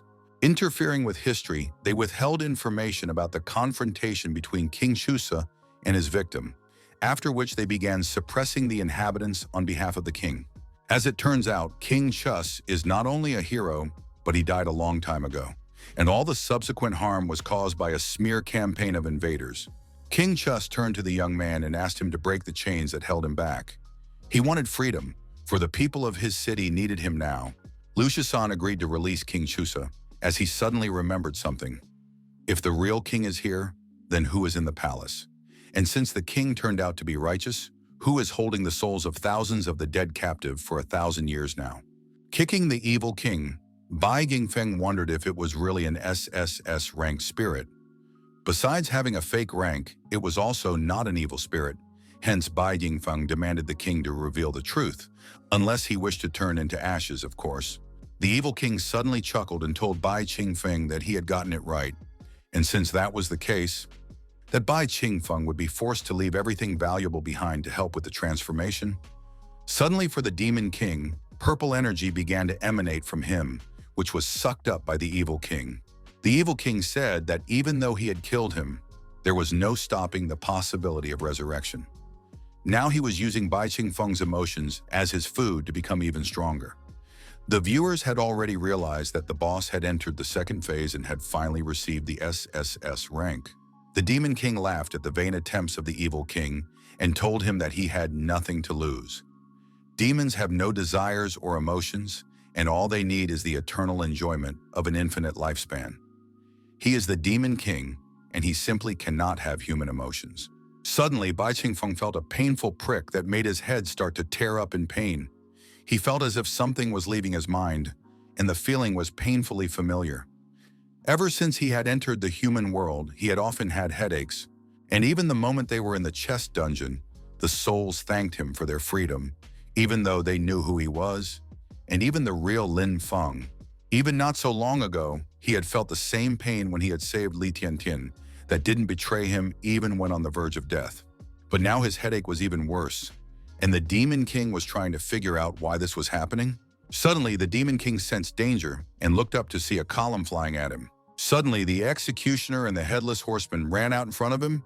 They asked the Lord to run while they tried to hold back the enemy, but the Demon King didn't move. These two decided to give up their lives just to save him. These thoughts made the Demon King feel even more painful, and veins popped out all over his face. A data update has arrived on the chips of the awakened. Evil King of the SSS rank. While alive, he was a sinner committing heinous crimes, and after death, he turned into an evil spirit controlling the souls of his victims. During the first phase, he was the boss of the SS rank, but at death, he begins to suck the emotions from the heart of the enemy, turning into a more powerful demon. The Evil King admitted that this was the first time he had seen such strong emotions.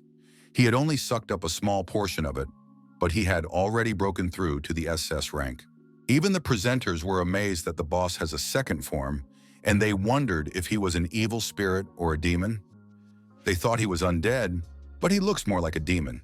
The Evil King told the ants that in the end, they would all crawl at his feet. They would all stay here forever and could never be reborn again. Just as suddenly, a forgotten hero appeared in the middle of the hall and immediately blocked the Evil King's staff and ordered him not to touch his men. The Evil King increased the pressure and looking at his opponent's face began to chuckle as the real Chus was finally here.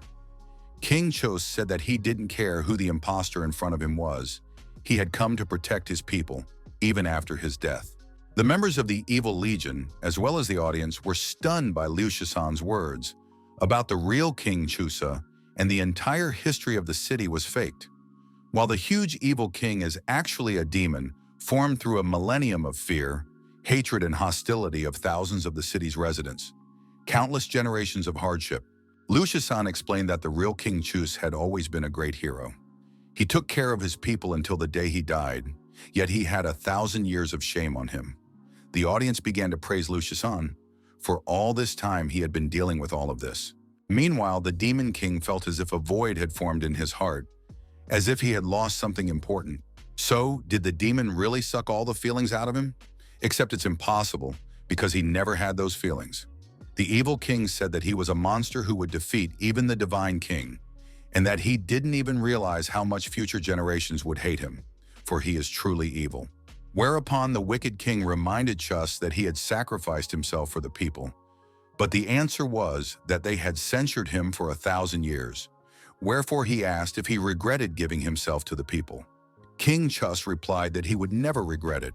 He had done the right thing, and there was no regret in his heart. The members of the Evil Legion once again dared to attack the Evil King, because this demon came from their fears, and so they must defeat him. Hearing King Chusa's words, Liu Shisan realized that deep down, he already knew how he should act. The awakened and evil spirits rushed into battle against the Evil King to help King Chus. Using magic, they chained the Evil King together, slowing his movements. The Evil King resented the ants trying to restrain him and ordered his hands away. But he got distracted from the main thing. King Chus grabbed the Evil King's rod. After that, he shouted for him not to touch his subordinates and stabbed the Evil King with his blade. At the cry of the dying demon, the humans and the undead began chanting in honor of their victory. Meanwhile, Ouyang Wufeng had just arrived at the palace, surprising the audience, as they hadn't seen him for quite some time. Ouyang Wufeng assumed that he had come just in time, because the boss had been defeated, which meant it was time for the main thing, finding the Protoss portal. While everyone was rejoicing, the Demon King pondered the fact that something was wrong here, until he noticed the slowly flowing demonic energy. Gradually dissipating through the room, the energy like a fog enveloped all the people present. The Demon King assumed that this energy wanted to take possession of the man. It wishes to take the best of the human bodies in the palace, and the most powerful man here is. Suddenly an explosion was heard, and everyone saw Bai Qingfeng suddenly rush towards Ouyang Wufeng. Ouyang Wufeng asked what the man was doing, but Bai Qingfeng ordered him out of the way and attacked something at his feet. The spectators had already foreshadowed that it was the third form of the boss.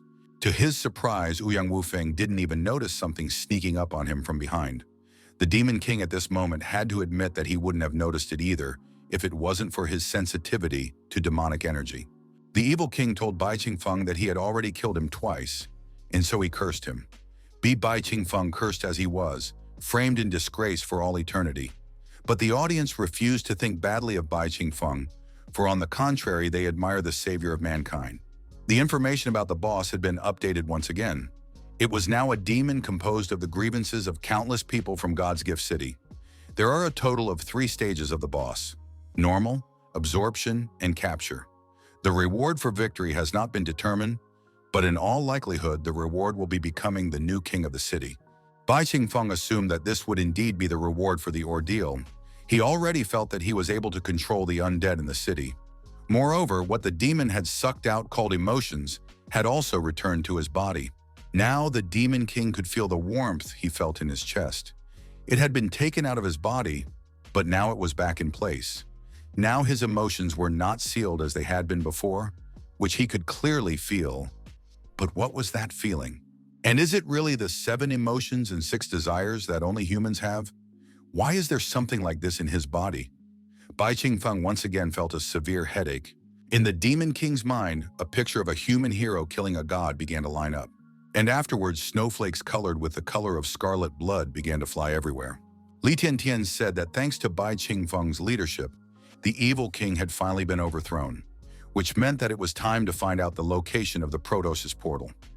Liu Xiaoqi then said that, in comparison, their audience was not thinking about the Protoss portal, but rather what kind of reward Mr. Bai Qingfeng would receive for passing the dungeon. Furthermore, Bai Qingfeng's team already far surpassed the Fire Dragon team in Barks. In the player rankings, Bai Qingfeng is also at the top, and the second spot is behind Liu Shisan, while Guyan is at the 3rd spot. Li Tiantian, swept at the top 4 in the person of Ouyang Wufeng, is also a member of their team. Right now, the audience only wanted to know one thing, and that was how would Bai Qingfeng act after becoming the ruler of the city? King Chus moved his hand and his spear shrank repeatedly. He then held it out to Bai Qingfeng and congratulated him, as Bai Qingfeng was now their new master. King Chus explained to Bai Qingfeng that with this spear, he would be able to continue his reign and control the undead army throughout the city. The Awakened Ones were happy that Bai Qingfeng had indeed become the new king, for in that case, the strength of the association would greatly increase. Meanwhile, the Demon King reflected on the fact that since his emotions were back, he was finally able to feel them, and it was a very familiar feeling. Looking at all these souls that have been trapped here for 1,000 years, he feels irritable, as if his heart has dried up, and he doesn't really like it. It was a feeling he had never experienced before, and so the Demon King wondered if he sympathized with the plight of these souls.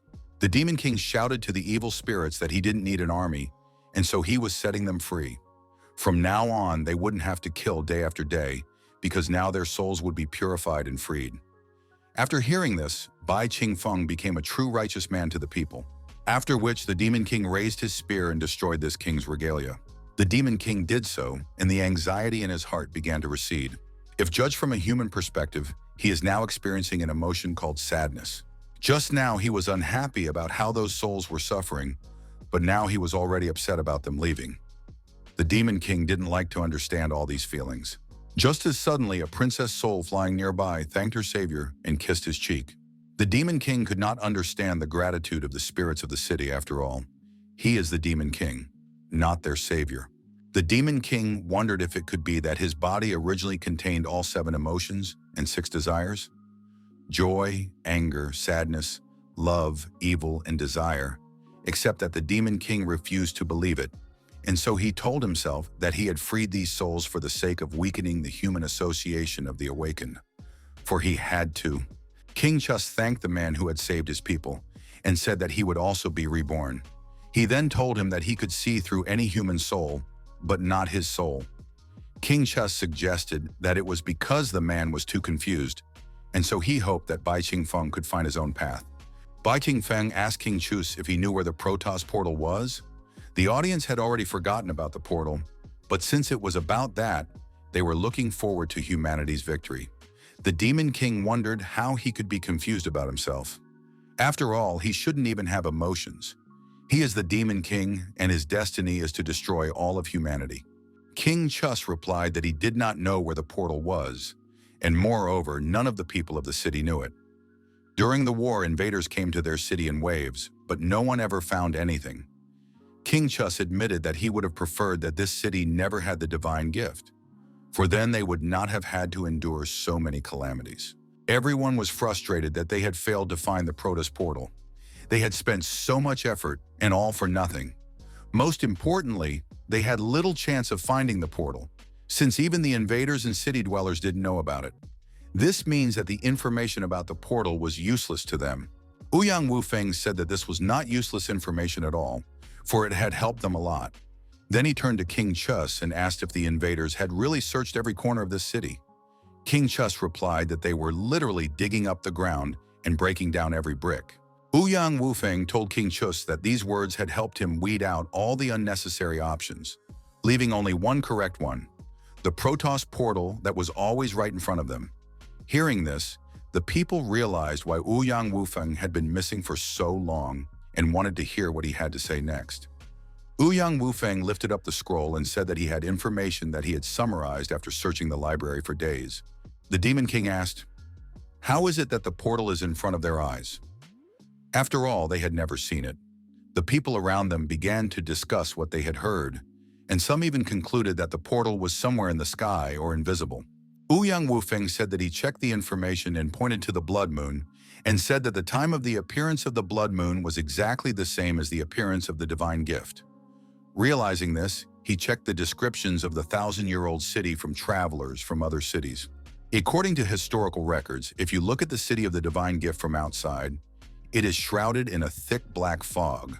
But if you look inside, a blood moon appears in the sky.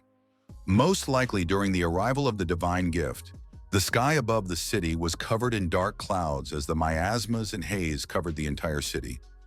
And the blood moon they see not a moon at all, but a huge spherical portal. King Chus was surprised at what he heard and recalled that in his time, this blood moon was nicknamed the divine gift. Lu Shisan's assistant praised him for his work, for they would soon be able to come to this world. After that, he advised to use the artifact fragments to open a portal, after which the gods would finally be able to come to this planet 20 years earlier. The gods were eager to get to this planet, because there were still so many people in the current world who could be taken as slaves. The awakened rushed to the portal, for if they found it, it was time to open the portal and rid themselves of the threat of demons forever. Just as suddenly, Lu Shisan jumped out in front of the awakened people and ordered them to stop and forget about opening the portal. The awakened began to question the newcomer about what was the matter, and did he stand against them? They all wanted him out of their way and out of the way. Lu Shisan explained to the people that the gods were not as kind as they thought, and if they came to this planet, they would immediately enslave everyone. So he again asked them to refuse to open the portal. But people did not take Liu Shisan at his word, because such creatures could only be called gods because of their righteousness. Literally everyone was sure that he was talking nonsense. The awakened said it was all nonsense, for a legend passed down over thousands of years could not be wrong. The gods are righteous beings who protect all living things, and the opening of their portal is an important decision made by all mankind, and some newcomer dare not change it. Liu Shisan said that he already knew that they would not believe his words and would think he was crazy. Therefore, he would not only prevent them from approaching the portal, he would completely destroy it. The awakened were greatly angered by such words, while King Chus pondered over what was happening. Some time ago, King Chus asked Lu Shisan to break his chains so that he could save his people. Lu Shisan asked, "Does the man know how he is being slandered everywhere? And after all this, does he really want to save them?" King Chus explained that he wished to do the right thing, and he was not ashamed of it. He then told Liu Shisan that he could see his soul, and apparently he was facing the same dilemma. Realizing this, King Chus said that doing the right thing sometimes comes at a huge price. Therefore, he hopes that Liu Shisan will hear his heart. King Chus congratulated Liu Shisan on finding his heart and wished that he would not regret his decision. The awakened ones wondered why the hell they should even listen to this guy. They asked him again to go out of his way to invoke the gods. But Liu Shisan refused them, saying that they could only pass through his corpse.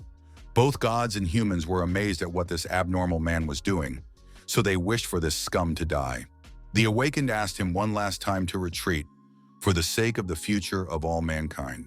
Suddenly, Liu Shisan instantly dispatched all the awakened ones in the air, astonishing both the spectators and the remaining awakened ones. Liu Shisan was indeed very strong. As he continued to deal with the awakened, Liu Shisan reminded them again that he would never let them in. The spectators were angry at the traitor, but there were even some who liked it. Liu Shisan realized that he simply could not yield to the awakened ones. After all, he was the person who had survived a generation of war and a generation of slavery. In the past 20 years, he had even become the strongest star player on the planet. As Liu Shisan descended to the ground, the non-flying awakened ones rushed to attack in order to open access to the portal. Still without taking any action, the Demon King asked Ouyang Wufeng if he was going to help the awakened ones. After all, he had all 3 artifact fragments in his hands, and if he used them, he could summon the Protoss to them. Then they will fight for him, and in the end, Ouyang Wufeng will become the hero of all mankind. Ouyang Wufeng replied that since Bai Qingfeng was not coming, he would stay away. After which, Ouyang Wufeng recalled that before entering the dungeon, Bai Qingfeng had shown interest in the portal, but now it wasn't even active. Therefore, Ouyang Wufeng asked, could it be that he had gotten information that he didn't have? Bai Qingfeng acknowledged something right after which he said that whether Ouyang Wufeng believed him or not, he hoped that Ouyang Wufeng didn't believe in gods. Especially at present, they had too many doubts about the Protoss. A while ago, after meeting Liu Shisan, the Demon King asked him what he wanted to talk to him about in private. Liu Shisan said that his system was very advanced, so it was able to transfer the broadcast to the Fire Dragon team so that they would not be overheard. At the same moment, Liu Shisan's system announced the start of the product advertisement from M77 from the Gamma constellation, which made the god who owned the rights to the product laugh, and the other gods dispersed for the duration of the advertisement break. Liu Shisan went directly to the Demon King and told him that when he found the portal, he wanted to destroy it, so he asked him not to interfere. In that case, Ouyang Wufeng would also not act rashly, since the Demon King would not try to interfere with him, since he is suspicious by nature. Especially without the Demon King, the other hunters will not be able to do anything to him. The Demon King showed surprise that Liu Shisan's system was stronger and that he knew his true identity. After which he asked, what made him think that he would even listen to such a suspicious and ruthless person? Especially they belonged to opposing races. One was a human and the other was a demon. Liu Shisan said that whether he believed him or not would depend on the Demon King's own judgment. But if he decided to agree to his request, then he would be willing to share important information with him. The Protoss are their worst enemy. Looking at Liu Shixian defending the portal, the Demon King wondered if by their worst enemy, did he mean both humans and demons? How dare he put humans on the same level as demons? Liu Shisan tirelessly continued to deal with the awakened, wishing to open the portal. As it turned out, Liu Shisan was even stronger than a SS-ranked hunter, making him simply an awesome awakened one. But even as one of the strongest, Liu Shisan missed the crowd's punches, causing him to lose his left arm and right leg. Even so, he wasn't going to give up, for he couldn't allow the Protoss to come. The audience of humans and gods ordered the bastard to get out now in the name of their mission. The Cancer God said that he was obligated to kill this slave at the first opportunity, but Liu Shisan shouted that the portal would not be open now or in 5 years. Immediately after which, he rushed towards the Blood Moon. The assistant ordered that idiot Liu Shisan to stop and tried to pull him back. After all, he was the only one no longer to be Shisan, meaning 13th. And besides, he wasn't born to be a slave.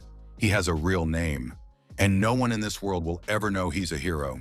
While destroying the portal, Liu Shisan thought about the fact that after today, every person in this era would hate him. But that didn't matter to him anymore, because a true hero only does what his heart tells him to do. And since that's the case, he doesn't much mind enduring a millennium of infamy. Liu Shisan struck his final blow, causing the blood moon in the sky to split. The people thought they had no more hope and began to curse Liu Shisan. After collapsing, the portal began to release a huge amount of energy, enveloping Liu Shisan with it. When the world berates him, they do so by calling him 13, but that's just an embarrassing codename. No one has ever learned his real name, and his name is Liu Chiyue. The host presented the audience with a 3-day recording of the SS rank dungeon sweep, where Liu Shisan, who hated them, had burned to death too easily.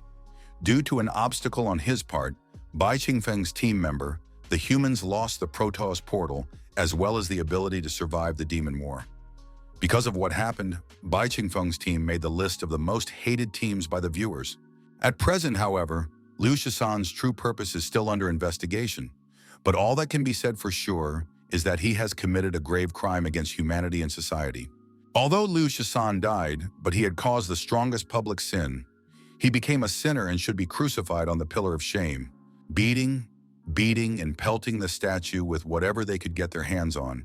The men shouted at the sinner that he should not have destroyed the portal. They believed that if only it were not for this sinner, the war with the demons would be over. For the sake of expressing their anger, the people even raised funds to create sculptures of the sinner, designed to humiliate and beat him. The crowds of people beating the statue only wanted one thing. They only wanted Liu Shisan to die once more. Looking at what was going on, Gao Hu said that they were going through a bad time. Li Ya then said that the reporters have already flooded the association, making it impossible for anyone to even squeeze through. Li Ya asked the captain what he thought of Liu Shisan. Was he really hiding his identity? At this moment, the Demon King was thinking that this scene was a repeat of what had happened in the City of Divine Gift. And although he did not know why, but looking at this scene, an unpleasant feeling flared up in his heart again. The Demon King wondered if he really felt sadness. Behind this trio, Liu Xiaoqi was plucking off the flower petals one by one, trying to figure out whether she loved him or not. In fact, after the end of the broadcast, he was about to confess his feelings to Li Tiantian. But then all this happened. Leah confessed that she had noticed Li Tiantian looking at Li Tiantian for a long time. After that, Gao Hu supported Liu Xiaoqi because they have the best elements of fire and poison, and they are excellent partners. Liu Xiaoqi admitted that he fell in love with Li Tiantian at first sight, and when he first saw her, he immediately knew what they would name their child. He will name him Liu Qiyue, since they met in the fall when the leaves fall. He also assumed that their child would have hair as red as a maple leaf like Tiantian's, and would also possess the dual attributes of fire and poison. Li Ya and Gao Hu were confused by what they heard. Li Ya was amazed that he already had so much on his mind about the baby, while Gao Hu tried to pretend that he just had goosebumps because of the approaching winter. After hearing about winter, the Demon King thought about the fact that one hero was finished, which meant that another one, Ouyang Wufeng, would soon appear. Meanwhile, Ouyang Wufeng pondered that when he went to the library, he wanted to learn about more than just the portal. One of his goals was to search for long-lost books. The City of Divine Gift is an ancient city built thousands of years ago, where many long-lost ancient books have been preserved intact. And by checking these books, he managed to find out something about the Demon King. Breaking news: Liu Shisan's criminal acts have been uncovered. The news anchor said that countless reporters rushed to the president of the Awakened Association to interview him. The reporters were drowning the association president in questions. Why had a member of their association suddenly rebelled and destroyed the God portal? Did the other members of Bai Qingfeng's team know that such a thing could happen, and were the rest of Bai Qingfeng's team members involved? Plus, there were rumors that Bai Qingfeng had been near the Great Prophet and the Great Summoner at the time they were killed. And so right before the mission in the ancient city, Bai Qingfeng fought with Ouyang Wufeng, causing many civilians to suffer. The president of the association turned to all the reporters at once and said that he had no comment on this, and that he fully trusted every member of their association, because the members of the Awakened Association were heroes who risked their lives for the good of all mankind. Furthermore, he trusts the time-traveling elder who transported Liu Shisan to their days, indicating that Liu Shisan's actions were also for the good of humanity.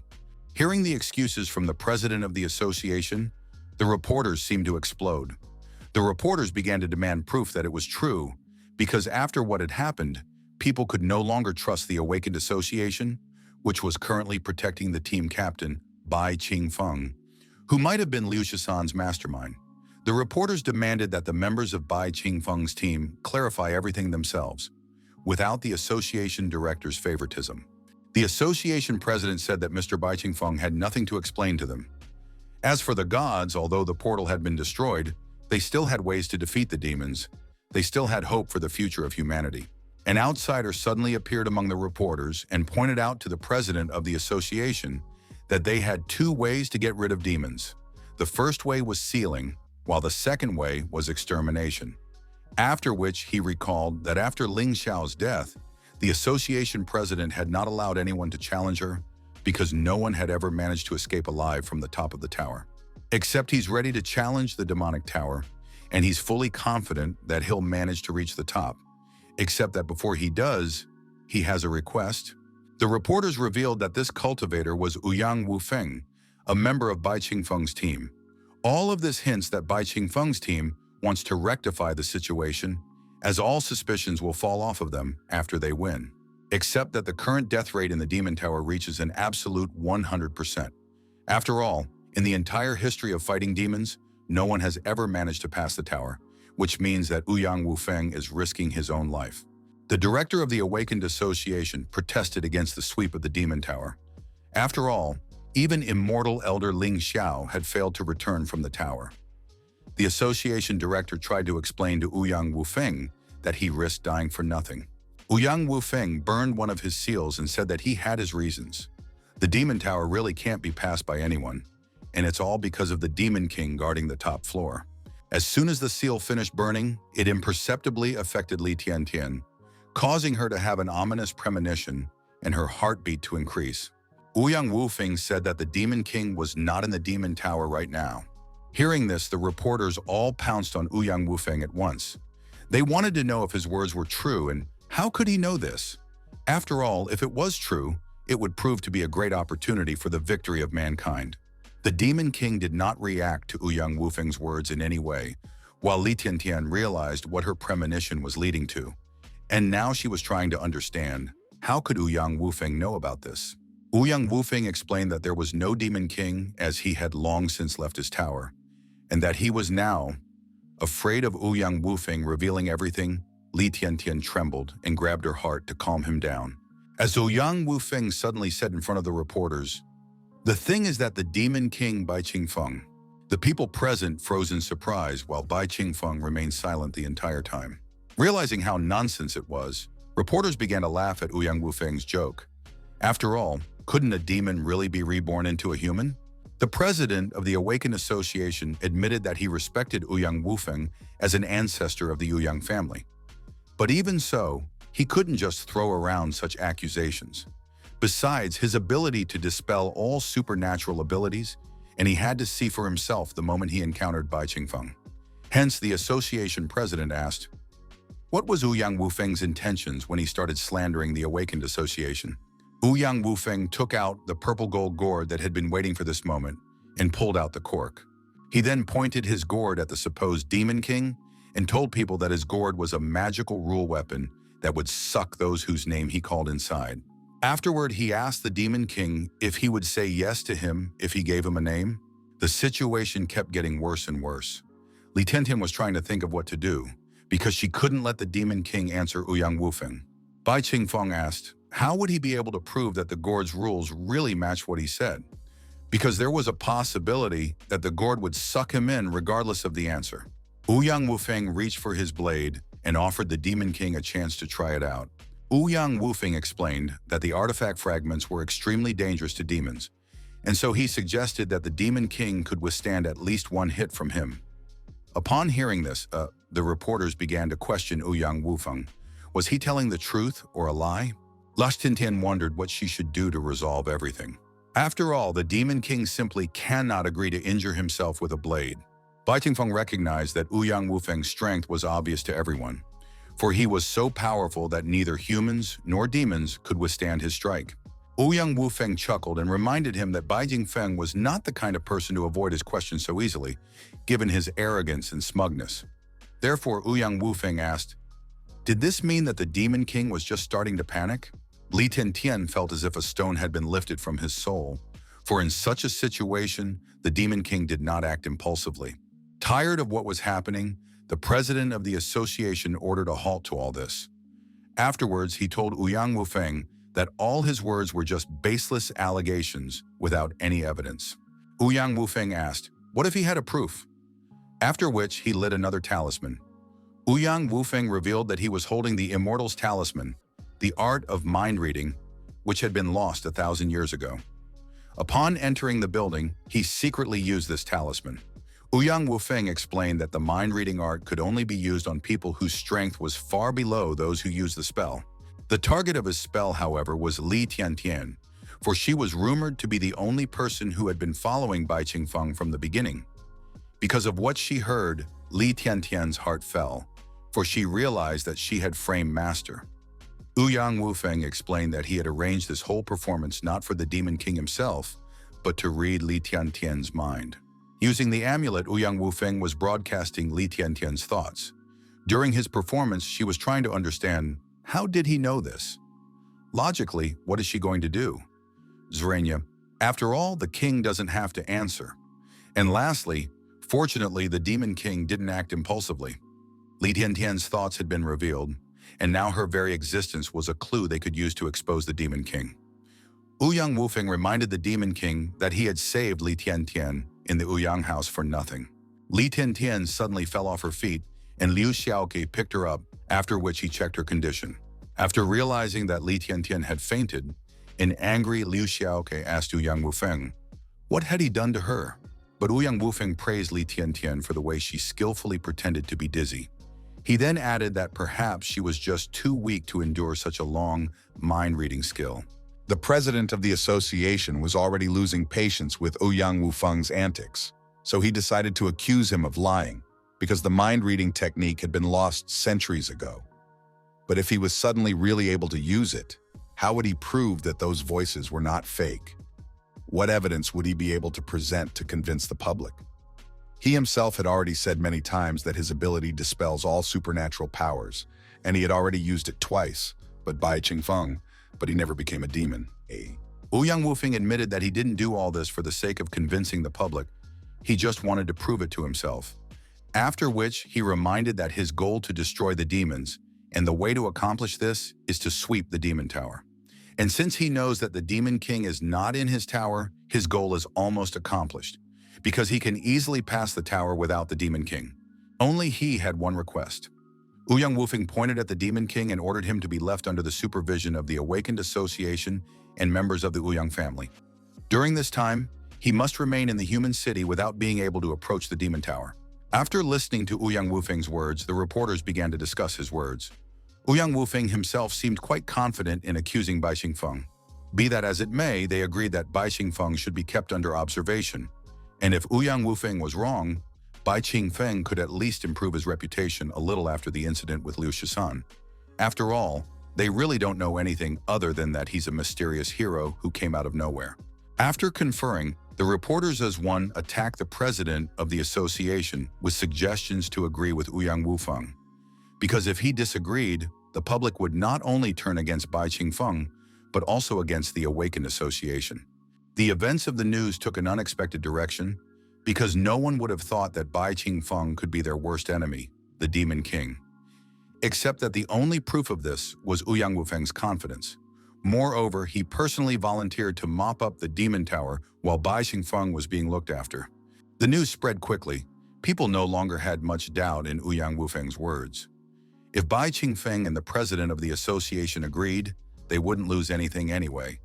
But if Bai Qingfeng refused, it would mean that he was hiding something. Bai Qingfeng, who had been sitting quietly until now, suddenly slapped his hand on the table, whereupon he said that he was willing to go along with it. Ouyang Wufeng reminded that bluffing is useless because he actually knows that the one is just pretending to be a human. Since they had come to an agreement, Bai Qingfeng said that he also had a question. He reminded Ouyang Wufeng that back then in the ancient city, he had saved him at the beginning of the third phase of the battle with the evil king. After which, he asked if the latter should repay him for that. Except now he was suddenly attacking him. Hence, Bai Qingfeng wondered if this was his retaliation. At that moment, he had thought that Ouyang Wufeng would act like Li Tiantian, but human nature was too complicated for him. Ouyang Wufeng reminded the Demon King that he certainly couldn't understand human feelings, let alone righteousness, while he himself is willing to renounce everything for the sake of humanity, including his emotions, benevolence, and morals. Bai Xingfeng said with a smirk that in that case he had nothing else to worry about, then wished Ouyang Wufeng a happy death. Ouyang Wufeng laughed and admitted that he hoped that the Demon King himself could keep his barb after seeing the cleansing of his demon tower. 3 days later, the host told viewers that they were launching the broadcast from 2 angles at once. On one screen, everyone would be able to see Ouyang Wufeng's mission to mop up the demon tower, while on the other screen, they would be able to watch Bai Qingfeng's actions. In addition, the awakened association in the Ouyang family would also be in charge of surveillance to make sure it was the real Bai Qingfeng and not a clone. Being held hostage along with the Demon King, Li Tiantian kept blaming herself for what had happened, because this kind of thing wouldn't have happened if she hadn't let the Demon King rescue her. Seeing how tense Tiantian was, the Demon King advised her to relax. Li Tiantian thanked him for trying to comfort her. The head of the Ouyang clan said that once their ancestor reached the last floor of the Demon Tower, everyone would be convinced that Bai Qingfeng was the true Demon King, after which he would no longer be able to escape from them. The president of the Awakened Association turned to the chapter and was about to defend Bai Qingfeng, but realizing that it would get him nowhere, he reminded him that neither humans nor demons reveal their true guises. Yet Ouyang Wufeng didn't look like he was talking nonsense. As well as his reasons for going to the tower for the sake of perdition, the president of the association wondered, could it be that the Demon King originally possessed a human form?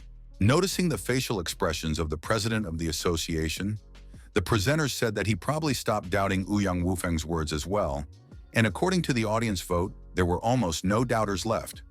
After all, Ouyang Wufeng would not joke with his life so easily, especially after the situation with Liu Shisan. The presenters reminded the viewers that each of the 99 floors of the tower is extremely dangerous, and offered to watch Ouyang Wufeng walk through the tower. A day later, the anchors announced that in such a short time, Ouyang Wufeng had already reached the 9th floor. 1 week later, the presenters were amazed that in just a week, Ouyang Wufeng had already reached the 60th floor. After all, it was comparable to the speed of Ling Xiao himself. Half a month later, what everyone saw was unbelievable, because in just half a month, Ouyang Wufeng had reached the 98th floor, and he had done it 10 days faster than Ling Xiao. So he had managed to break the record for passing the tower, proving that he was the most powerful person of this era. As soon as Ouyang Wufeng climbed to the 99th floor, he suddenly sensed danger behind him, whereupon the Demon King asked if he had been waiting for him. Ouyang Wufeng at this moment was trying to figure out how this was even possible. After all, the Demon King should be Bai Qingfeng. Seeing the Demon King live on the air, Head Ouyang cried out in shock because he simply shouldn't have been in the tower. Especially Bai Qingfeng, who was the Demon King, was now under their direct supervision. Bai Qingfeng sighed and said that his name had finally been cleared. But because of this, Ouyang Wufeng was now in mortal danger. Things were going terribly wrong, all because of the monstrous mistake that everyone was assured of. The presenters were divided on whether they should rescue Ouyang Wufeng or not, as he was very strong and might be their only chance to deal with the Demon King. The Demon King told Ouyang Wufeng that it had been a long time since they had seen each other, and told him that this time they were in the Demon Tower where his rules applied, which meant that he was invincible. The Demon King dreamed of getting even with the cultivator because in his timeline, Ouyang Wufeng had mortally wounded him. After realizing what was happening, Ouyang Wufeng immediately broke the distance with the Demon King. He still couldn't understand how such a thing was possible. There was no way that Bai Qingfeng was not the Demon King. Moreover, this Demon King was talking to him as if he had seen him before, but he was seeing him for the first time. Ouyang Wufeng decided to discard the reflection. After all, he should kill the Demon King first, for which he pulled out the prepared talisman and burned it. Under the power of Ouyang Wufeng's magic, the Demon King was surrounded by surging stone blocks. Immediately afterward, the blocks rushed towards the Demon King, sealing him in a stone cocoon.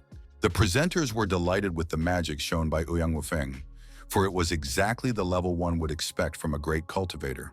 The hostess said that regardless of whether Ouyang Wufeng could defeat the Demon King or not, they would get important information either way. Just as suddenly, the stone cocoon exploded, unable to contain the Demon King within it. The Demon King shook off the dust and asked Ouyang Wufeng, was this really all he could do? Ouyang Wufeng was stunned to see that his spell had failed to delay the Demon King even a little, and was already panicking as he prepared the next talisman. Trying to understand why he didn't have a scratch on him, Ouyang Wufeng checked the Demon King's stats and was horrified as he possessed endless amounts of health and mana. This kind of power could prove that the Demon King in front of him was indeed a true Demon King. Since the battle was being broadcast live, the viewers could also see the status of the Demon King. The head of Ouyang cried out in shock when he saw that their enemy was unbeatable. When the director of the Awakened Association saw this, he realized the exact reason why their immortal elder, Ling Shui, had lost, as well as everyone else who had tried to pass the tower. Knowing this, he decided that the association had to block the entrance to the demonic tower so that no one else would die trying to accomplish the impossible. The host who had admired Ouyang Wufeng so much a short while ago panicked. He shouted into the microphone, telling Ouyang Wufeng to run away because there was no way he could stand up to the Demon King. Even after seeing the Demon King's status, Ouyang Wufeng refused to believe in his immortality because there simply could not be such a powerful opponent in the world. He believed that even a Demon King must have some weaknesses. Ouyang Wufeng took out 2 talismans and used Endless Life, Wood and Indestructibility and Gold. Immediately afterward, vines with thorns sprouted on the 99th floor of the tower and immediately began to surround the Demon King. In a matter of seconds, the vines wrapped around the Demon King, making it difficult for him to move around. But the Demon King himself was disappointed at this moment, as the cultivator didn't show him anything new from the last battle. After chaining the Demon King, Ouyang Wufeng raised his blade above him to execute the enemy. With a shriek, Ouyang Wufeng sped up his seal blade to finally deal with the threat to humanity. The Demon King called Ouyang Wufeng a pathetic worm and reminded him that he controlled the entire Demon Tower. After which, he snapped his fingers and added that he controlled the whole thing. Using the power over the Demon Tower, the Demon King switched himself with Ouyang Wufeng, due to which it was the cultivator who was delayed by the vines. And before he realized what was happening, the blade with artifact fragments fell straight onto its master. The Demon King reminded the cultivator that in his playground, they were playing by his rules, and as long as he was in the Demon Tower, he was invincible. The Demon King snapped his fingers again, immediately after which the cultivator bug talismans appeared in his hands. The Demon King asked if he wanted to try out his own skills on himself. In that case, he asked him not to die too quickly. Burning the talismans, the Demon King used purification, water, and deadly fire. Immediately after, he summoned a huge water dragon and a fire phoenix. Seeing his talismans being used against him, Ouyang Wufeng wondered what the hell was going on. The elemental beast created talismans attacked Ouyang Wufeng at once, without even giving him a chance to dodge. Even so, even though it was difficult, Ouyang Wufeng managed to survive the attack with serious wounds. Ouyang Wufeng reached for the gourd and popped off the lid, deciding that since techniques against the Demon King were useless, in that case he would go against him with his rules. Whereupon he lifted the gourd with a sharp movement and called out to the Demon King, but in the next instant, the Demon King destroyed Ouyang Wufeng's artifact, depriving him of his strongest trump card. Seeing his gourd shattering into shards, Ouyang Wufeng asked how such a thing was possible. The Demon King asked, "What's the big deal?" Ouyang Wufeng was astonished, because right before his eyes, the Demon King had managed to destroy the Immortal's weapons, which shouldn't be possible. The Demon King grabbed Ouyang Wufeng by the neck and approached, reminding him that he owed him his life for saving him in Divine Gift City. Since that was the case, it was time to return the favor. The Demon King squeezed his neck, causing Ouyang Wufeng to vomit blood. At this moment, he was trying to figure out what the Demon King meant, since Bai Qingfeng had saved him back then. So was his guess right? Ouyang Wufeng immediately dismissed the thought, for Bai Qingfeng was currently under strict control. Ouyang Wufeng took out his blade with the divine artifact fragments and tried to slash the Demon King with it. But he dodged. Immediately after, the Demon King explained to Ouyang Wufeng that nothing in the Demon Tower was capable of harming him, including artifacts. With a slight movement of his hand, the Demon King destroyed Ouyang Wufeng's blade and said that he would take these 3 fragments for himself. After which, he squeezed Ouyang Wufeng's neck tighter and slammed it against the floor. On the verge of life and death, Ouyang Wufeng wondered how this had happened. He shouldn't have defied the tower headlong. And more importantly, he shouldn't have doubted Bai Qingfeng from the beginning. After all, he had saved him in the end. But it was too late. Preparing to end it all, the Demon King told the cultivator that it was time to end it all. Looking up at the Demon King from below, Ouyang Wufeng noticed a wound on him and wondered who could have inflicted the wound on the Demon Lord. He simply could not understand it. After finishing with Ouyang Wufeng, the Demon King returned to the throne and imprisoned his body in a crystal, just like the bodies of the previous outsiders who had reached him.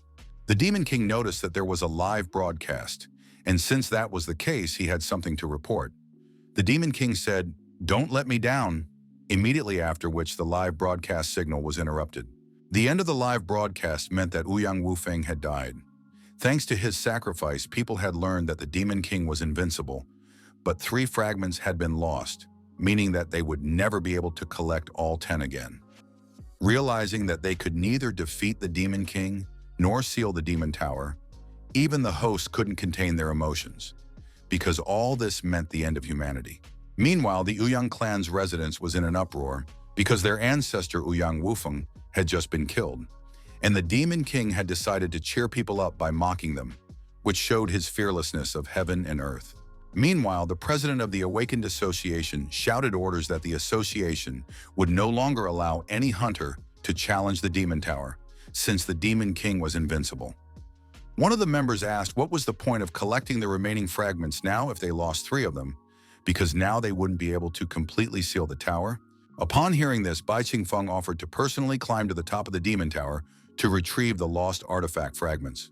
Bai Qingfeng explained that although he had no chance of defeating the Demon King, there was a small chance that he could snatch the fragments and quickly escape. The president of the association told him no because the move was too risky, whereas they should no longer act rashly. They should now consider a longer-term perspective. Moreover, the artifact fragments would only increase the chance of sealing the tower, so they still had a 70% chance. The president of the association recognized that Bai Qingfeng was a righteous person, but he had offended him, and so he immediately vowed that he would never suspect him again. The subordinate reminded the head that even if they had a 70% chance, they still hadn't managed to locate the remaining 7 fragments. Earlier, they had sent a fire dragon team to scout, but they never returned. Just then, another staff member ran into the room and reported that the fire dragon team had just returned from their mission. Captain Gu Yan had managed to discover the location of the 4th fragment, and now the people were cheering. The president of the Awakened Association was pleased with the report, for this time Gu Yan had made a great contribution. The president of the association said that he could rest now, and they would send one of their people for the fragments. Immediately, a member of the Ouyang family ran into the residence and reported that Gu Yan of the Gu family was going to break his engagement to Ouyang Shan. As soon as Gu Yan entered the residence, Head Ouyang ordered him not to even think about daring to let his daughter down once he succeeded, and even offered to question all the people in the room to finally realize that his girl was no match for anyone. To which Gu Yan replied, "If that person needs to ask, then let the head let him ask, then ask the head directly. What is so good about his arrogant and overbearing daughter?" The girl behind Gu Yan suddenly noticed Bai Qingfeng and said that she had admired him for a long time. Whereupon she apologized in case their argument had disturbed him and headed towards him.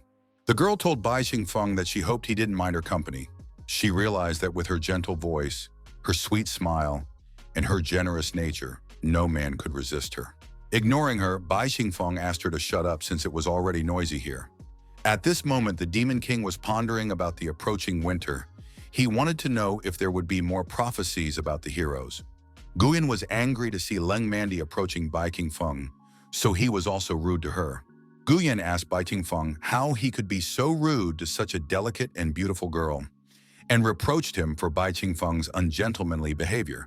Then Guyan grinned and said that he had heard about his abnormal team, from which Liu Shisan was the one who had committed the most serious crime against humanity. Bai Qingfeng praised this guard dog named Gu Yan, for he was very good at barking. The Demon King did not wish to communicate with these people right now, for he now wished to know the truth about his 7 emotions and 6 desires, as well as the picture that popped up in his memories. Meanwhile, Len Mandi clenched her teeth and tried to understand how any man could treat her like this, and she had even increased her charm to the highest stage. In fact, she comes from a lower stratum of society. She had no family, no wealth, and didn't even have superpowers. Such a weak person like her, beauty did not bring luck. On the contrary, it brought her only bullying and humiliation. That was until one day a text message arrived on her phone that completely changed her life. New mobile game Atomy game about love, in which men will be her stepping stones. Will she agree to implant herself with a chip for the sake of it? It was a mobile game that surpassed current technology and allowed her to conquer any man. Power, truly the greatest hallucinogen of all, and it is addictive. It was interesting to her to watch men, who were usually powerful men, fall down before her skirt and ready to twirl around in front of her, if she only wanted to. All men are her toys, there can be no exceptions. Bai Qingfeng has caught her attention, and from the looks of it, the game will bring her more bountiful rewards if he is captured by her. Making an innocent appearance, Lin Mandy asked Bai Qingfeng and Gu Yan not to fight over her. After all, two of them were their main trump card in the fight against demons, and they had yet to collect the remaining fragments. She wanted to reconcile them since Bai Qingfeng would be easier to subdue if he went with Gu Yan. Gu Yan's favorability increased by 2% to 72%. At the same moment, Gu Yan told Lin Mandy that she was very kind-hearted and the best girl he had ever met. After which, he explained that he didn't want to team up with such a rude and suspicious person. Hence, he asked for the opportunity to collect all the fragments alone. Bai Qingfeng reluctantly said that he wasn't going with him, as it was. He was going to wait for Gu Yan to return and steal the fragments from him. After checking on him, Lan Mandy found out that she still had 0% of Bai Qingfeng's favor, and it was starting to make her angry. She wanted to understand why his favor for her was not increasing, and could it be that he wasn't interested in relationships between men and women? The president of the Awakened Association turned to Bai Qingfeng and Gu Yan and said that he had an idea. According to the information Gu Yan has gathered, the fourth artifact fragment is in an SSS-ranked dungeon with a long history, where information about demons and gods should obviously be preserved. Gu Yan has the information while Bai Qingfeng has the experience to obtain the three fragments. Only when they put aside their enmity and join forces to save humanity can he entrust them with this task. The information about demons and gods has attracted the attention of the Demon King, because there is a possibility that he can unlock the secrets of his emotions and memory fragments. Placing his hand on his chest, Bai Qingfeng said that for the sake of the future of all mankind, it was his duty to accept this mission. Bai Qingfeng's righteousness shone so brightly that Gu Yan had to shield himself from the light. Gu Yan admitted that he didn't expect that this guy's sense of justice was so strong, and since that was the case, he also agreed. Except he decided to make his own condition. Lin Mandy would go with them. Suddenly, the head of Ouyang ran up to Gu Yan, shouting, and grabbed him by his clothes, for he had betrothed himself to his daughter, but now he was suddenly taking another lady with him. After which, he threatened to get rid of the girl right now for the way she was seducing other people's men. At the same moment, Ouyang Shan came out to them and asked her father not to be angry with Gu Yan. After which she agreed to break off the engagement, but only on one condition. She would also join their team. Head Ouyang let Gu Yan go and asked Shaner, didn't she like Gu Yan? So then why did she suddenly decide to break the engagement? Realizing what Ouyang Shan was trying to achieve with his words, Gu Yan said that it was useless. Passing by, Ouyang Shan knocked Gu Yan's hand away, and after asking where this daffodil came from, ordered him to get out of here. After which, she revealed that she actually wanted to join their team, as she admired Mr. Bai Qingfeng and wanted to fight alongside him. Bai Qingfeng admitted that he doesn't care one bit about the intricacies of their love triangle and asked him to stay out of it. However, if anyone wants to join his team, it's fine with him. Gu Yan ordered Ouyang Shan to let her stop her tricks.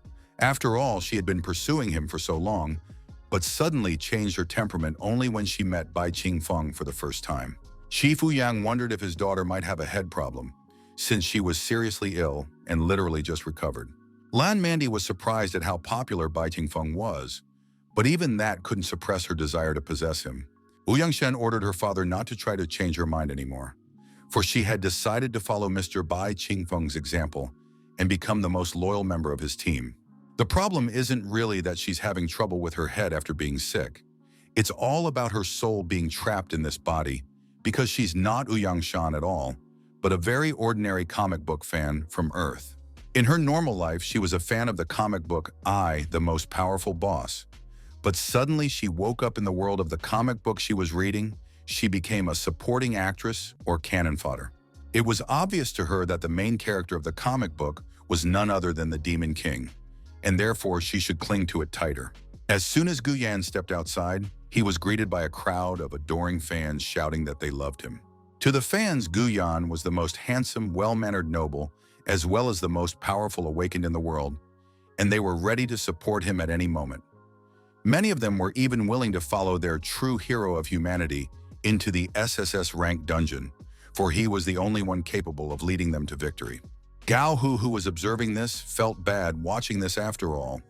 In his opinion, awakened ones were people who relied on strength. So why would they need fan culture then? It was obvious to Gao Hu that Guyan only possessed S-rank strength, and he had only gained so many fans because of his handsome face, which unfortunately is nothing like their captain, who receives death threats and vicious curses every day, all because of the Liu Shisan incident. Worst of all, Captain Bai Qingfeng's haters have started spreading conspiracy theories that he is the Demon King, which is simply impossible. After all, their captain is the person who collected the 3 artifact fragments, making him the #1 hero of mankind. Liu Shaoqi said that they shouldn't care about it, because once the captain returns the artifact fragment, people will forget about the recent incident and call him the savior of mankind again. Li Tiantian then said that they couldn't join his team because the leader was Guyan, and since they wouldn't be around the captain, she asked him to take care of himself. After that, Li Tiantian noticed that the captain was having trouble eating and opened a box of cookies and asked him to eat them if he was hungry. After taking one cookie in his hands, the Demon King realized from the smell that it was very sweet. Leah then handed him the pouch and explained that she had nothing but money, so she asked him to take it at least. Leah asked him not to save money and spend it all boldly, but the Demon King did not understand why he could use this money. The next gift was presented by Liu Shaoqi. Liu Shaoqi asked to receive a new phone from him, as they sometimes found it difficult to even contact the captain. The Demon King mentally admitted that he had never been able to figure out how this thing worked. After seeing him off and giving him gifts for the journey, Bai Qingfeng's team members all wished for him to return safely and said that they would look forward to his return. Holding his friend's gifts, the Demon King looked at them, after which he said a simple "aha" to them and followed Guyan. As he left, the Demon King smiled slightly. He hoped that they would wait for him. The Absolute Order Elder summarized that Ling Xiao's system, Li He's system, Liu Shisan's system, and countless other direct broadcasting systems. There are more and more systems. At the same time as there is more data, a great prophet has the ability to look into the future. A time-traveling elder controls the past while he is able to control the present, all because he knows everyone in this era, and he also has data on everyone. Now he had a few more systems left to collect, and after gathering all the data, he would finally be able to get to work. 3 days later, a game reminder arrived on Lan Mandi's phone. Although her Bai Qingfeng's favorability was still 0%, she should increase it as she would be able to obtain very valuable rewards, and so she shouldn't waste any time. Lan Mandi wondered what these valuable rewards were. After all, this was the first time she was being offered something like this, but if it was really worth it, she should try her best. As he continued traveling with Guyan's team, the Demon King wondered why these girls were staring at their phones the whole way. And what did they see so interesting about these pieces of iron? The system sent the Demon King an alert that Lan Mandi had something similar to the system, which didn't surprise the Demon King much. After which, the Demon King asked the system, "Does Ouyang Shan have a system?" After all, it was rumored that her character had suddenly changed dramatically. The system replied that she didn't have a system. In that case, the Demon King assumed that she was reborn, as he did not see any other options. The system praised its master for his awareness. Looking at her phone, Ouyang Shan was jubilant, because she hadn't even thought about the fact that even after being reborn, new chapters would continue to be added to her phone. She even speculated that she was now looking at the world from the perspective of a god because she would be able to be the first to see all the events. So far, the story has been updated to the last moment where she appeared, and what's even more important is that she's actually in the comic. She's on the same screen as the comic book character she's been following, which was a huge honor for her. Rejoicing at this, Ouyang Shan started rubbing herself on the phone, thinking about how much of a high-level VIP privilege this was for a true fan like her. As Ouyang Shan was daydreaming, she didn't notice how she accelerated, causing her to accidentally crash into the Demon King. After which she received a murderous look from him, for Bai Qingfeng didn't like those people who took over other people's bodies. Frightened, Ouyang Shan apologized and explained that she didn't do it out of malice. She realized that she had to win his favor as soon as possible, or he might kill her. Noticing what had just happened, Guyan wondered if Ouyang Shan was really interested in this Bai Qingfeng. Wouldn't she be in trouble if she continued to pester him like this? Since she is a member of his team, Guyan decided to help Ouyang Shan. Guyan turned to Bai Qingfeng and reminded him to be nice to girls. But his gesture of goodwill was not appreciated. Bai Qingfeng, along with Ouyang Shan, ordered him to back off. Hearing this, Guyan stumbled back and reminded them that he was their captain, which meant they should listen to him. But the team members completely ignored him. Guyan, of course, knew that Ouyang Shan was always bold, but what he didn't expect was that even Bai Qingfeng wouldn't take him seriously. While Guyan was tormented, Lan Mandi offered to wipe the sweat off Bai Qingfeng's face, and Ouyang Shan offered to get a drink, but Bai Qingfeng didn't care about them. Bai Qingfeng reminded that it was time for them to go and set off, which the girls immediately agreed with. Looking in love, which confused Guyan. Guyan reminded him that he was the captain and then asked Bai Qingfeng, since when did the crew members listen to him? He also wanted to know why even Mandy had suddenly taken his side, and when had Bai Qingfeng managed to win the favor of these girls? After a while, Guyan's group arrived at the huge crater. Guyan said that according to the clues he had investigated along with the arrays of information provided by the Absolute Order Elder, he can guess that this is the entrance to the SSS rank dungeon, and the place where the fourth artifact fragment last appeared. The entrance activates once every certain period of time, and he estimates that it will do so in about 10 seconds. Len Mandy admitted that this place didn't feel like an SSS ranked dungeon to her, as there was nothing here at all. Ouyang Shan, on the other hand, was pleased, as personally participating in the trials from the comics was the best thing to happen to a fan.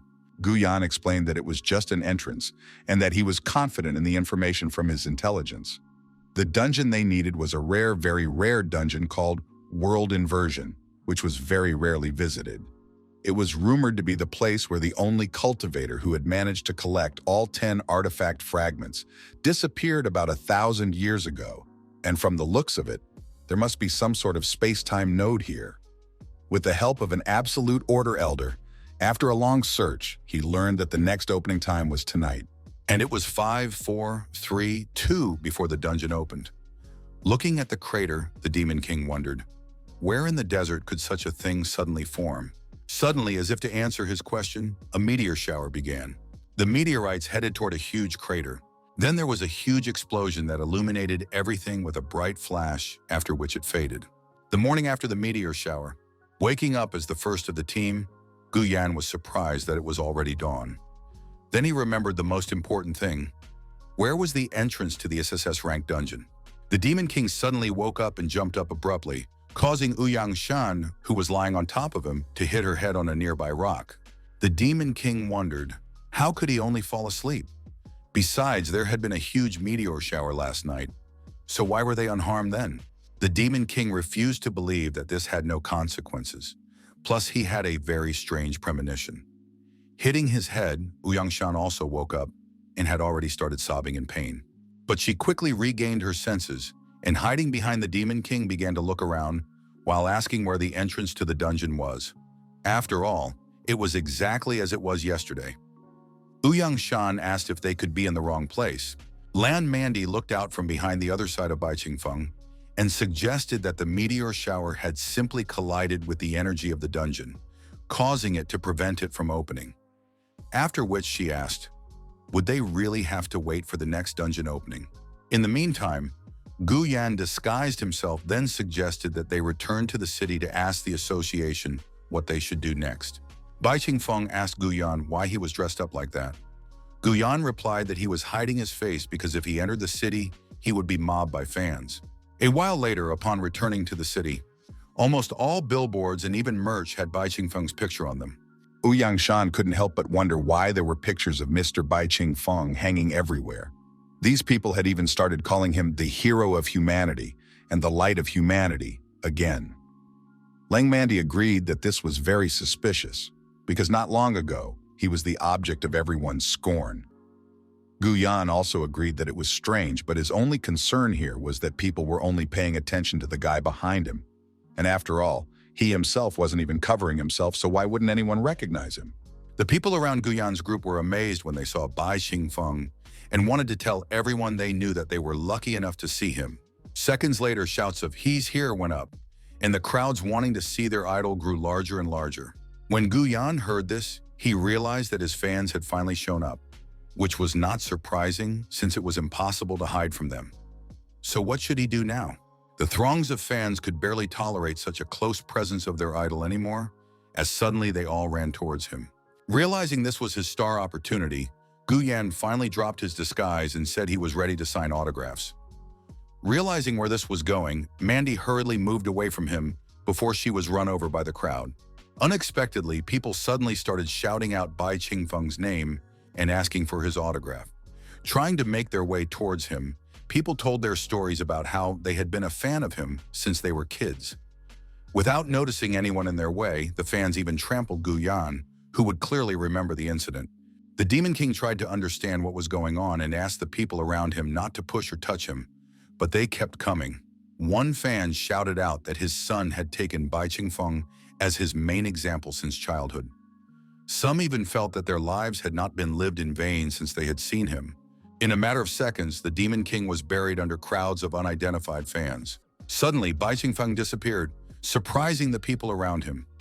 A little girl with a poster shouted that he had disappeared, immediately after which people rushed to chase after the idol. Ouyang Shan wondered how such a thing could suddenly happen, and could it be related to that meteor shower? Not understanding what was happening, Ouyang Shan decided to check if the comic had been updated as soon as possible. After all, she needed to catch what was happening from a god's point of view. But what she saw there made Ouyang Shan very happy. After all, her favorite comic book has 3 chapters out at once, which means she can predict what will happen in the next 3 chapters. Sure, the phone had become her main assistant, but Ouyang Shan couldn't help but wonder if she would be playing one of the most important supporting roles if things continued like this. The fate of supporting characters has never been positive, so should she take a look at it? Meanwhile, the Demon King finally managed to escape from pursuit by hiding in a small street. Adjusting the clothes that had almost been stripped off him, he wondered once again what the hell had just happened. For the first time in his life, he was afraid of people. Just as suddenly, Bai Qingfeng was discovered by a certain girl and asked the Lord why he was here. Upon hearing the voice, the Demon King immediately became a fighting stance. But after taking a closer look, he realized that it was Li Tiantian, with Liu Xiaoqi standing behind her. Li Tiantian complained about the absence of the master because the association had been looking for him for half a day, and Liu Xiaoqi just said hello to him. Already unable to be surprised, the Demon King asked what had happened to them, and why did they look so strange. Liu Xiaoqi was surprised by the commander's question and reminded him that actually, they always looked like this. Just as suddenly, Li Tiantian hit him on the head and asked him how dare he talk to their master like that. After all, she had taught him how to do things. Liu Xiaoqi apologized and asked for permission to speak. Li Tiantian simply agreed with Liu Xiaoqi and grabbed the Demon King's hand and dragged him to the association, because without him there was only trouble. Everything around him was getting weirder and weirder, as if the whole world had turned upside down. The Demon King assumed that it was because of the meteor shower, but how could it turn the world upside down? And how powerful a meteor shower is needed for something like this? The headquarters of the Awakened Association. Bai Qingfeng's fans gathered in front of the association's walls and shouted their idol's name. Li Tiantian told the gentleman that they would have to go through the back exit as usual, as the gentleman's fans have been waiting for him outside the association all day long. The Demon King noticed a figure sitting nearby and asked Tiantian about that person. Li Tiantian recalled that this beggar had been begging for food outside the Awakened Association for years. Afterwards, I asked the gentleman, didn't he remember that? And why is he acting so strangely today? The Demon King could not accept that this man was a beggar. After all, Gu Yan came from a noble family? Gu Yan's situation could only change if the whole world changed. But how could there be 2 of them? But if there really are 2 of them, does that mean that? Li Tiantian turned to the master and reminded him that as the president of the association, he was to lead the demon subjugation operation. As Li Tiantian suddenly fell silent, for ahead of them was the Demon King was waiting for them. So why are there 2 of them now? Looking at one and the other, Li Tiantian cried out and began to question why they looked the same, and how was such a thing even possible? Upon seeing the other Demon King, the Demon King realized that it wasn't the meteor shower that had turned the world upside down. In fact, the meteor shower had transported them to a parallel world. the exact opposite parallel world. That meant that that meteor shower wasn't an accident, and it was the meteor shower that opened the gate to the SSS-ranked dungeon. The Demon King even recalled Gu Yan's words that this dungeon was called World Reversion. The Demon King told them that whether they believed it or not, he was Bai Qingfeng from a parallel world, and he had come to find a fragment of the artifact, for which he and his companions had entered the SSS-ranked dungeon, after which they had been teleported here. Hearing this, Li Tiantian got angry at the stranger with Bai Qingfeng's face, because no one would believe such a thing, and started threatening him. The local Bai Qingfeng accepted the version of himself from the parallel world and greeted him, then introduced himself as Bai Qingfeng, the president of this world's awakened association, whom people prefer to call the Light of Humanity. Bai Qingfeng admitted that he did not consider himself a hero, and that he simply had a sincere heart that was willing to dedicate himself to all of humanity. Li Tiantian shouted at the president that he was an idiot and asked if he couldn't at least try to defend himself instead of being a peon. Hearing people praising the president of the Awakened Association, Bai Qingfeng felt nauseous, and he could barely contain himself anymore. Just as suddenly, he threw up a rainbow straight into the face of his parallel self. The local Bai Qingfeng took out a napkin to wipe his face, immediately after which the Demon King approached the parallel self and ordered him to stop talking nonsense. What was wrong with his smirk anyway? After all, it looks too disgusting, and his face should not be able to adopt such an expression. The Demon King was sure that even in the parallel world, he couldn't be like this, unless he himself is a bigger devil than this. Suddenly, the local Bai Qingfeng grabbed his hands and said that his identity was not important, because no matter what kind of person he was, they were compatriots as long as they were on the same front. The Demon King mentally apologized. After all, he wasn't even human. The local Bai Qingfeng offered to work hand in hand, and pointing to the portraits on the wall said they needed to defeat their common enemy. It was the Demon King and his 7 generals. Except why were the portraits showing the old president of the association and his elders? Why did they become demons? Shining a light on the humans, Bai Qingfeng announced that starting tomorrow, they, the humans, would officially move against the demon race for victory. This world was too strange for the Demon King. The Demon King said that in any case, he had come here for the artifact fragment, and he was willing to help them if they handed it over to him. Besides, he had lost 3 comrades here. Suddenly, shining even brighter, Bai Qingfeng asked his subordinates to help the other himself with the search, for the 3 of them were clearly having a hard time right now. Li Tiantian was against helping him, as she didn't trust the stranger, but Liu Shaoqi agreed with the boss and dragged Li Tiantian along. Ouyang Shan had finally read the 3 new chapters of the comic book, but she was clearly not satisfied. Like suddenly, she threw her phone down, screaming that this comic was insane, because it would all end in 3 chapters where the Demon King would die at the hands of that guy. This was too serious a turn of events, and if the main character of the piece dies, what's the point of the whole thing anyway? This ending was a total mess. Beating the phone with her foot, Ouyang Shan cursed the author and asked why did he put her in this manga in the first place? Just as suddenly, lightning struck her. While she was being struck by lightning, Ouyang Shan began to apologize to the author and even admitted that she was wrong, after which she began to beg for mercy. Leaving Ouyang Shan barely alive, the author sent an alert. The comic is about interfering with the causal storyline of this world and preventing the Demon King from dying at the beginning of winter. He hopes that she can get the Demon King to change his fate so that he can live a few more chapters, after which he will allow her to return to Earth. The author bid her farewell and wished her not to die. Before Ouyang Shan could be surprised that so many comments flashed before her eyes, the author advised her to read the comments for inspiration. Ouyang Shan got angry about the last comment and asked the author, can't he just figure out how to keep the Demon King alive? He shouldn't leave all the work to innocent time travelers like her. Suddenly, a vortex opened up in the sky, spewing lightning bolts. When Ouyang Shan saw it, she apologized to the author and agreed to do whatever the author ordered. Sometime after the lightning incident, Li Tiantian found a strange sparkling girl and asked if she was on that guy's team. A while later, Li Tiantian, along with Liu Shaoqi, finally found their guest comrades, after which she suggested that they head to the association to contribute to the future of humanity. Finally gathered together, Gu Yan revealed that he had visited several large families and found that the servants had become patriarchs, while the patriarchs had become laborers. He suggested that this dungeon was a space tunnel leading to the opposite parallel world. After which, Ling Mandy added that not everything had changed in people, but only one trait. Guyan was born into a noble family, but became a beggar. The cute girl Tian Tian suddenly became a violent punk, but the other traits remained the same. The Demon King recalled that before he left, the president of the association had said that there were clues about demons and gods here, and now he understood why. Since this world was the opposite of their world, if they learned something about gods and demons from this world, that information would come in handy in their world.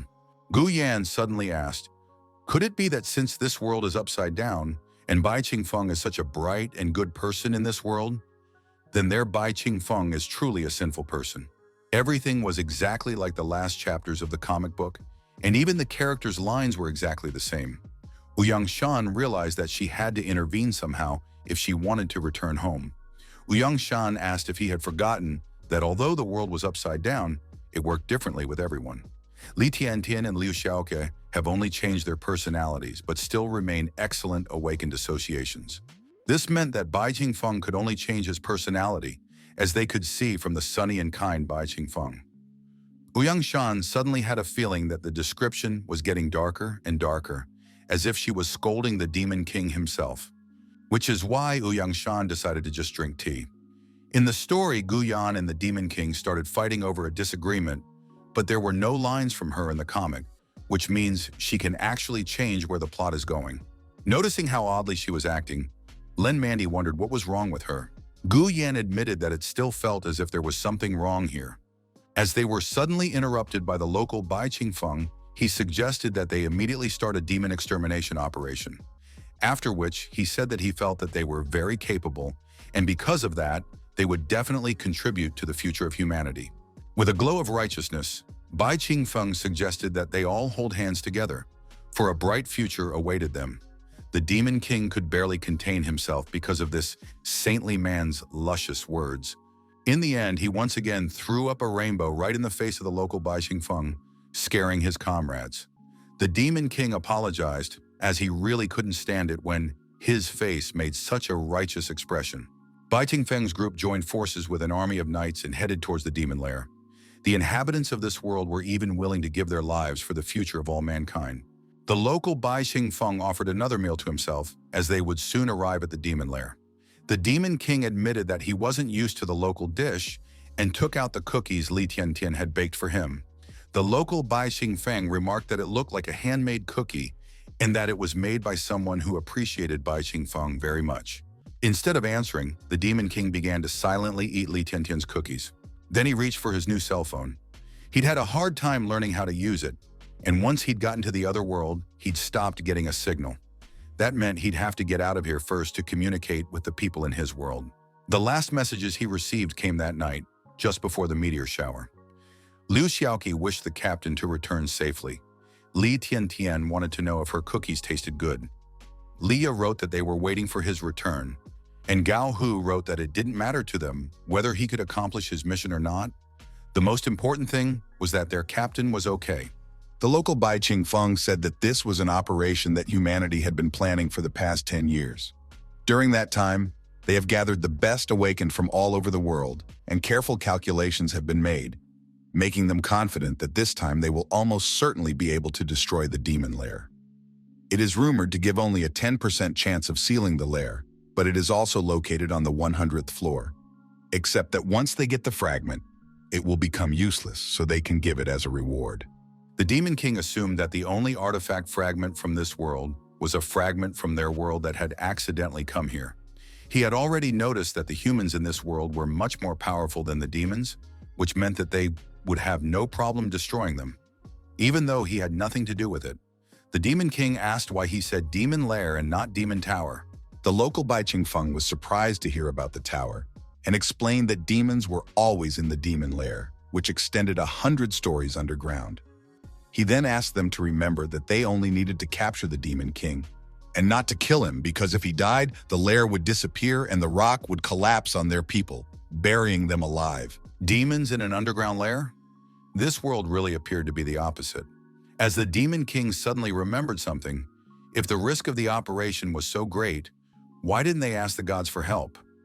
To which the local Bai Qingfeng replied that the god race had long since disappeared and asked, hadn't this been mentioned in the other world?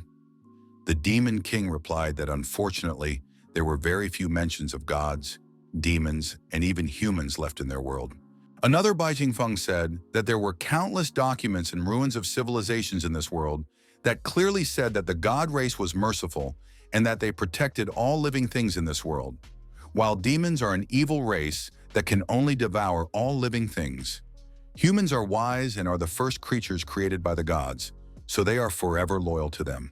After talking to the local Bai Qingfeng, the Demon King was lost in questions, because judging by what he said, this world is exactly the same as the parallel world, except that this world is opposite and everything must be different.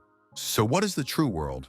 According to the local Bai Qingfeng, the history of this world has never been interrupted, and that it is clearly recorded in countless historical sources, while the history of his world has been lost and civilization destroyed. Because of all these thoughts, the Demon King even began to experience a severe headache. Before entering the dungeon, Bai Qingfeng stopped everyone and said that they would leave some people here as a reserve in case something went wrong. And since the three comrades from the other world were so strong, they should also stay here. The captain of the knights reported to the president of the association that their entire force of 39,800 awakened had reached the lair and were ready to give their blood for the destruction of the demon race.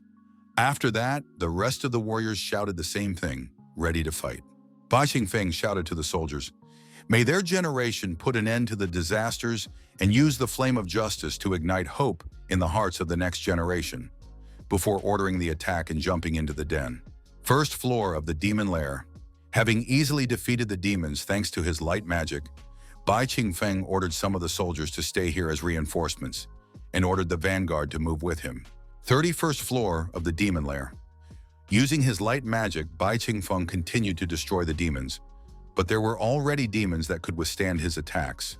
The Demon King offered the other himself a rest, as he is capable of handling himself here.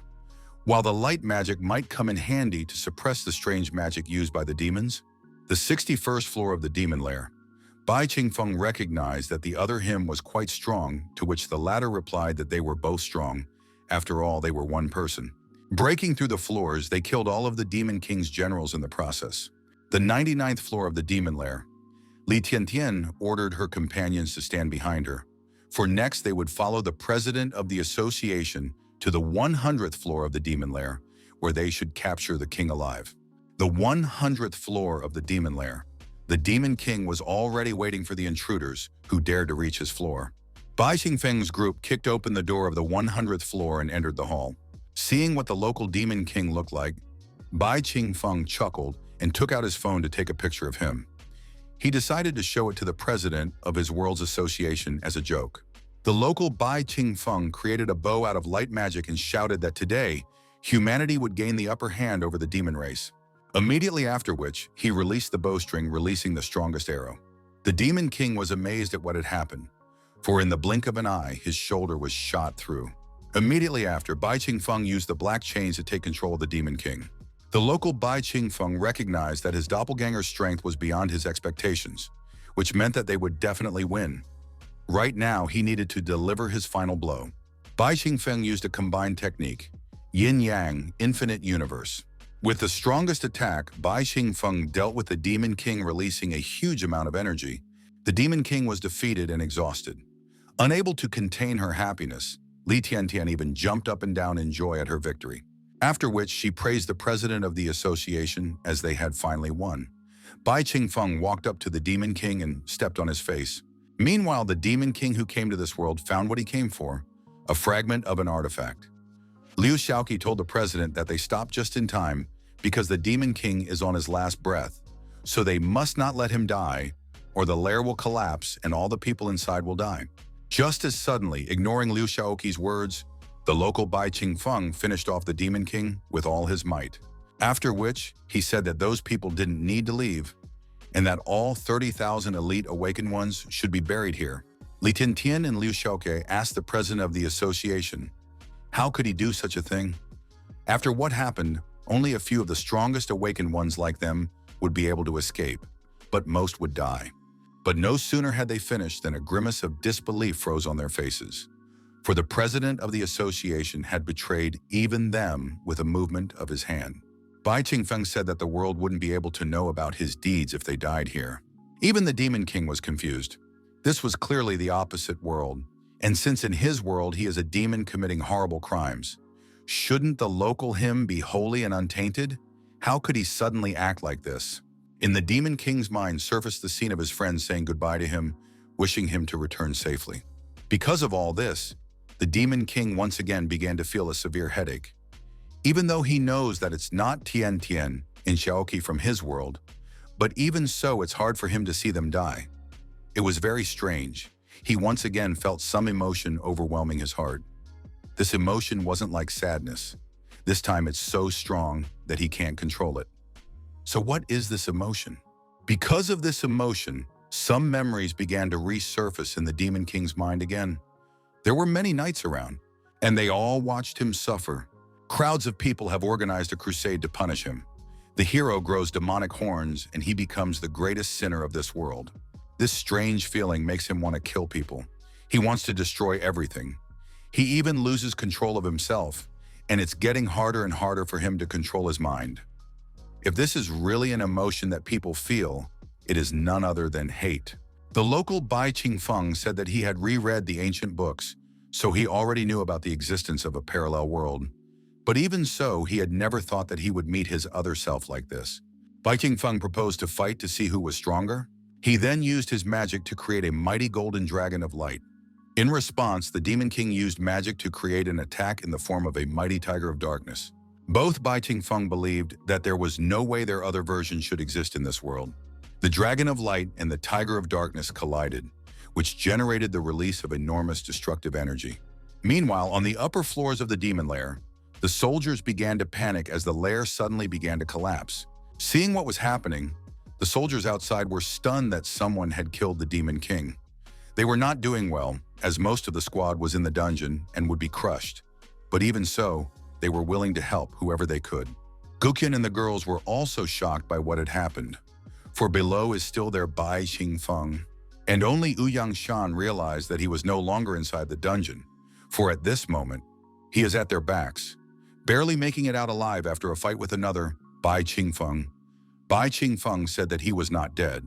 Lan Mandi took the hand of the injured Bai Qingfeng and asked what had happened to him. Bai Qingfeng told her that his other version was completely insane. He wished to destroy both demons and humans so that he could rule the world on his own.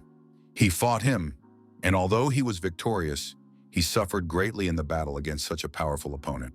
Bai Qingfeng said that fortunately, he had managed to get his hands on something, after which he raised his hand and revealed the fourth artifact fragment. After checking the artifact fragment, Guyan praised Bai Qingfeng, for he had indeed done it. Without letting Guyan touch the fragment, Bai Qingfeng hid it behind his sinus and said that they shouldn't stay here for long, because if the parallel Bai Qingfeng managed to survive, he would probably make things even harder for them. Gu Yan swept up that they were just in the desert right now, which meant that they would be in time for today's meteor shower. And if they took advantage of it, maybe they could return to their world. Only Ouyang Shan wasn't too happy about Bai Qingfeng's return. Everything was happening exactly like in the comic book, word for word. They were currently in the third of the chapters she had read recently, which meant that the Demon King would soon have to die. But what if the Demon King had already been killed? Ouyang Shan pulled out Guyan's blade. She wondered, how could the story continue after the Demon King's death? Before Guyan realized what was happening, Ouyang Shan ran past him. It was all about the story of a six-eared macaque substituting for Sun Wukong on a pilgrimage for scriptures. This meant that the demon in front of them was actually Bai Qingfeng from the parallel world. Realizing this, Ouyang Shan gave Bai Qingfeng a sudden stab in the back, for she had already realized that the real Demon King, without the support of the Demon Tower, had been defeated and was now on the top floor of the Demon Lair. Leng Mandi and Guyan were dumbfounded by what had happened, because Ouyang Shan had suddenly taken Bai Qingfeng and killed him. Bai Qingfeng shrieked that it was simply impossible and asked, how did she know about it? The original 50 chapters of the comic is only the prologue, At this point, the protagonist of the parallel world takes on the identity of the original owner, then travels to the original world where he collects the remaining 9 fragments of the artifact.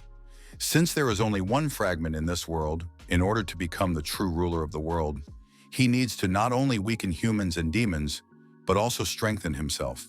But in the end, the awakened of their world would identify him as the instigator and the culprit, then sentence him to death. No one would know that the true hero had been in another world all this time. After taking the fragment, Ouyang Shan told the comrades that if they wanted to obtain the artifact fragment, they should first go with her to get the real Bai Qingfeng. Now Ouyang Shan has decided to change the course of history, for the Demon King must survive. She hopes he can hold out a little longer. A short while later, the surviving knights spotted another man under the rubble. After taking it out, they realized that it was Bai Qingfeng. The knights immediately realized that it wasn't their Bai Qingfeng because they were only similar in appearance, so it was a Bai Qingfeng from a parallel world.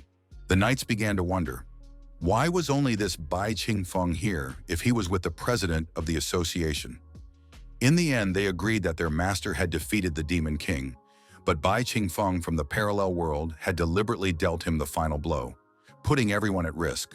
The man lying beside them was a despicable criminal who had betrayed the human race and killed many awakened ones. If they only saw him here, then he could have killed their Bai Qingfeng as well. The knights decided to kill the barely breathing Bai Qingfeng to avenge, but no sooner had they accomplished what they had intended than someone's shout ordered them to stop, immediately after which their blades were reflected. After regaining consciousness, Bai Qingfeng wondered what had happened. Guyan shouted to the awakened people surrounding them that the killer was not their Bai Qingfeng, but the hero who had killed the Demon King. The true culprit is Bai Qingfeng of this world, the president of the Awakened Association, who deliberately killed the Demon King to bury them all alive. The Awakened refused to believe this nonsense and rebuked the outsiders for lying and pretending, and then attacked the group of aliens. Ouyang Shan asked Guyan to hurry up and leave this place with them, as it was useless to change these people's minds. The Demon King at this moment was suffering from a severe headache. Guyan accepted Ouyang Shan's words, and a second later, they disappeared in a flash, much to the annoyance of the local awakened ones. A short while later, the announcers told the people the good news. Thanks to the efforts of their president Bai Qingfeng, the demon lair had been destroyed and the Demon King had been killed. But there was also sad news. Many awakened people had been killed by the villains from the parallel world. Hearing such sad news, everyone who knew President Bai Qingfeng could not contain their words. The presenters suggested that President Bai Qingfeng be memorialized and the stranger from the parallel world be cursed, for he was none other than the greatest criminal. President Bai Qingfeng was the hero of this world, for he saved all of humanity by sacrificing his life. People had never met such a kind, just and glorious man. In parallel to the statue of President Bai Qingfeng, a statue of a devil from another world was erected. Whenever possible, the people pelted the statue with anything they could and cursed the aliens and demanded that they return their relatives who had died due to the destruction of the lair. Because of the outsiders, the fighting power of their world had been set back 100 years, and now they could not defend themselves if they were attacked from the outside. All of this was secretly watched by Guyan's group. Guyan admitted that it hurt even him to watch this because these people were turning the story too much. The real villain had been declared a hero, while the hero had become inglorious. If the real story is never cleared up, they will probably be cursed for 1,000 years, and what will be written down in history might be even worse. The scene with the wrong story reminded the Demon King of Liu Shisen. Not only Liu Shisen, but also his crowds of people have organized a crusade to punish him. The hero grows demonic horns, and he becomes the greatest sinner of this world. The Demon King's headaches began to happen more and more often, and he wondered what these waking memories meant. There was no point in them staying here anymore, so Ouyang Shan suggested that the group prepare to leave, because tonight the meteor shower would repeat, which they needed to use to return to their world. Just as suddenly, Bai Qingfeng asked her to stop for a while and asked, "What does she know? And why is she acting like she knows more than she should? What was she up to?" To which Ouyang Shan replied that it didn't matter, because the important thing was that she had saved them. After which she asked if that was true. They might not believe her, but she has known him for a long time, and she has always liked him a lot. The author congratulated the Wanderer on completing the Life of the Demon King challenge, and then said that he would now take her back to her homeland, Earth. Shan was surprised for a second to realize that she would finally be able to return to Earth, but was immediately happy about it. There are thousands of time travelers, but not every one of them is able to return home. That means she is truly the lucky one among the other 10,000. Noticing Shan looking at one point and talking to herself, Guyan waved his hand in front of her face and asked, "What's wrong with her?" Now the Demon King was convinced that she was indeed a time traveler. The system alerted Shan that a portal leading to Earth was opening in front of her. Shan turned to Bai Qingfeng and admitted that she knew he hated the time travelers because they had invaded the bodies of the inhabitants of this world. So she asked him not to worry about it because as soon as she left, the soul of the real Shan would return to this body. After that, she told him that she was actually an ordinary person, an actor in a small theater in Binhai City, on Earth. And Bai Qingfeng was her favorite character, and she was very happy that she was able to experience this adventure with him. She said that this was the last time they would see each other and said goodbye. The Demon King said goodbye to Shan and wished her to return to her hometown. But Guyan was not as calm as his comrade at this moment. Guyan asked her to stop and asked Shan, why did she suddenly say goodbye to them? Where did this strange light suddenly come from, and where would it send her? Guyan rushed towards Shan, but Bai Qingfeng suddenly grabbed his arm. Guyan shouted to Bai Qingfeng to stop her now, but Bai Qingfeng asked him to calm down as she was returning to her world. Guyan realized that everyone had forgotten something and asked him to let go and listen. With all her might trying to get out, Guyan shouted out that the artifact shard they had gotten in the demon lair was now in her hands. Hearing such a thing, the Demon King was abruptly thrown into a shudder. Immediately after, he rushed after Shan, trying to remind her of the artifact fragment. At this moment, Shan received an alert that the portal to Earth had been opened and that 2 people were being teleported through it. The Demon King realized that something was wrong, as he was about to be teleported to Earth. While Shan was amazed at what was happening, after all, the Demon King is a comic book character, and he clearly shouldn't be able to get him into the real world, so which world is the real world in that case? When the Demon King woke up, the first thing he wondered was where he was now. An unknown man suddenly appeared in the middle of the road. The people of the town were amazed by this and tried to understand whether it was some supernatural phenomenon or an alien. After that, the people around them started filming the unknown man in case they could become popular with his help. The Demon King wondered what was wrong with these Earthlings. After all, even with his teleportation, nothing much had happened. The Demon King assumed that these people have never seen awakened people who can move through time and space, or awakened people who can teleport. Or is it that there are no awakened ones in this world at all? More importantly, where is Shan and the artifact fragment now? Stuck in a traffic jam, the firemen started shouting to people to make the road clear as soon as possible because they are in a hurry. But only people were almost not to this case because they have already taken out phones and began to film the magician who appeared out of nowhere. Everyone around him was talking about the wizard and how he was sure to become a star. The Demon King thought about it, hearing about it. He wondered, could it be that people from Earth had never seen teleportation? And who were these wizards? At that moment, the Demon King realized that there was a profession in this world that did not exist in his world, a wizard. While he was standing in thought, a policeman drove up to the Demon King. The policeman asked the wizard why he was blocking the road. Moreover, he hadn't received any notice that there was a show to be held here today, so he asked the wizard to get out of the way as soon as possible. The Demon King greeted the policeman and said that he was looking for Shan, then asked who he was, which infuriated the policeman. The policeman bluntly replied that he was a policeman and asked if it was possible that no one in this world knew about them. The policeman was angry that the current generation is just trying to piss people off, just like the people around them who take pictures of them and post them online, embarrassing them both. While the policeman was trying to deal with the problems on the road, the Demon King suggested that he wouldn't be able to find Shan here so easily, which meant that he should become popular, after which Shan would take the initiative to find him herself. The Demon King decided to become the wizard that everyone around him is talking about so that he could be put on the net.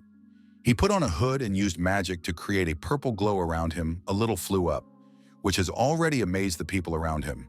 The Demon King himself was surprised at how easy it is to amaze these Earthlings. Because the traffic was not responding, the firefighter got out of the car and asked the wizard, with a loud shout, what was wrong with him. After all, because of him, the firefighting team was stuck in the middle of the road, and they had more urgent things to do than he could think of. He then pointed to the burning building and explained that it was on fire, which meant they needed to get closer to put out the flames. Worst of all, there's a little girl stuck on the burning floor, and if they don't get there now, the girl could die because of him. As the wizard continued to stand still, the fireman grabbed him and ordered him to clear the way now, because the child would die if he didn't put out the fire in time.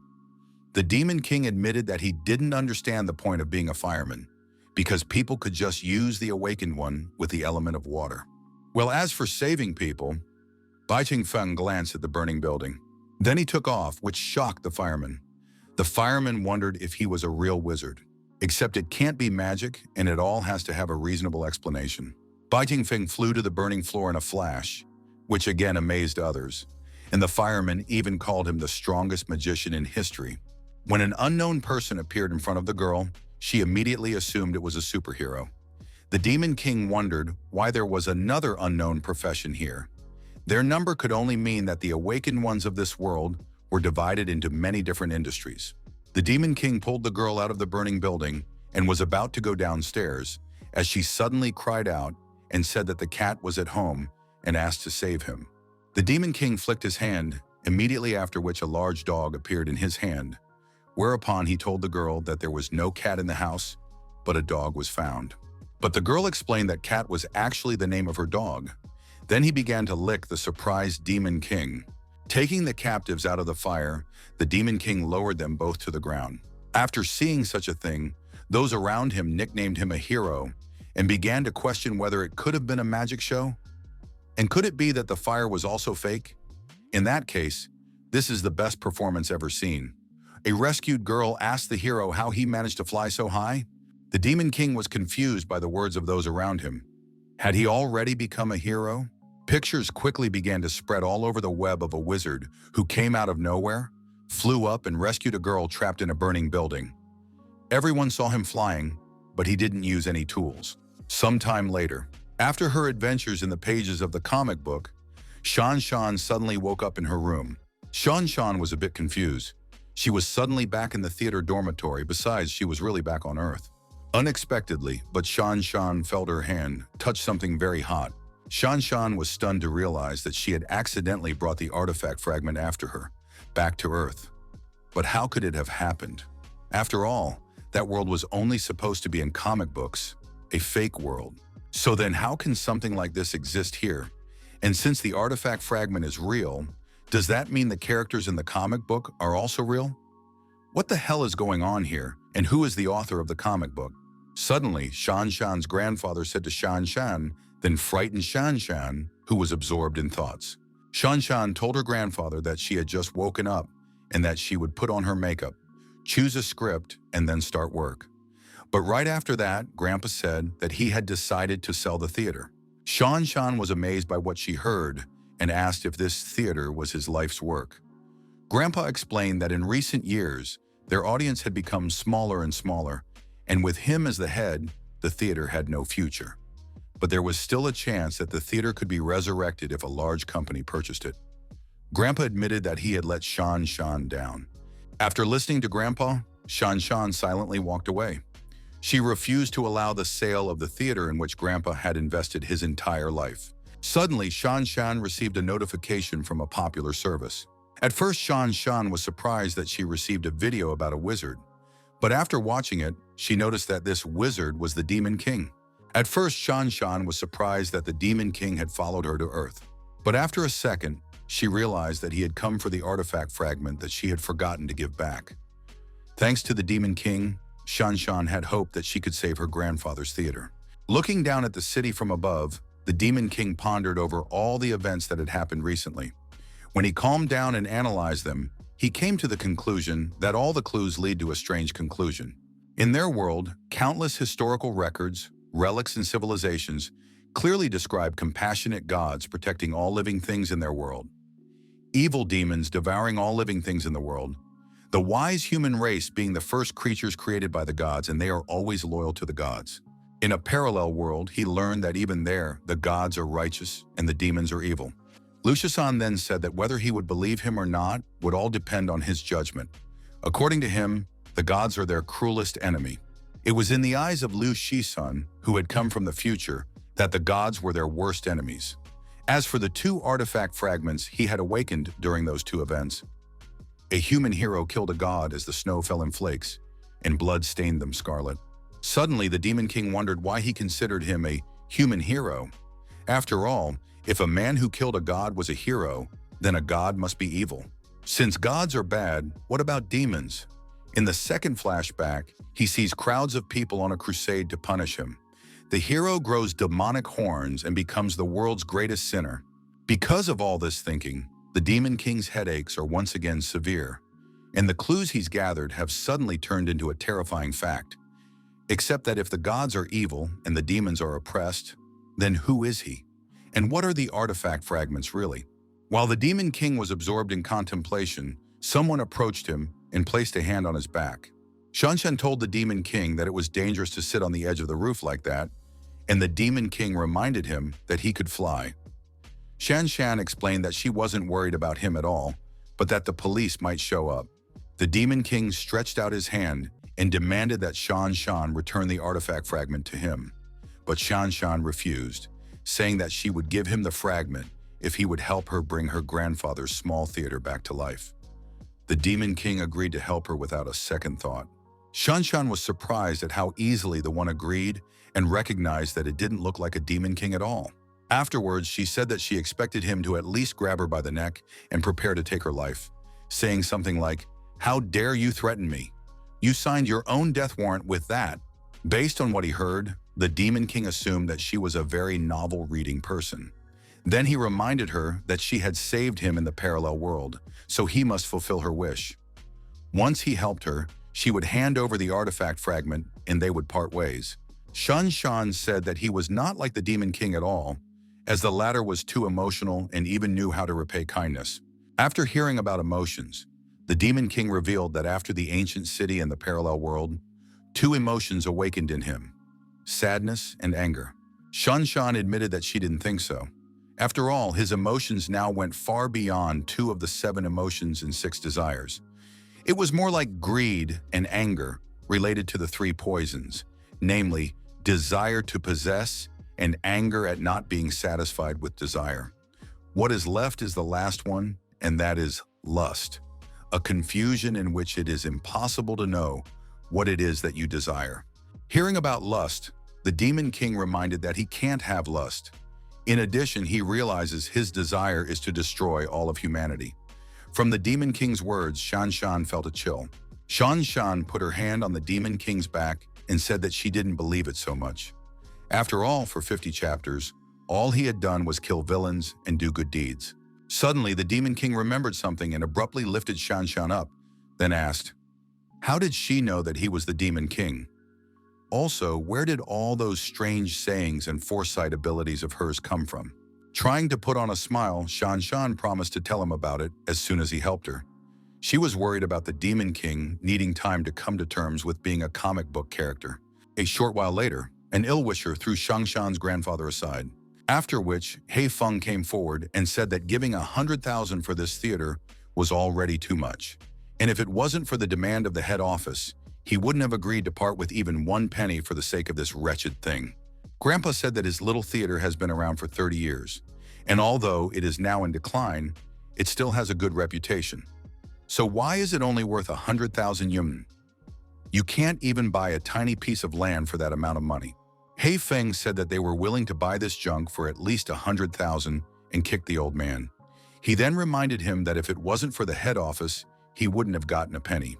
Before He Feng could land another blow on the old man, he was suddenly kicked in the face, from which he flew off, flying past the shock guards. Shanshan, who had arrived, immediately tried to help her grandfather. Meanwhile, the Demon King had already started receiving death threats. Just as the Demon King was about to deal with the 3, Shanshan asked him not to go too far, because violence was not allowed in this world, and the police might arrest him. The Demon King asked, is the police something like the Awakened Association? To which Shan Shan replied that he was almost right, because the police is the equivalent of the protector of order in this world. Standing up, He Feng asked the stranger, how dare he insult the Lingdian group? After which he promised that he would no longer tolerate this shabby theater and that they wouldn't be able to sell any more tickets after such a thing. He Feng asked them to wait, and then they would see where this was going, and they themselves would be sobbing and begging Lingdian group to buy their lives. He Feng and his subordinates withdrew, after which Grandpa asked, what should they do now? After all, after insulting these people, they would no longer be able to get anything from the theater. The Demon King asked the old man not to worry about it, because his granddaughter had hired him to bring this theater back to life. The Demon King asked him to leave everything to him. Hearing the name of the company Lingdian Group, Shan Shan had an unusual sense of deja vu, whereupon she pulled out her phone and opening the app, she lost her former calm. After all, the comic book I'm the Strongest Boss was published by this very company. As it turns out, the comic has now started updating at the same time as what's happening in reality, which means that once she returns to Earth, she can no longer use the comic to view future events. Except since the comic takes place in real time, how did the author know what was going on? And even if that's the case, is it possible that the author knew all along that the Demon King had come to Earth? Could it be that all this is the author's plan and they are going step by step to the ending he has planned? Grandpa Shan Shan came into her dressing room and reminded her that the performance was about to start. And then he praised the friend she had brought, because thanks to his publicity, they were able to sell a lot of tickets. Here, just to save their theater, they still need to find out how well the performance will go this evening. Shan Shan realized that now was not the best time, after all, the most important thing now to save Grandpa's theater. Notices were posted on the street enticing people to come to a small theater where an internet celebrity wizard would be performing tonight. The old people were surprised to hear about a certain internet celebrity. They didn't know what an internet celebrity was, but still they hadn't visited a theater in a long time. Even though that theater was very old, it still had a good reputation, so they decided to go to the show. Before the show began, Shan Shan took the stage to welcome today's audience. She then announced that tonight the internet celebrity wizard will give them all a magic show. Also, some may be lucky enough to be called on stage to personally take part in the show. He Feng admitted that he couldn't wait to see how they would try to resurrect their theater, and afterwards, he would personally deal with them. Shan Shan then said that filming is allowed in their theater today, and anyone can broadcast the show live. Shan Shan said that they were very confident about today's show, and that no matter how many times people watched it, they would never be able to find the solution. The audience was surprised at the permission to shoot, but still lazily took out their phones. Many of them were already tired of the same type stunts and were sure that it would not be so interesting. Shan Shan invited the audience to enjoy sawing a man, after which a dressed-up Demon King came on stage. Hearing the trick they were about to be shown, He Feng started laughing out loud at the fact that someone was seriously willing to show such an old-fashioned trick. He was bored and thought that he could at least have some fun. The Demon King said that they would randomly choose a person from the hall, after which he pointed at that lucky person. He Feng was surprised that he had been chosen for the trick, but still took off his coat to go on stage and see what they had come up with. He thought it was an outdated trick that could hardly bring anything new to the table. When He Feng got up, the audience began to discuss amongst themselves that they had chosen a fake spectator for the trick. A classic trick is sawing the girl. A girl is placed in a long box from which her head and legs are visible, after which a magician with a saw cuts the box in half. After sawing, the box is reassembled and the person appears to be intact. But the trick is actually that there are two people in the box. He Feng turned to the brat in charge of the trick and asked him not to even think about playing along. Just as suddenly, the Demon King prematurely began to display a trick, splitting He Feng in two. He Feng cried out in pain and asked, "How was this possible?" After which, the Demon King loudly said that he was done with sawing. Grandpa was astonished that this guy just took and sawed He Feng because it was too cruel. The audience, however, was trembling with terror and had already begun to leave the theater screaming that the killer was here. The Demon King said that this person was not dead yet and that he could still be saved, then applied supreme healing magic. Unexpectedly, He Feng was once again unharmed, causing him to think that he was already dead, as there wasn't even a scratch on the recent cut. Having seen such a thing, none of the spectators dared to doubt today's performance, because it was the most amazing trick that could be seen. Everyone wanted to know how he did it. The Demon King asked the audience to let him perform for them a few more times. Immediately after which, he vertically chopped the panicking Hei Feng in two. And after a second, he used the healing magic again to make him whole again. Hei Feng screamed in pain. He realized that it was all real and mentally asked him to stop it. But the Demon King continued to saw him and heal him time after time, filling the theater with even all too realistic pleas for mercy. The audience continued to marvel at how cool that performance was, because no matter how many times that guy died, he kept coming back to life. Everyone was sure that a video like this would go viral all over the internet. This was the most powerful wizard they had ever seen. After which the Demon King reminded that he was the strongest wizard. Soon Hei Feng could no longer tell whether he was alive or dead, and all he felt were echoes of that pain. Meanwhile, the audience was in awe as they filmed it, because they had never seen such a performance before. And besides, the acting skills of this fake audience member were just on top of their game. The audience rushed to publish the performance he had filmed in the hope that this theater would become much more popular. One of the bodyguards helped Hei Feng up, after which he shouted to the most powerful magician that he would sue him for such strange magic, and afterward he would kill him. As for the theater, Hei Feng promised to trash it. Suddenly, a woman who identified herself as an inspector from the Lingdian Group headquarters appeared and told them that Hei Feng had already been fired, because according to their investigation, he had deliberately engaged in money manipulation and bullied the small theater to save up money to forcibly purchase the theater. In addition, their company decided to actively support this small theater without interfering in its management, in order to make it a key object of their business. From the shock Hei Feng experienced, he fell to the floor, then asked the inspector how could he be fired because of some small theater. Grandpa was very excited about what he had just heard, because it meant they could save the theater. After dealing with Hei Feng, the woman greeted the wizard and said that she was the assistant to the president of the Lingdian Group company and that their president would like to meet with him tomorrow at 9 o'clock in the morning to offer to join their company. The Demon King ignored her, saying he wasn't interested in it, but the company's assistant to the president said he should come to them. A short while later in Shanshan's room, the Demon King recalled that he had already saved the theater and asked for a fragment of the artifact. But before doing so, Shanshan recognized that there was something she had always wanted to tell him, namely the reason why she knows his true identity. The Demon King had saved her, and therefore she was willing to tell him everything. Shanshan revealed that he is actually a comic book character. The world they are in now is not a parallel world, but the world in which he was invented. In addition, the company that produces his comics is Lingdian Group, whose members have just arrived for the sake of acquiring the theater. The Lingdian Group is the largest entertainment company in the country. Ignoring Shanshan's words, the Demon King asked, "Where are the artifact fragments now?"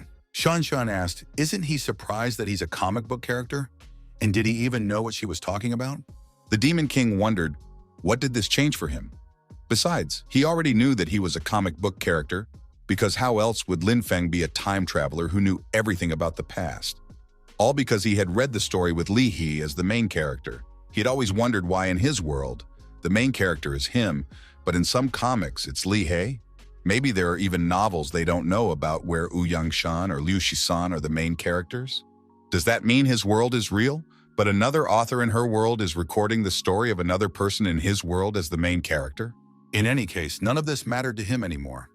The Demon King once again asked for the artifact fragment to be given to him, because his friends are still waiting for him to come home. What difference does it make whether the world is real or not? Shanshan said that everything in this world is flesh and blood, and if the senses are real, then the world is real too. After which she agreed to give him the fragment and reached under her pillow. Shanshan asked how he was going to get home after he got the fragment. It had nothing to do with her anyway. Shanshan wished the Demon King good luck. To her surprise, Shanshan noticed that something wasn't right here, and the Demon King suddenly turned gloomy. Not finding anything under the pillow, Shanshan picked it up and cried out that the artifact fragment had disappeared and someone had left a note under the pillow. The note was meant for the Demon King to remind him to come to the Lingdian Group at 9 o'clock tomorrow.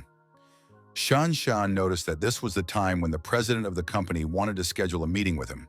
The Demon King said that in that case, it was time for him to go, after which he agreed with Shanshan's words, for he really needed to find a way to get home. The next morning, The president of the company told the Demon King that he could give him the artifact fragment and could even tell him that the artifact fragments were passageways connecting different time and space through which he would be able to return to his home. However, since he has already arrived in this world, why doesn't he explore something interesting before returning? The president of the company threw the artifact fragment to the Demon King, after which the latter admitted that it was quite interesting because the president must have the information he needed. The president replied that he had all the information he wanted to hear. The author of the comic book is a man from his company, and if the Demon King does him a favor, he will tell him the story with all the details so that the Demon King can find out who he is. The Demon King asked, "Who is he?" If he wasn't Bai Ching Fing, the Demon King, or a comic book character, then what other identity could he have? The Demon King felt a severe headache again, and he began to feel as if the last memory was waking up. The Demon King trembled. He could feel the emptiness inside him and what it felt like to be lost. The Demon King seriously wondered who he was. The president of the association laughed, then suggested that the Demon King had a headache again. The Demon King's memory was blocked while he had everything he needed. The president of the association told the Demon King that they have on Earth a planet with a very thin aura. Most people do not have the abilities of the awakened ones. However, they have a few people who have had a gift awakened.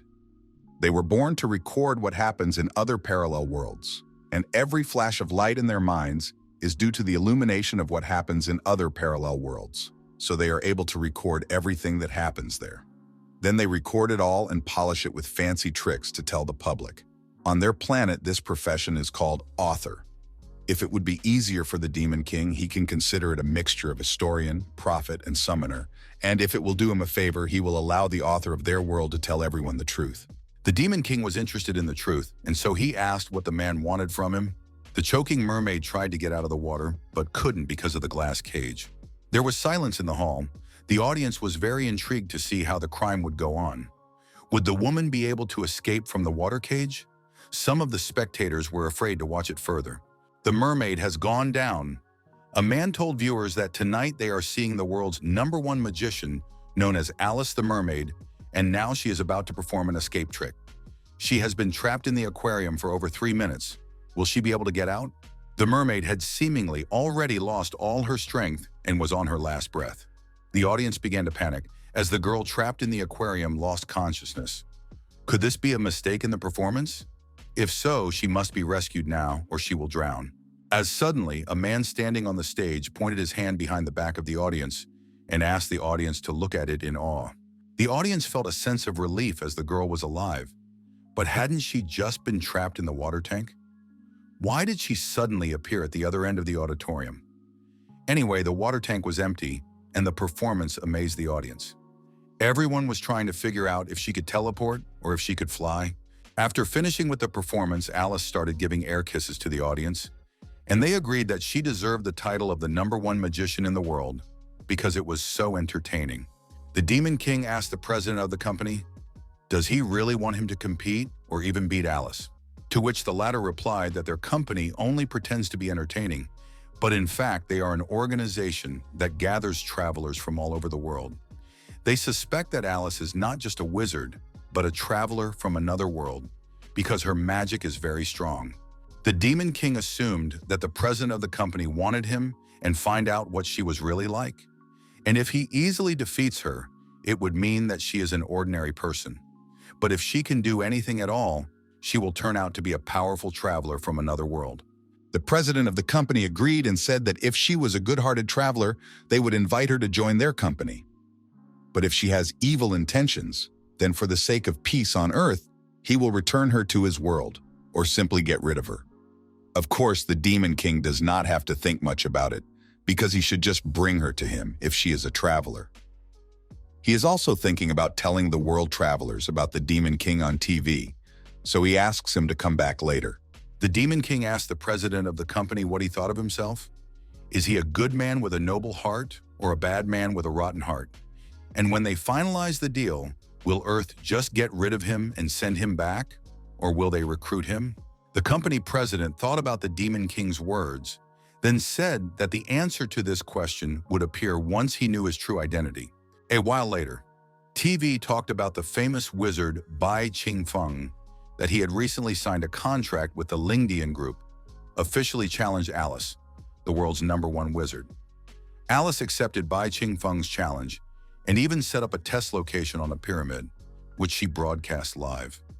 During the broadcast, the pyramid would disappear. Pyramid. The audience arrived at the performance venue and couldn't wait for the show from Alice anymore. Fans chanted in honor of Alice, as she is the best wizard in the world. Alice thanked the audience for their support and promised that tonight's performance would definitely be a special one. After all, the theme of their show tonight is the magic of disappearance. She will have to make the pyramid disappear and reappear in front of the world's audience. Alice asked Mr. Bai Qingfeng if he was ready, to which he replied that it was trivial. The Demon King could directly see how confident Alice was. And if she really made the pyramid suddenly disappear, it wouldn't be a trick, but real magic. Would it be a spatial force, or some kind of force that he doesn't know about yet? Alice pointed at the pyramid and said that now she would make it disappear. A few moments later, the spectators suddenly began to scream in shock, because in just one instant, the pyramid dissolved right before their eyes. The presenter shouted out to Alice that she was simply amazing, and that this was already real magic and not some trick. Then he asked the audience if they saw what just happened.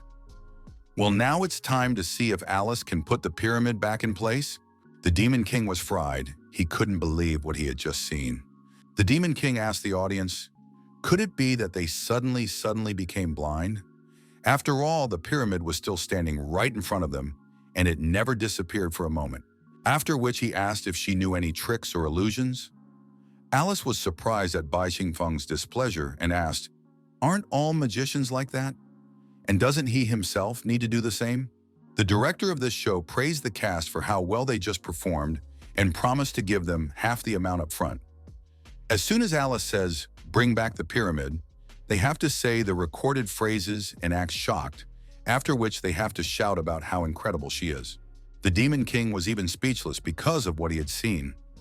The director approached the rest of the group and asked if they had inserted the pre-processed video with special effects, to which they replied that the pyramid had already disappeared, and in 10 minutes they would send everything to the TV channel live.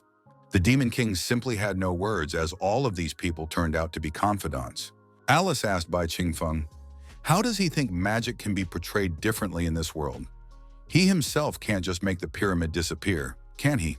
The Demon King grinned and offered to let Alice see what real magic was like. The Demon King took the opportunity to tell all the travelers in the world that he was the same and that they could come to meet him. Alice laughed at Bai Qingfeng and asked, is he really the one with such a sense of humor? She booked this place, and all the people here are her front men, so she doesn't understand how he's going to overpower her. Besides, the pyramid really can't be removed. The Demon King recognized that it was small things, after which he snapped his fingers. And at the same moment, the pyramid completely disappeared from their sight. Seeing this, Alice and her men froze without realizing, had the pyramid really disappeared? And how was such a thing even possible? After realizing that the pyramid was really gone, there were shouts from behind. People were trying to figure out if maybe the pyramid had become transparent. The Demon King said that it was just small things and the pyramid could still be brought back, whereupon it clicked again. And at the same moment, the pyramid returned to its recent location. The Demon King explained that it was just a spatial force and nothing more. Alice turned to Bai Qingfeng and asked who he really was. The people hired by Alice had barely moved away from the fear and were trying to realize, could it really have been magic? Suddenly, the cameraman realized that he had pressed the wrong button due to nerves, and together the recording he turned on the live broadcast being broadcast around the world. The Demon King was surprised at how far things had gotten and explained that he could move not only inanimate things, but living beings as well. Alice could be taken as an example. As soon as the Demon King snapped his fingers, Alice was transported to the top of the pyramid, where she immediately wept at the fact that she had teleported and was now so high up. The Demon King asked, did everything that just happened go live? Which was immediately confirmed by the cameraman. The operator gave a thumbs up and told the strongest wizard that he would definitely win their battle. The famous internet magician emerged victorious while Alice suffered a tragic defeat. The presenters called this moment the magician competition that shook the world, which ended with Bai Qingfeng's victory. This magic show shocked the whole world in a flash and made Mr. Bai famous. Online users all over were already amazed because what was happening was like real magic. A short while later, the disappointed Demon King walked to his plane. He thought that this was just outrageous. Obviously, he can just teleport, so why does he have to fly on an airplane and act like an ordinary mortal who doesn't know magic? What's more, he'd have to watch out for fans anyway. Fortunately, the matter was already solved. Alice probably never even saw spatial magic, which means she's just a mortal. Just as suddenly, a familiar voice ordered Bai Qingfeng to stop now. Alice assumed that he wasn't really a wizard, but a traveler from another world. The Demon King was surprised to see her again. From what she said, she might be a traveler, but why didn't she know about magic? The Demon King couldn't help but wonder if there was magic in her world as such. Alice revealed that she has been traveling the earth for many years now, and in that time she has not seen a single person with magic. The reason why she wishes to become a magician, however, is because there might be people like her who can find someone like her because of her magical performance. And if he really is like her, they could exchange information. The Demon King told Alice, since she had indeed turned out to be a traveler, his job was simply to deliver her to the Lingdian group, to exchange information. Seeing his magic again, Alice was convinced that Bai Qingfeng was a traveler. Alice summoned water magic and said that she didn't know what world he was from, so she offered to find out what he was. At least she is the main character in Daughter of the Sea. Upon hearing this, the Demon King realized that Alice came from a fairy tale, and therefore it was not surprising that she had not seen any spatial magic. After that, the Demon King assumed that she had only seen attacks manipulating seawater. Alice revealed that her sisters had secretly made a deal with a sea witch to take her soul, after which she turned into bubbles. But unbeknownst to her, she was in this world. The problem is that Anderson has been dead for a long time, and so she's never been able to find her way back to her world. Mermaid Alice shouted to Bai Qingfeng that she would definitely defeat him, after which he would tell her everything and attacked him with her water blade.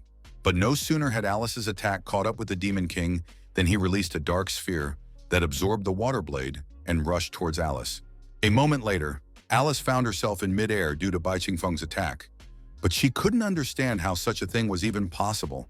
The Demon King explained that her powers might be enough to make her a Poseidon in his world, but in his world she would only be able to become a B-rank hunter. Still, her abilities are pretty amazing compared to mortals on Earth. Mermaid Alice refused to accept defeat and used her strongest attack, except that, for the Demon King, this attack was so weak that he could shower her with it. Alice was embarrassed at what he did at her attack and covered her eyes and said it was insulting. The Demon King asked if she had had enough fun fighting him. After all, it was time to go home. A dark net flew out of his finger and enveloped the mermaid Alice. Alice asked him what he was going to do with a nice girl like her, and threatened to sue him for human trafficking. But the Demon King asked why shouldn't she sue him for illegal fishing, whereupon he lifted the net and dragged the mermaid Alice into his airplane. Sometime later, in the office of the president of the Lingdian group, the president of the company was amazed that the mermaid Alice turned out to be the heroine of Hans Christian Andersen's famous work, Daughter of the Sea. Meanwhile, the Demon King sprinkled the mermaid Alice with spices, wondering what mermaids taste like. But Alice was clearly against it, and therefore demanded that he stop mocking. The president of the company asked if they were listening to him. Trying to ignore the pepper pot beside her, Alice admitted that she was indeed Ariel, the main character of Daughters of the Sea, and even though over 100 years had passed, she still wished to return home. After which, she once again asked Bai Qingfeng to stop showering her with spices. The Demon King left Ariel alone, after which the president of the company said that her problem would be easy to deal with.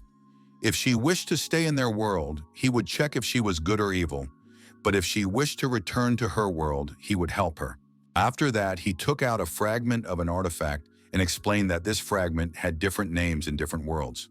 Somewhere they call it an artifact fragment or a spiritual stone, but he calls it a spatial transmitter. Using it, Ariel can return to her world, except her story is long over. The prince has married the princess, and her sisters have lost their long hair. When she returns to her world, things will be different. So is she sure she wants to go back? The Demon King was surprised at the words of the president of the company that before the artifact fragment and wondered if they are also on Earth. Besides, everything indicates that fragments are not uncommon here. The company president admitted that he knew what the Demon King was thinking right now and revealed that Earth was very different from their blue star. Earth's focus is not on developing superpowers, but at the same time, Earth has areas that it is very good at, such as technology. Only a few organizations have the spatial transmitter. It is very easy to manufacture and can transport people to any world they want. A little embarrassed, Ariel said she wanted to go home. After all, this was her home world, and she had been on Earth for too long. Since Ariel wants to go home so badly, the president of the company has agreed to help her get back. After that, the artifact fragment affected Ariel, and she finally returned to her world. When she returned, she became the next Poseidon and began ruling her underwater world. Her reign was remarkable. After living on Earth, she had many innovative ideas, so the ocean dwellers began to think of her as the hero who saved the ocean. Holding the sequel to Daughters of the Sea in his hands, the company director said that their company could now take on the task of publishing a new book. Since the matter with Alice had been resolved and she had returned to her world, the director turned to the Demon King and asked him to tell him about himself. The Demon King said that he had accomplished his mission and asked if he could tell him the truth. He will return to his world with the truth and the fragments of the artifact, after which the president of the company asked if he was still thinking about going back to his world and destroying humanity. He then tossed the Demon King the outline of the story, "I am the strongest boss," and offered on what happened thousands of years ago. He also advised him not to return to his world and instead stay on Earth. The Demon King picked up the outline of the story, pondering that this was the beginning of all stories. The Demon King's home planet is called the Blue Star. Thousands of years ago, an alien civilization landed on this planet and then began a bloodbath in an attempt to exterminate all humans on the planet. At that time, the civilization on the Blue Star was not so advanced and was at the tribal stage. That was why they knew nothing about the alien civilization and nicknamed them the Tribe of Demons. In order to resist the demonic tribes, the people led by their leader began to unite. And the leader who led all mankind was hailed by the people as a hero. The hero raised his stone blade and ordered his troops to fight the demon tribes for the fate of all mankind. Time gives birth to heroes, and heroes advance time. Under the hero's leadership, though insignificant compared to the enemies, the humans fought against the powerful demons. Countless people stepped forward, staining the earth with scarlet blood just to prevent the fall of this world. Under the hero's leadership, the humans gradually stabilized the battlefield, fighting off the demon tribes, but the humans also suffered countless casualties. Finally, in the season when the snowflakes began to fall, the blood colored the ground scarlet. Even the snowflakes were colored scarlet. Finally, the hero killed the leader of the demonic tribes. At the time of the demon's leader's death, a great feast was organized, and the horn of humanity's victory, like a tsunami, swept across the planet. Except that the humans had underestimated the strength of their demon enemies too much. The one they dubbed the leader of the demons was actually the little leader. The demons were so strong that they were capable of taking revenge on the entire Blue Star, a low-level planet. To avoid further casualties, the demons retreated, after which they placed a curse on the planet. Because of the curse that fell on the planet, all human warriors fighting against the demons were infected and gradually began to turn into demon-like monsters. Turning into monsters, they became bloodthirsty, violent, and emotionless creatures who had lost all their memories. What's most ironic is that the former heroes have become the scapegoat and bear the eternal stigma of shame. In particular, the human leader who took the lead and was the light of humanity, the true hero, was infected and became the Demon King. According to the plan of the alien civilization, a demon tower rose from the ground, imprisoning the former heroes as demons. Thousands of years of life have warped the remnants of former heroes' memories, causing them to actually believe they are demons. The real purpose of the demons who cursed the heroes was to get people to kill each other. The heroes of the past became enemies of mankind and killed one by one for thousands of years. The real demons are just waiting for the demons and humans to kill each other. Once one side is finally dead, the other side will inevitably suffer serious damage, and then the alien demons will return to devour the rest. That's what they left the artifact fragments on the Blue Star for, all to teleport to them and also to make the war more intense. And so came their main tool, falsifying history. Now the alien civilization that was the invader thousands of years ago became known as gods, and human heroes became known as demons imprisoned in a demonic tower. The truth has been completely tampered with. Sinners have become gods and heroes have become sinners. Compatriots have fought each other for millennia, and step by step have carried out a conspiracy to bring future humanity to ruin. The Demon King asked, "Is this really the truth about everything?" The company president reminded the Demon King that he knew about the association president's ability to make all supernatural things disappear, but he never gave importance to one fact: why his demonic form never manifested in those moments? It's because he's a human being, not a demon.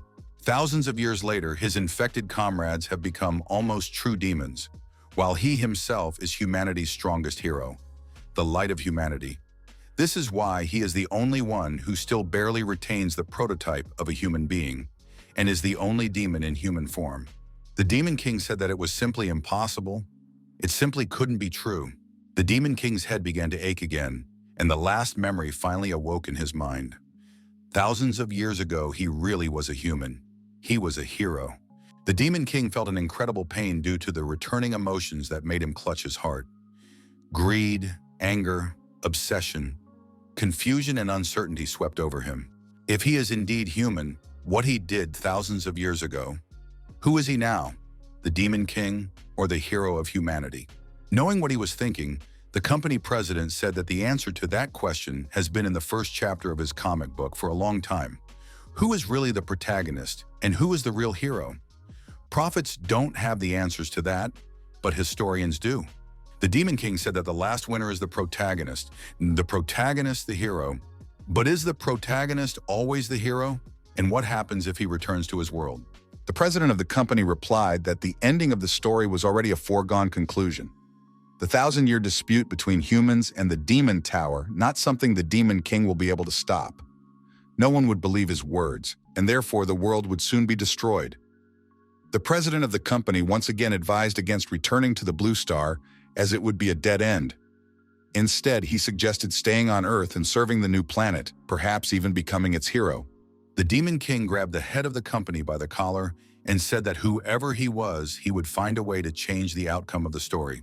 He demanded that the president of the company tell him how to change the ending, or he would bury it with him.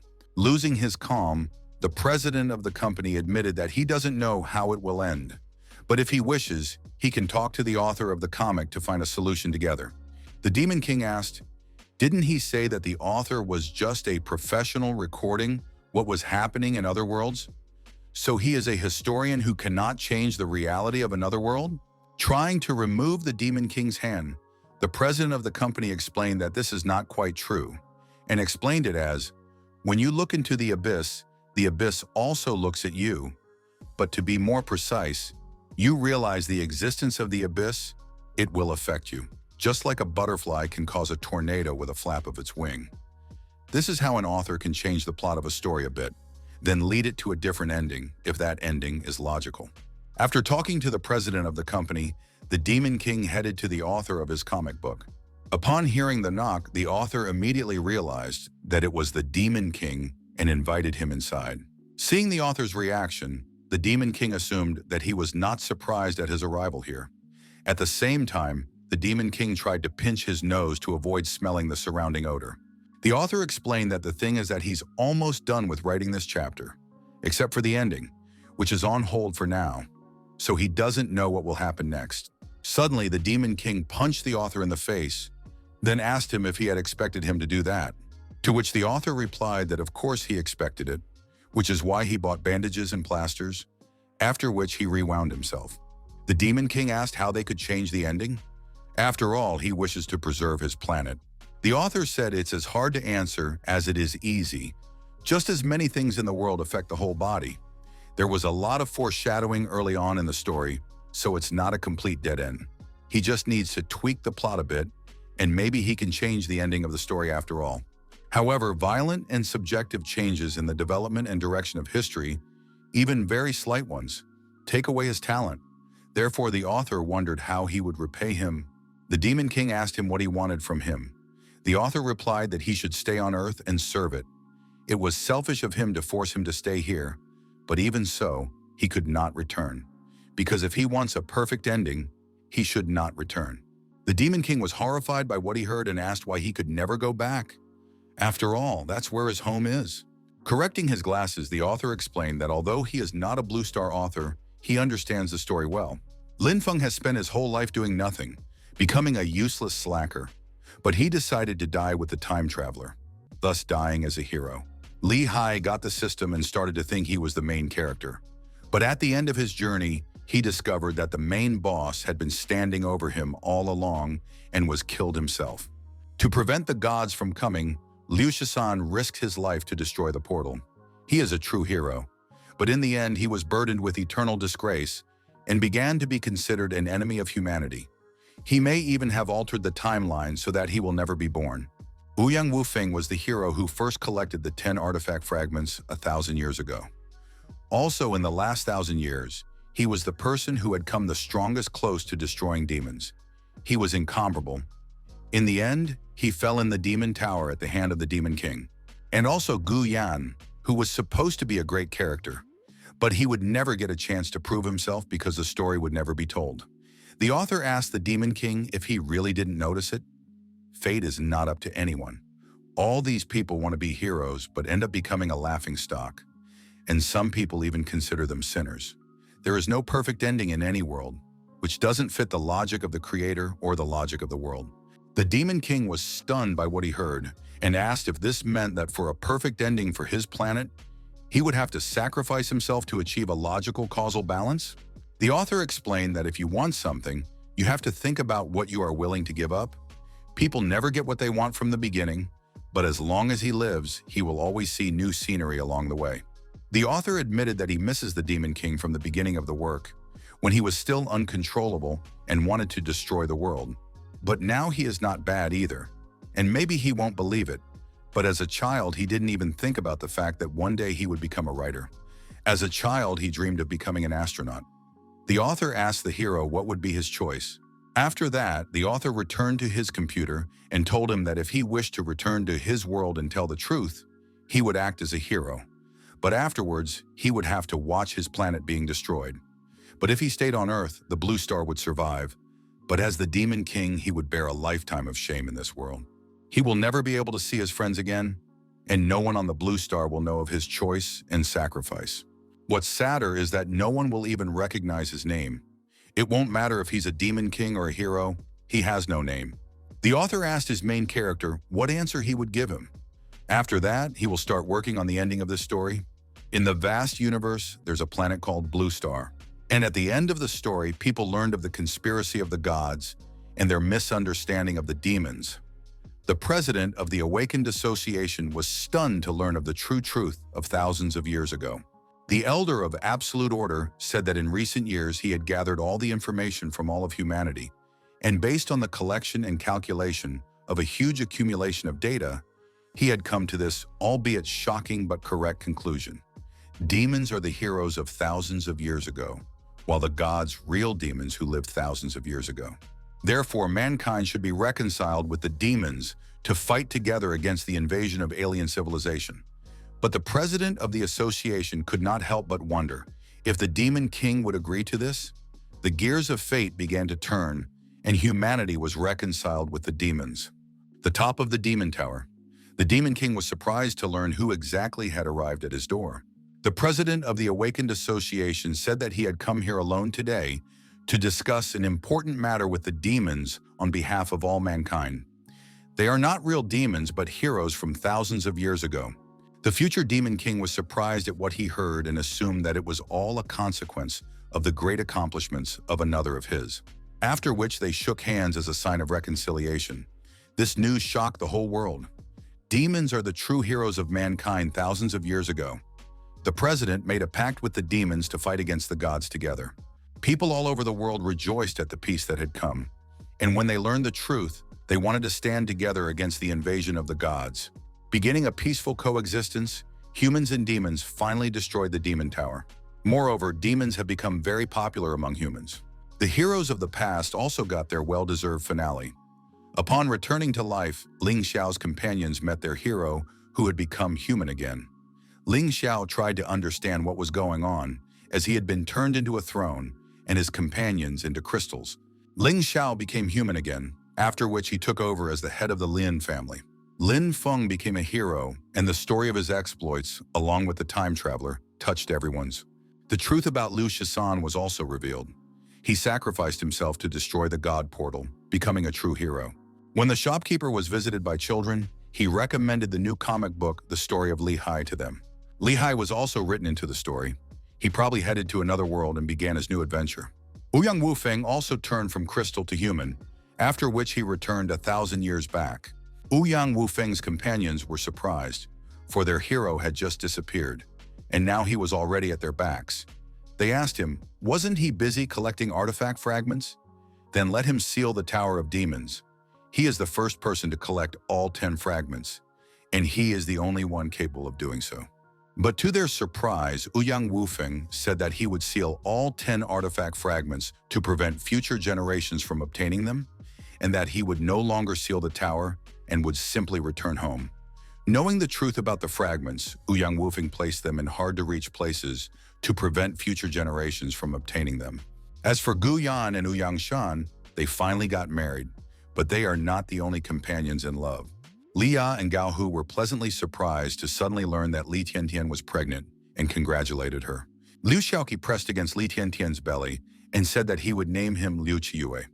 His child was very lucky as he would be born in a peaceful era. Bai Xingfeng appeared nearby and asked them to prepare for the journey. Everyone was happy that their captain had finally returned.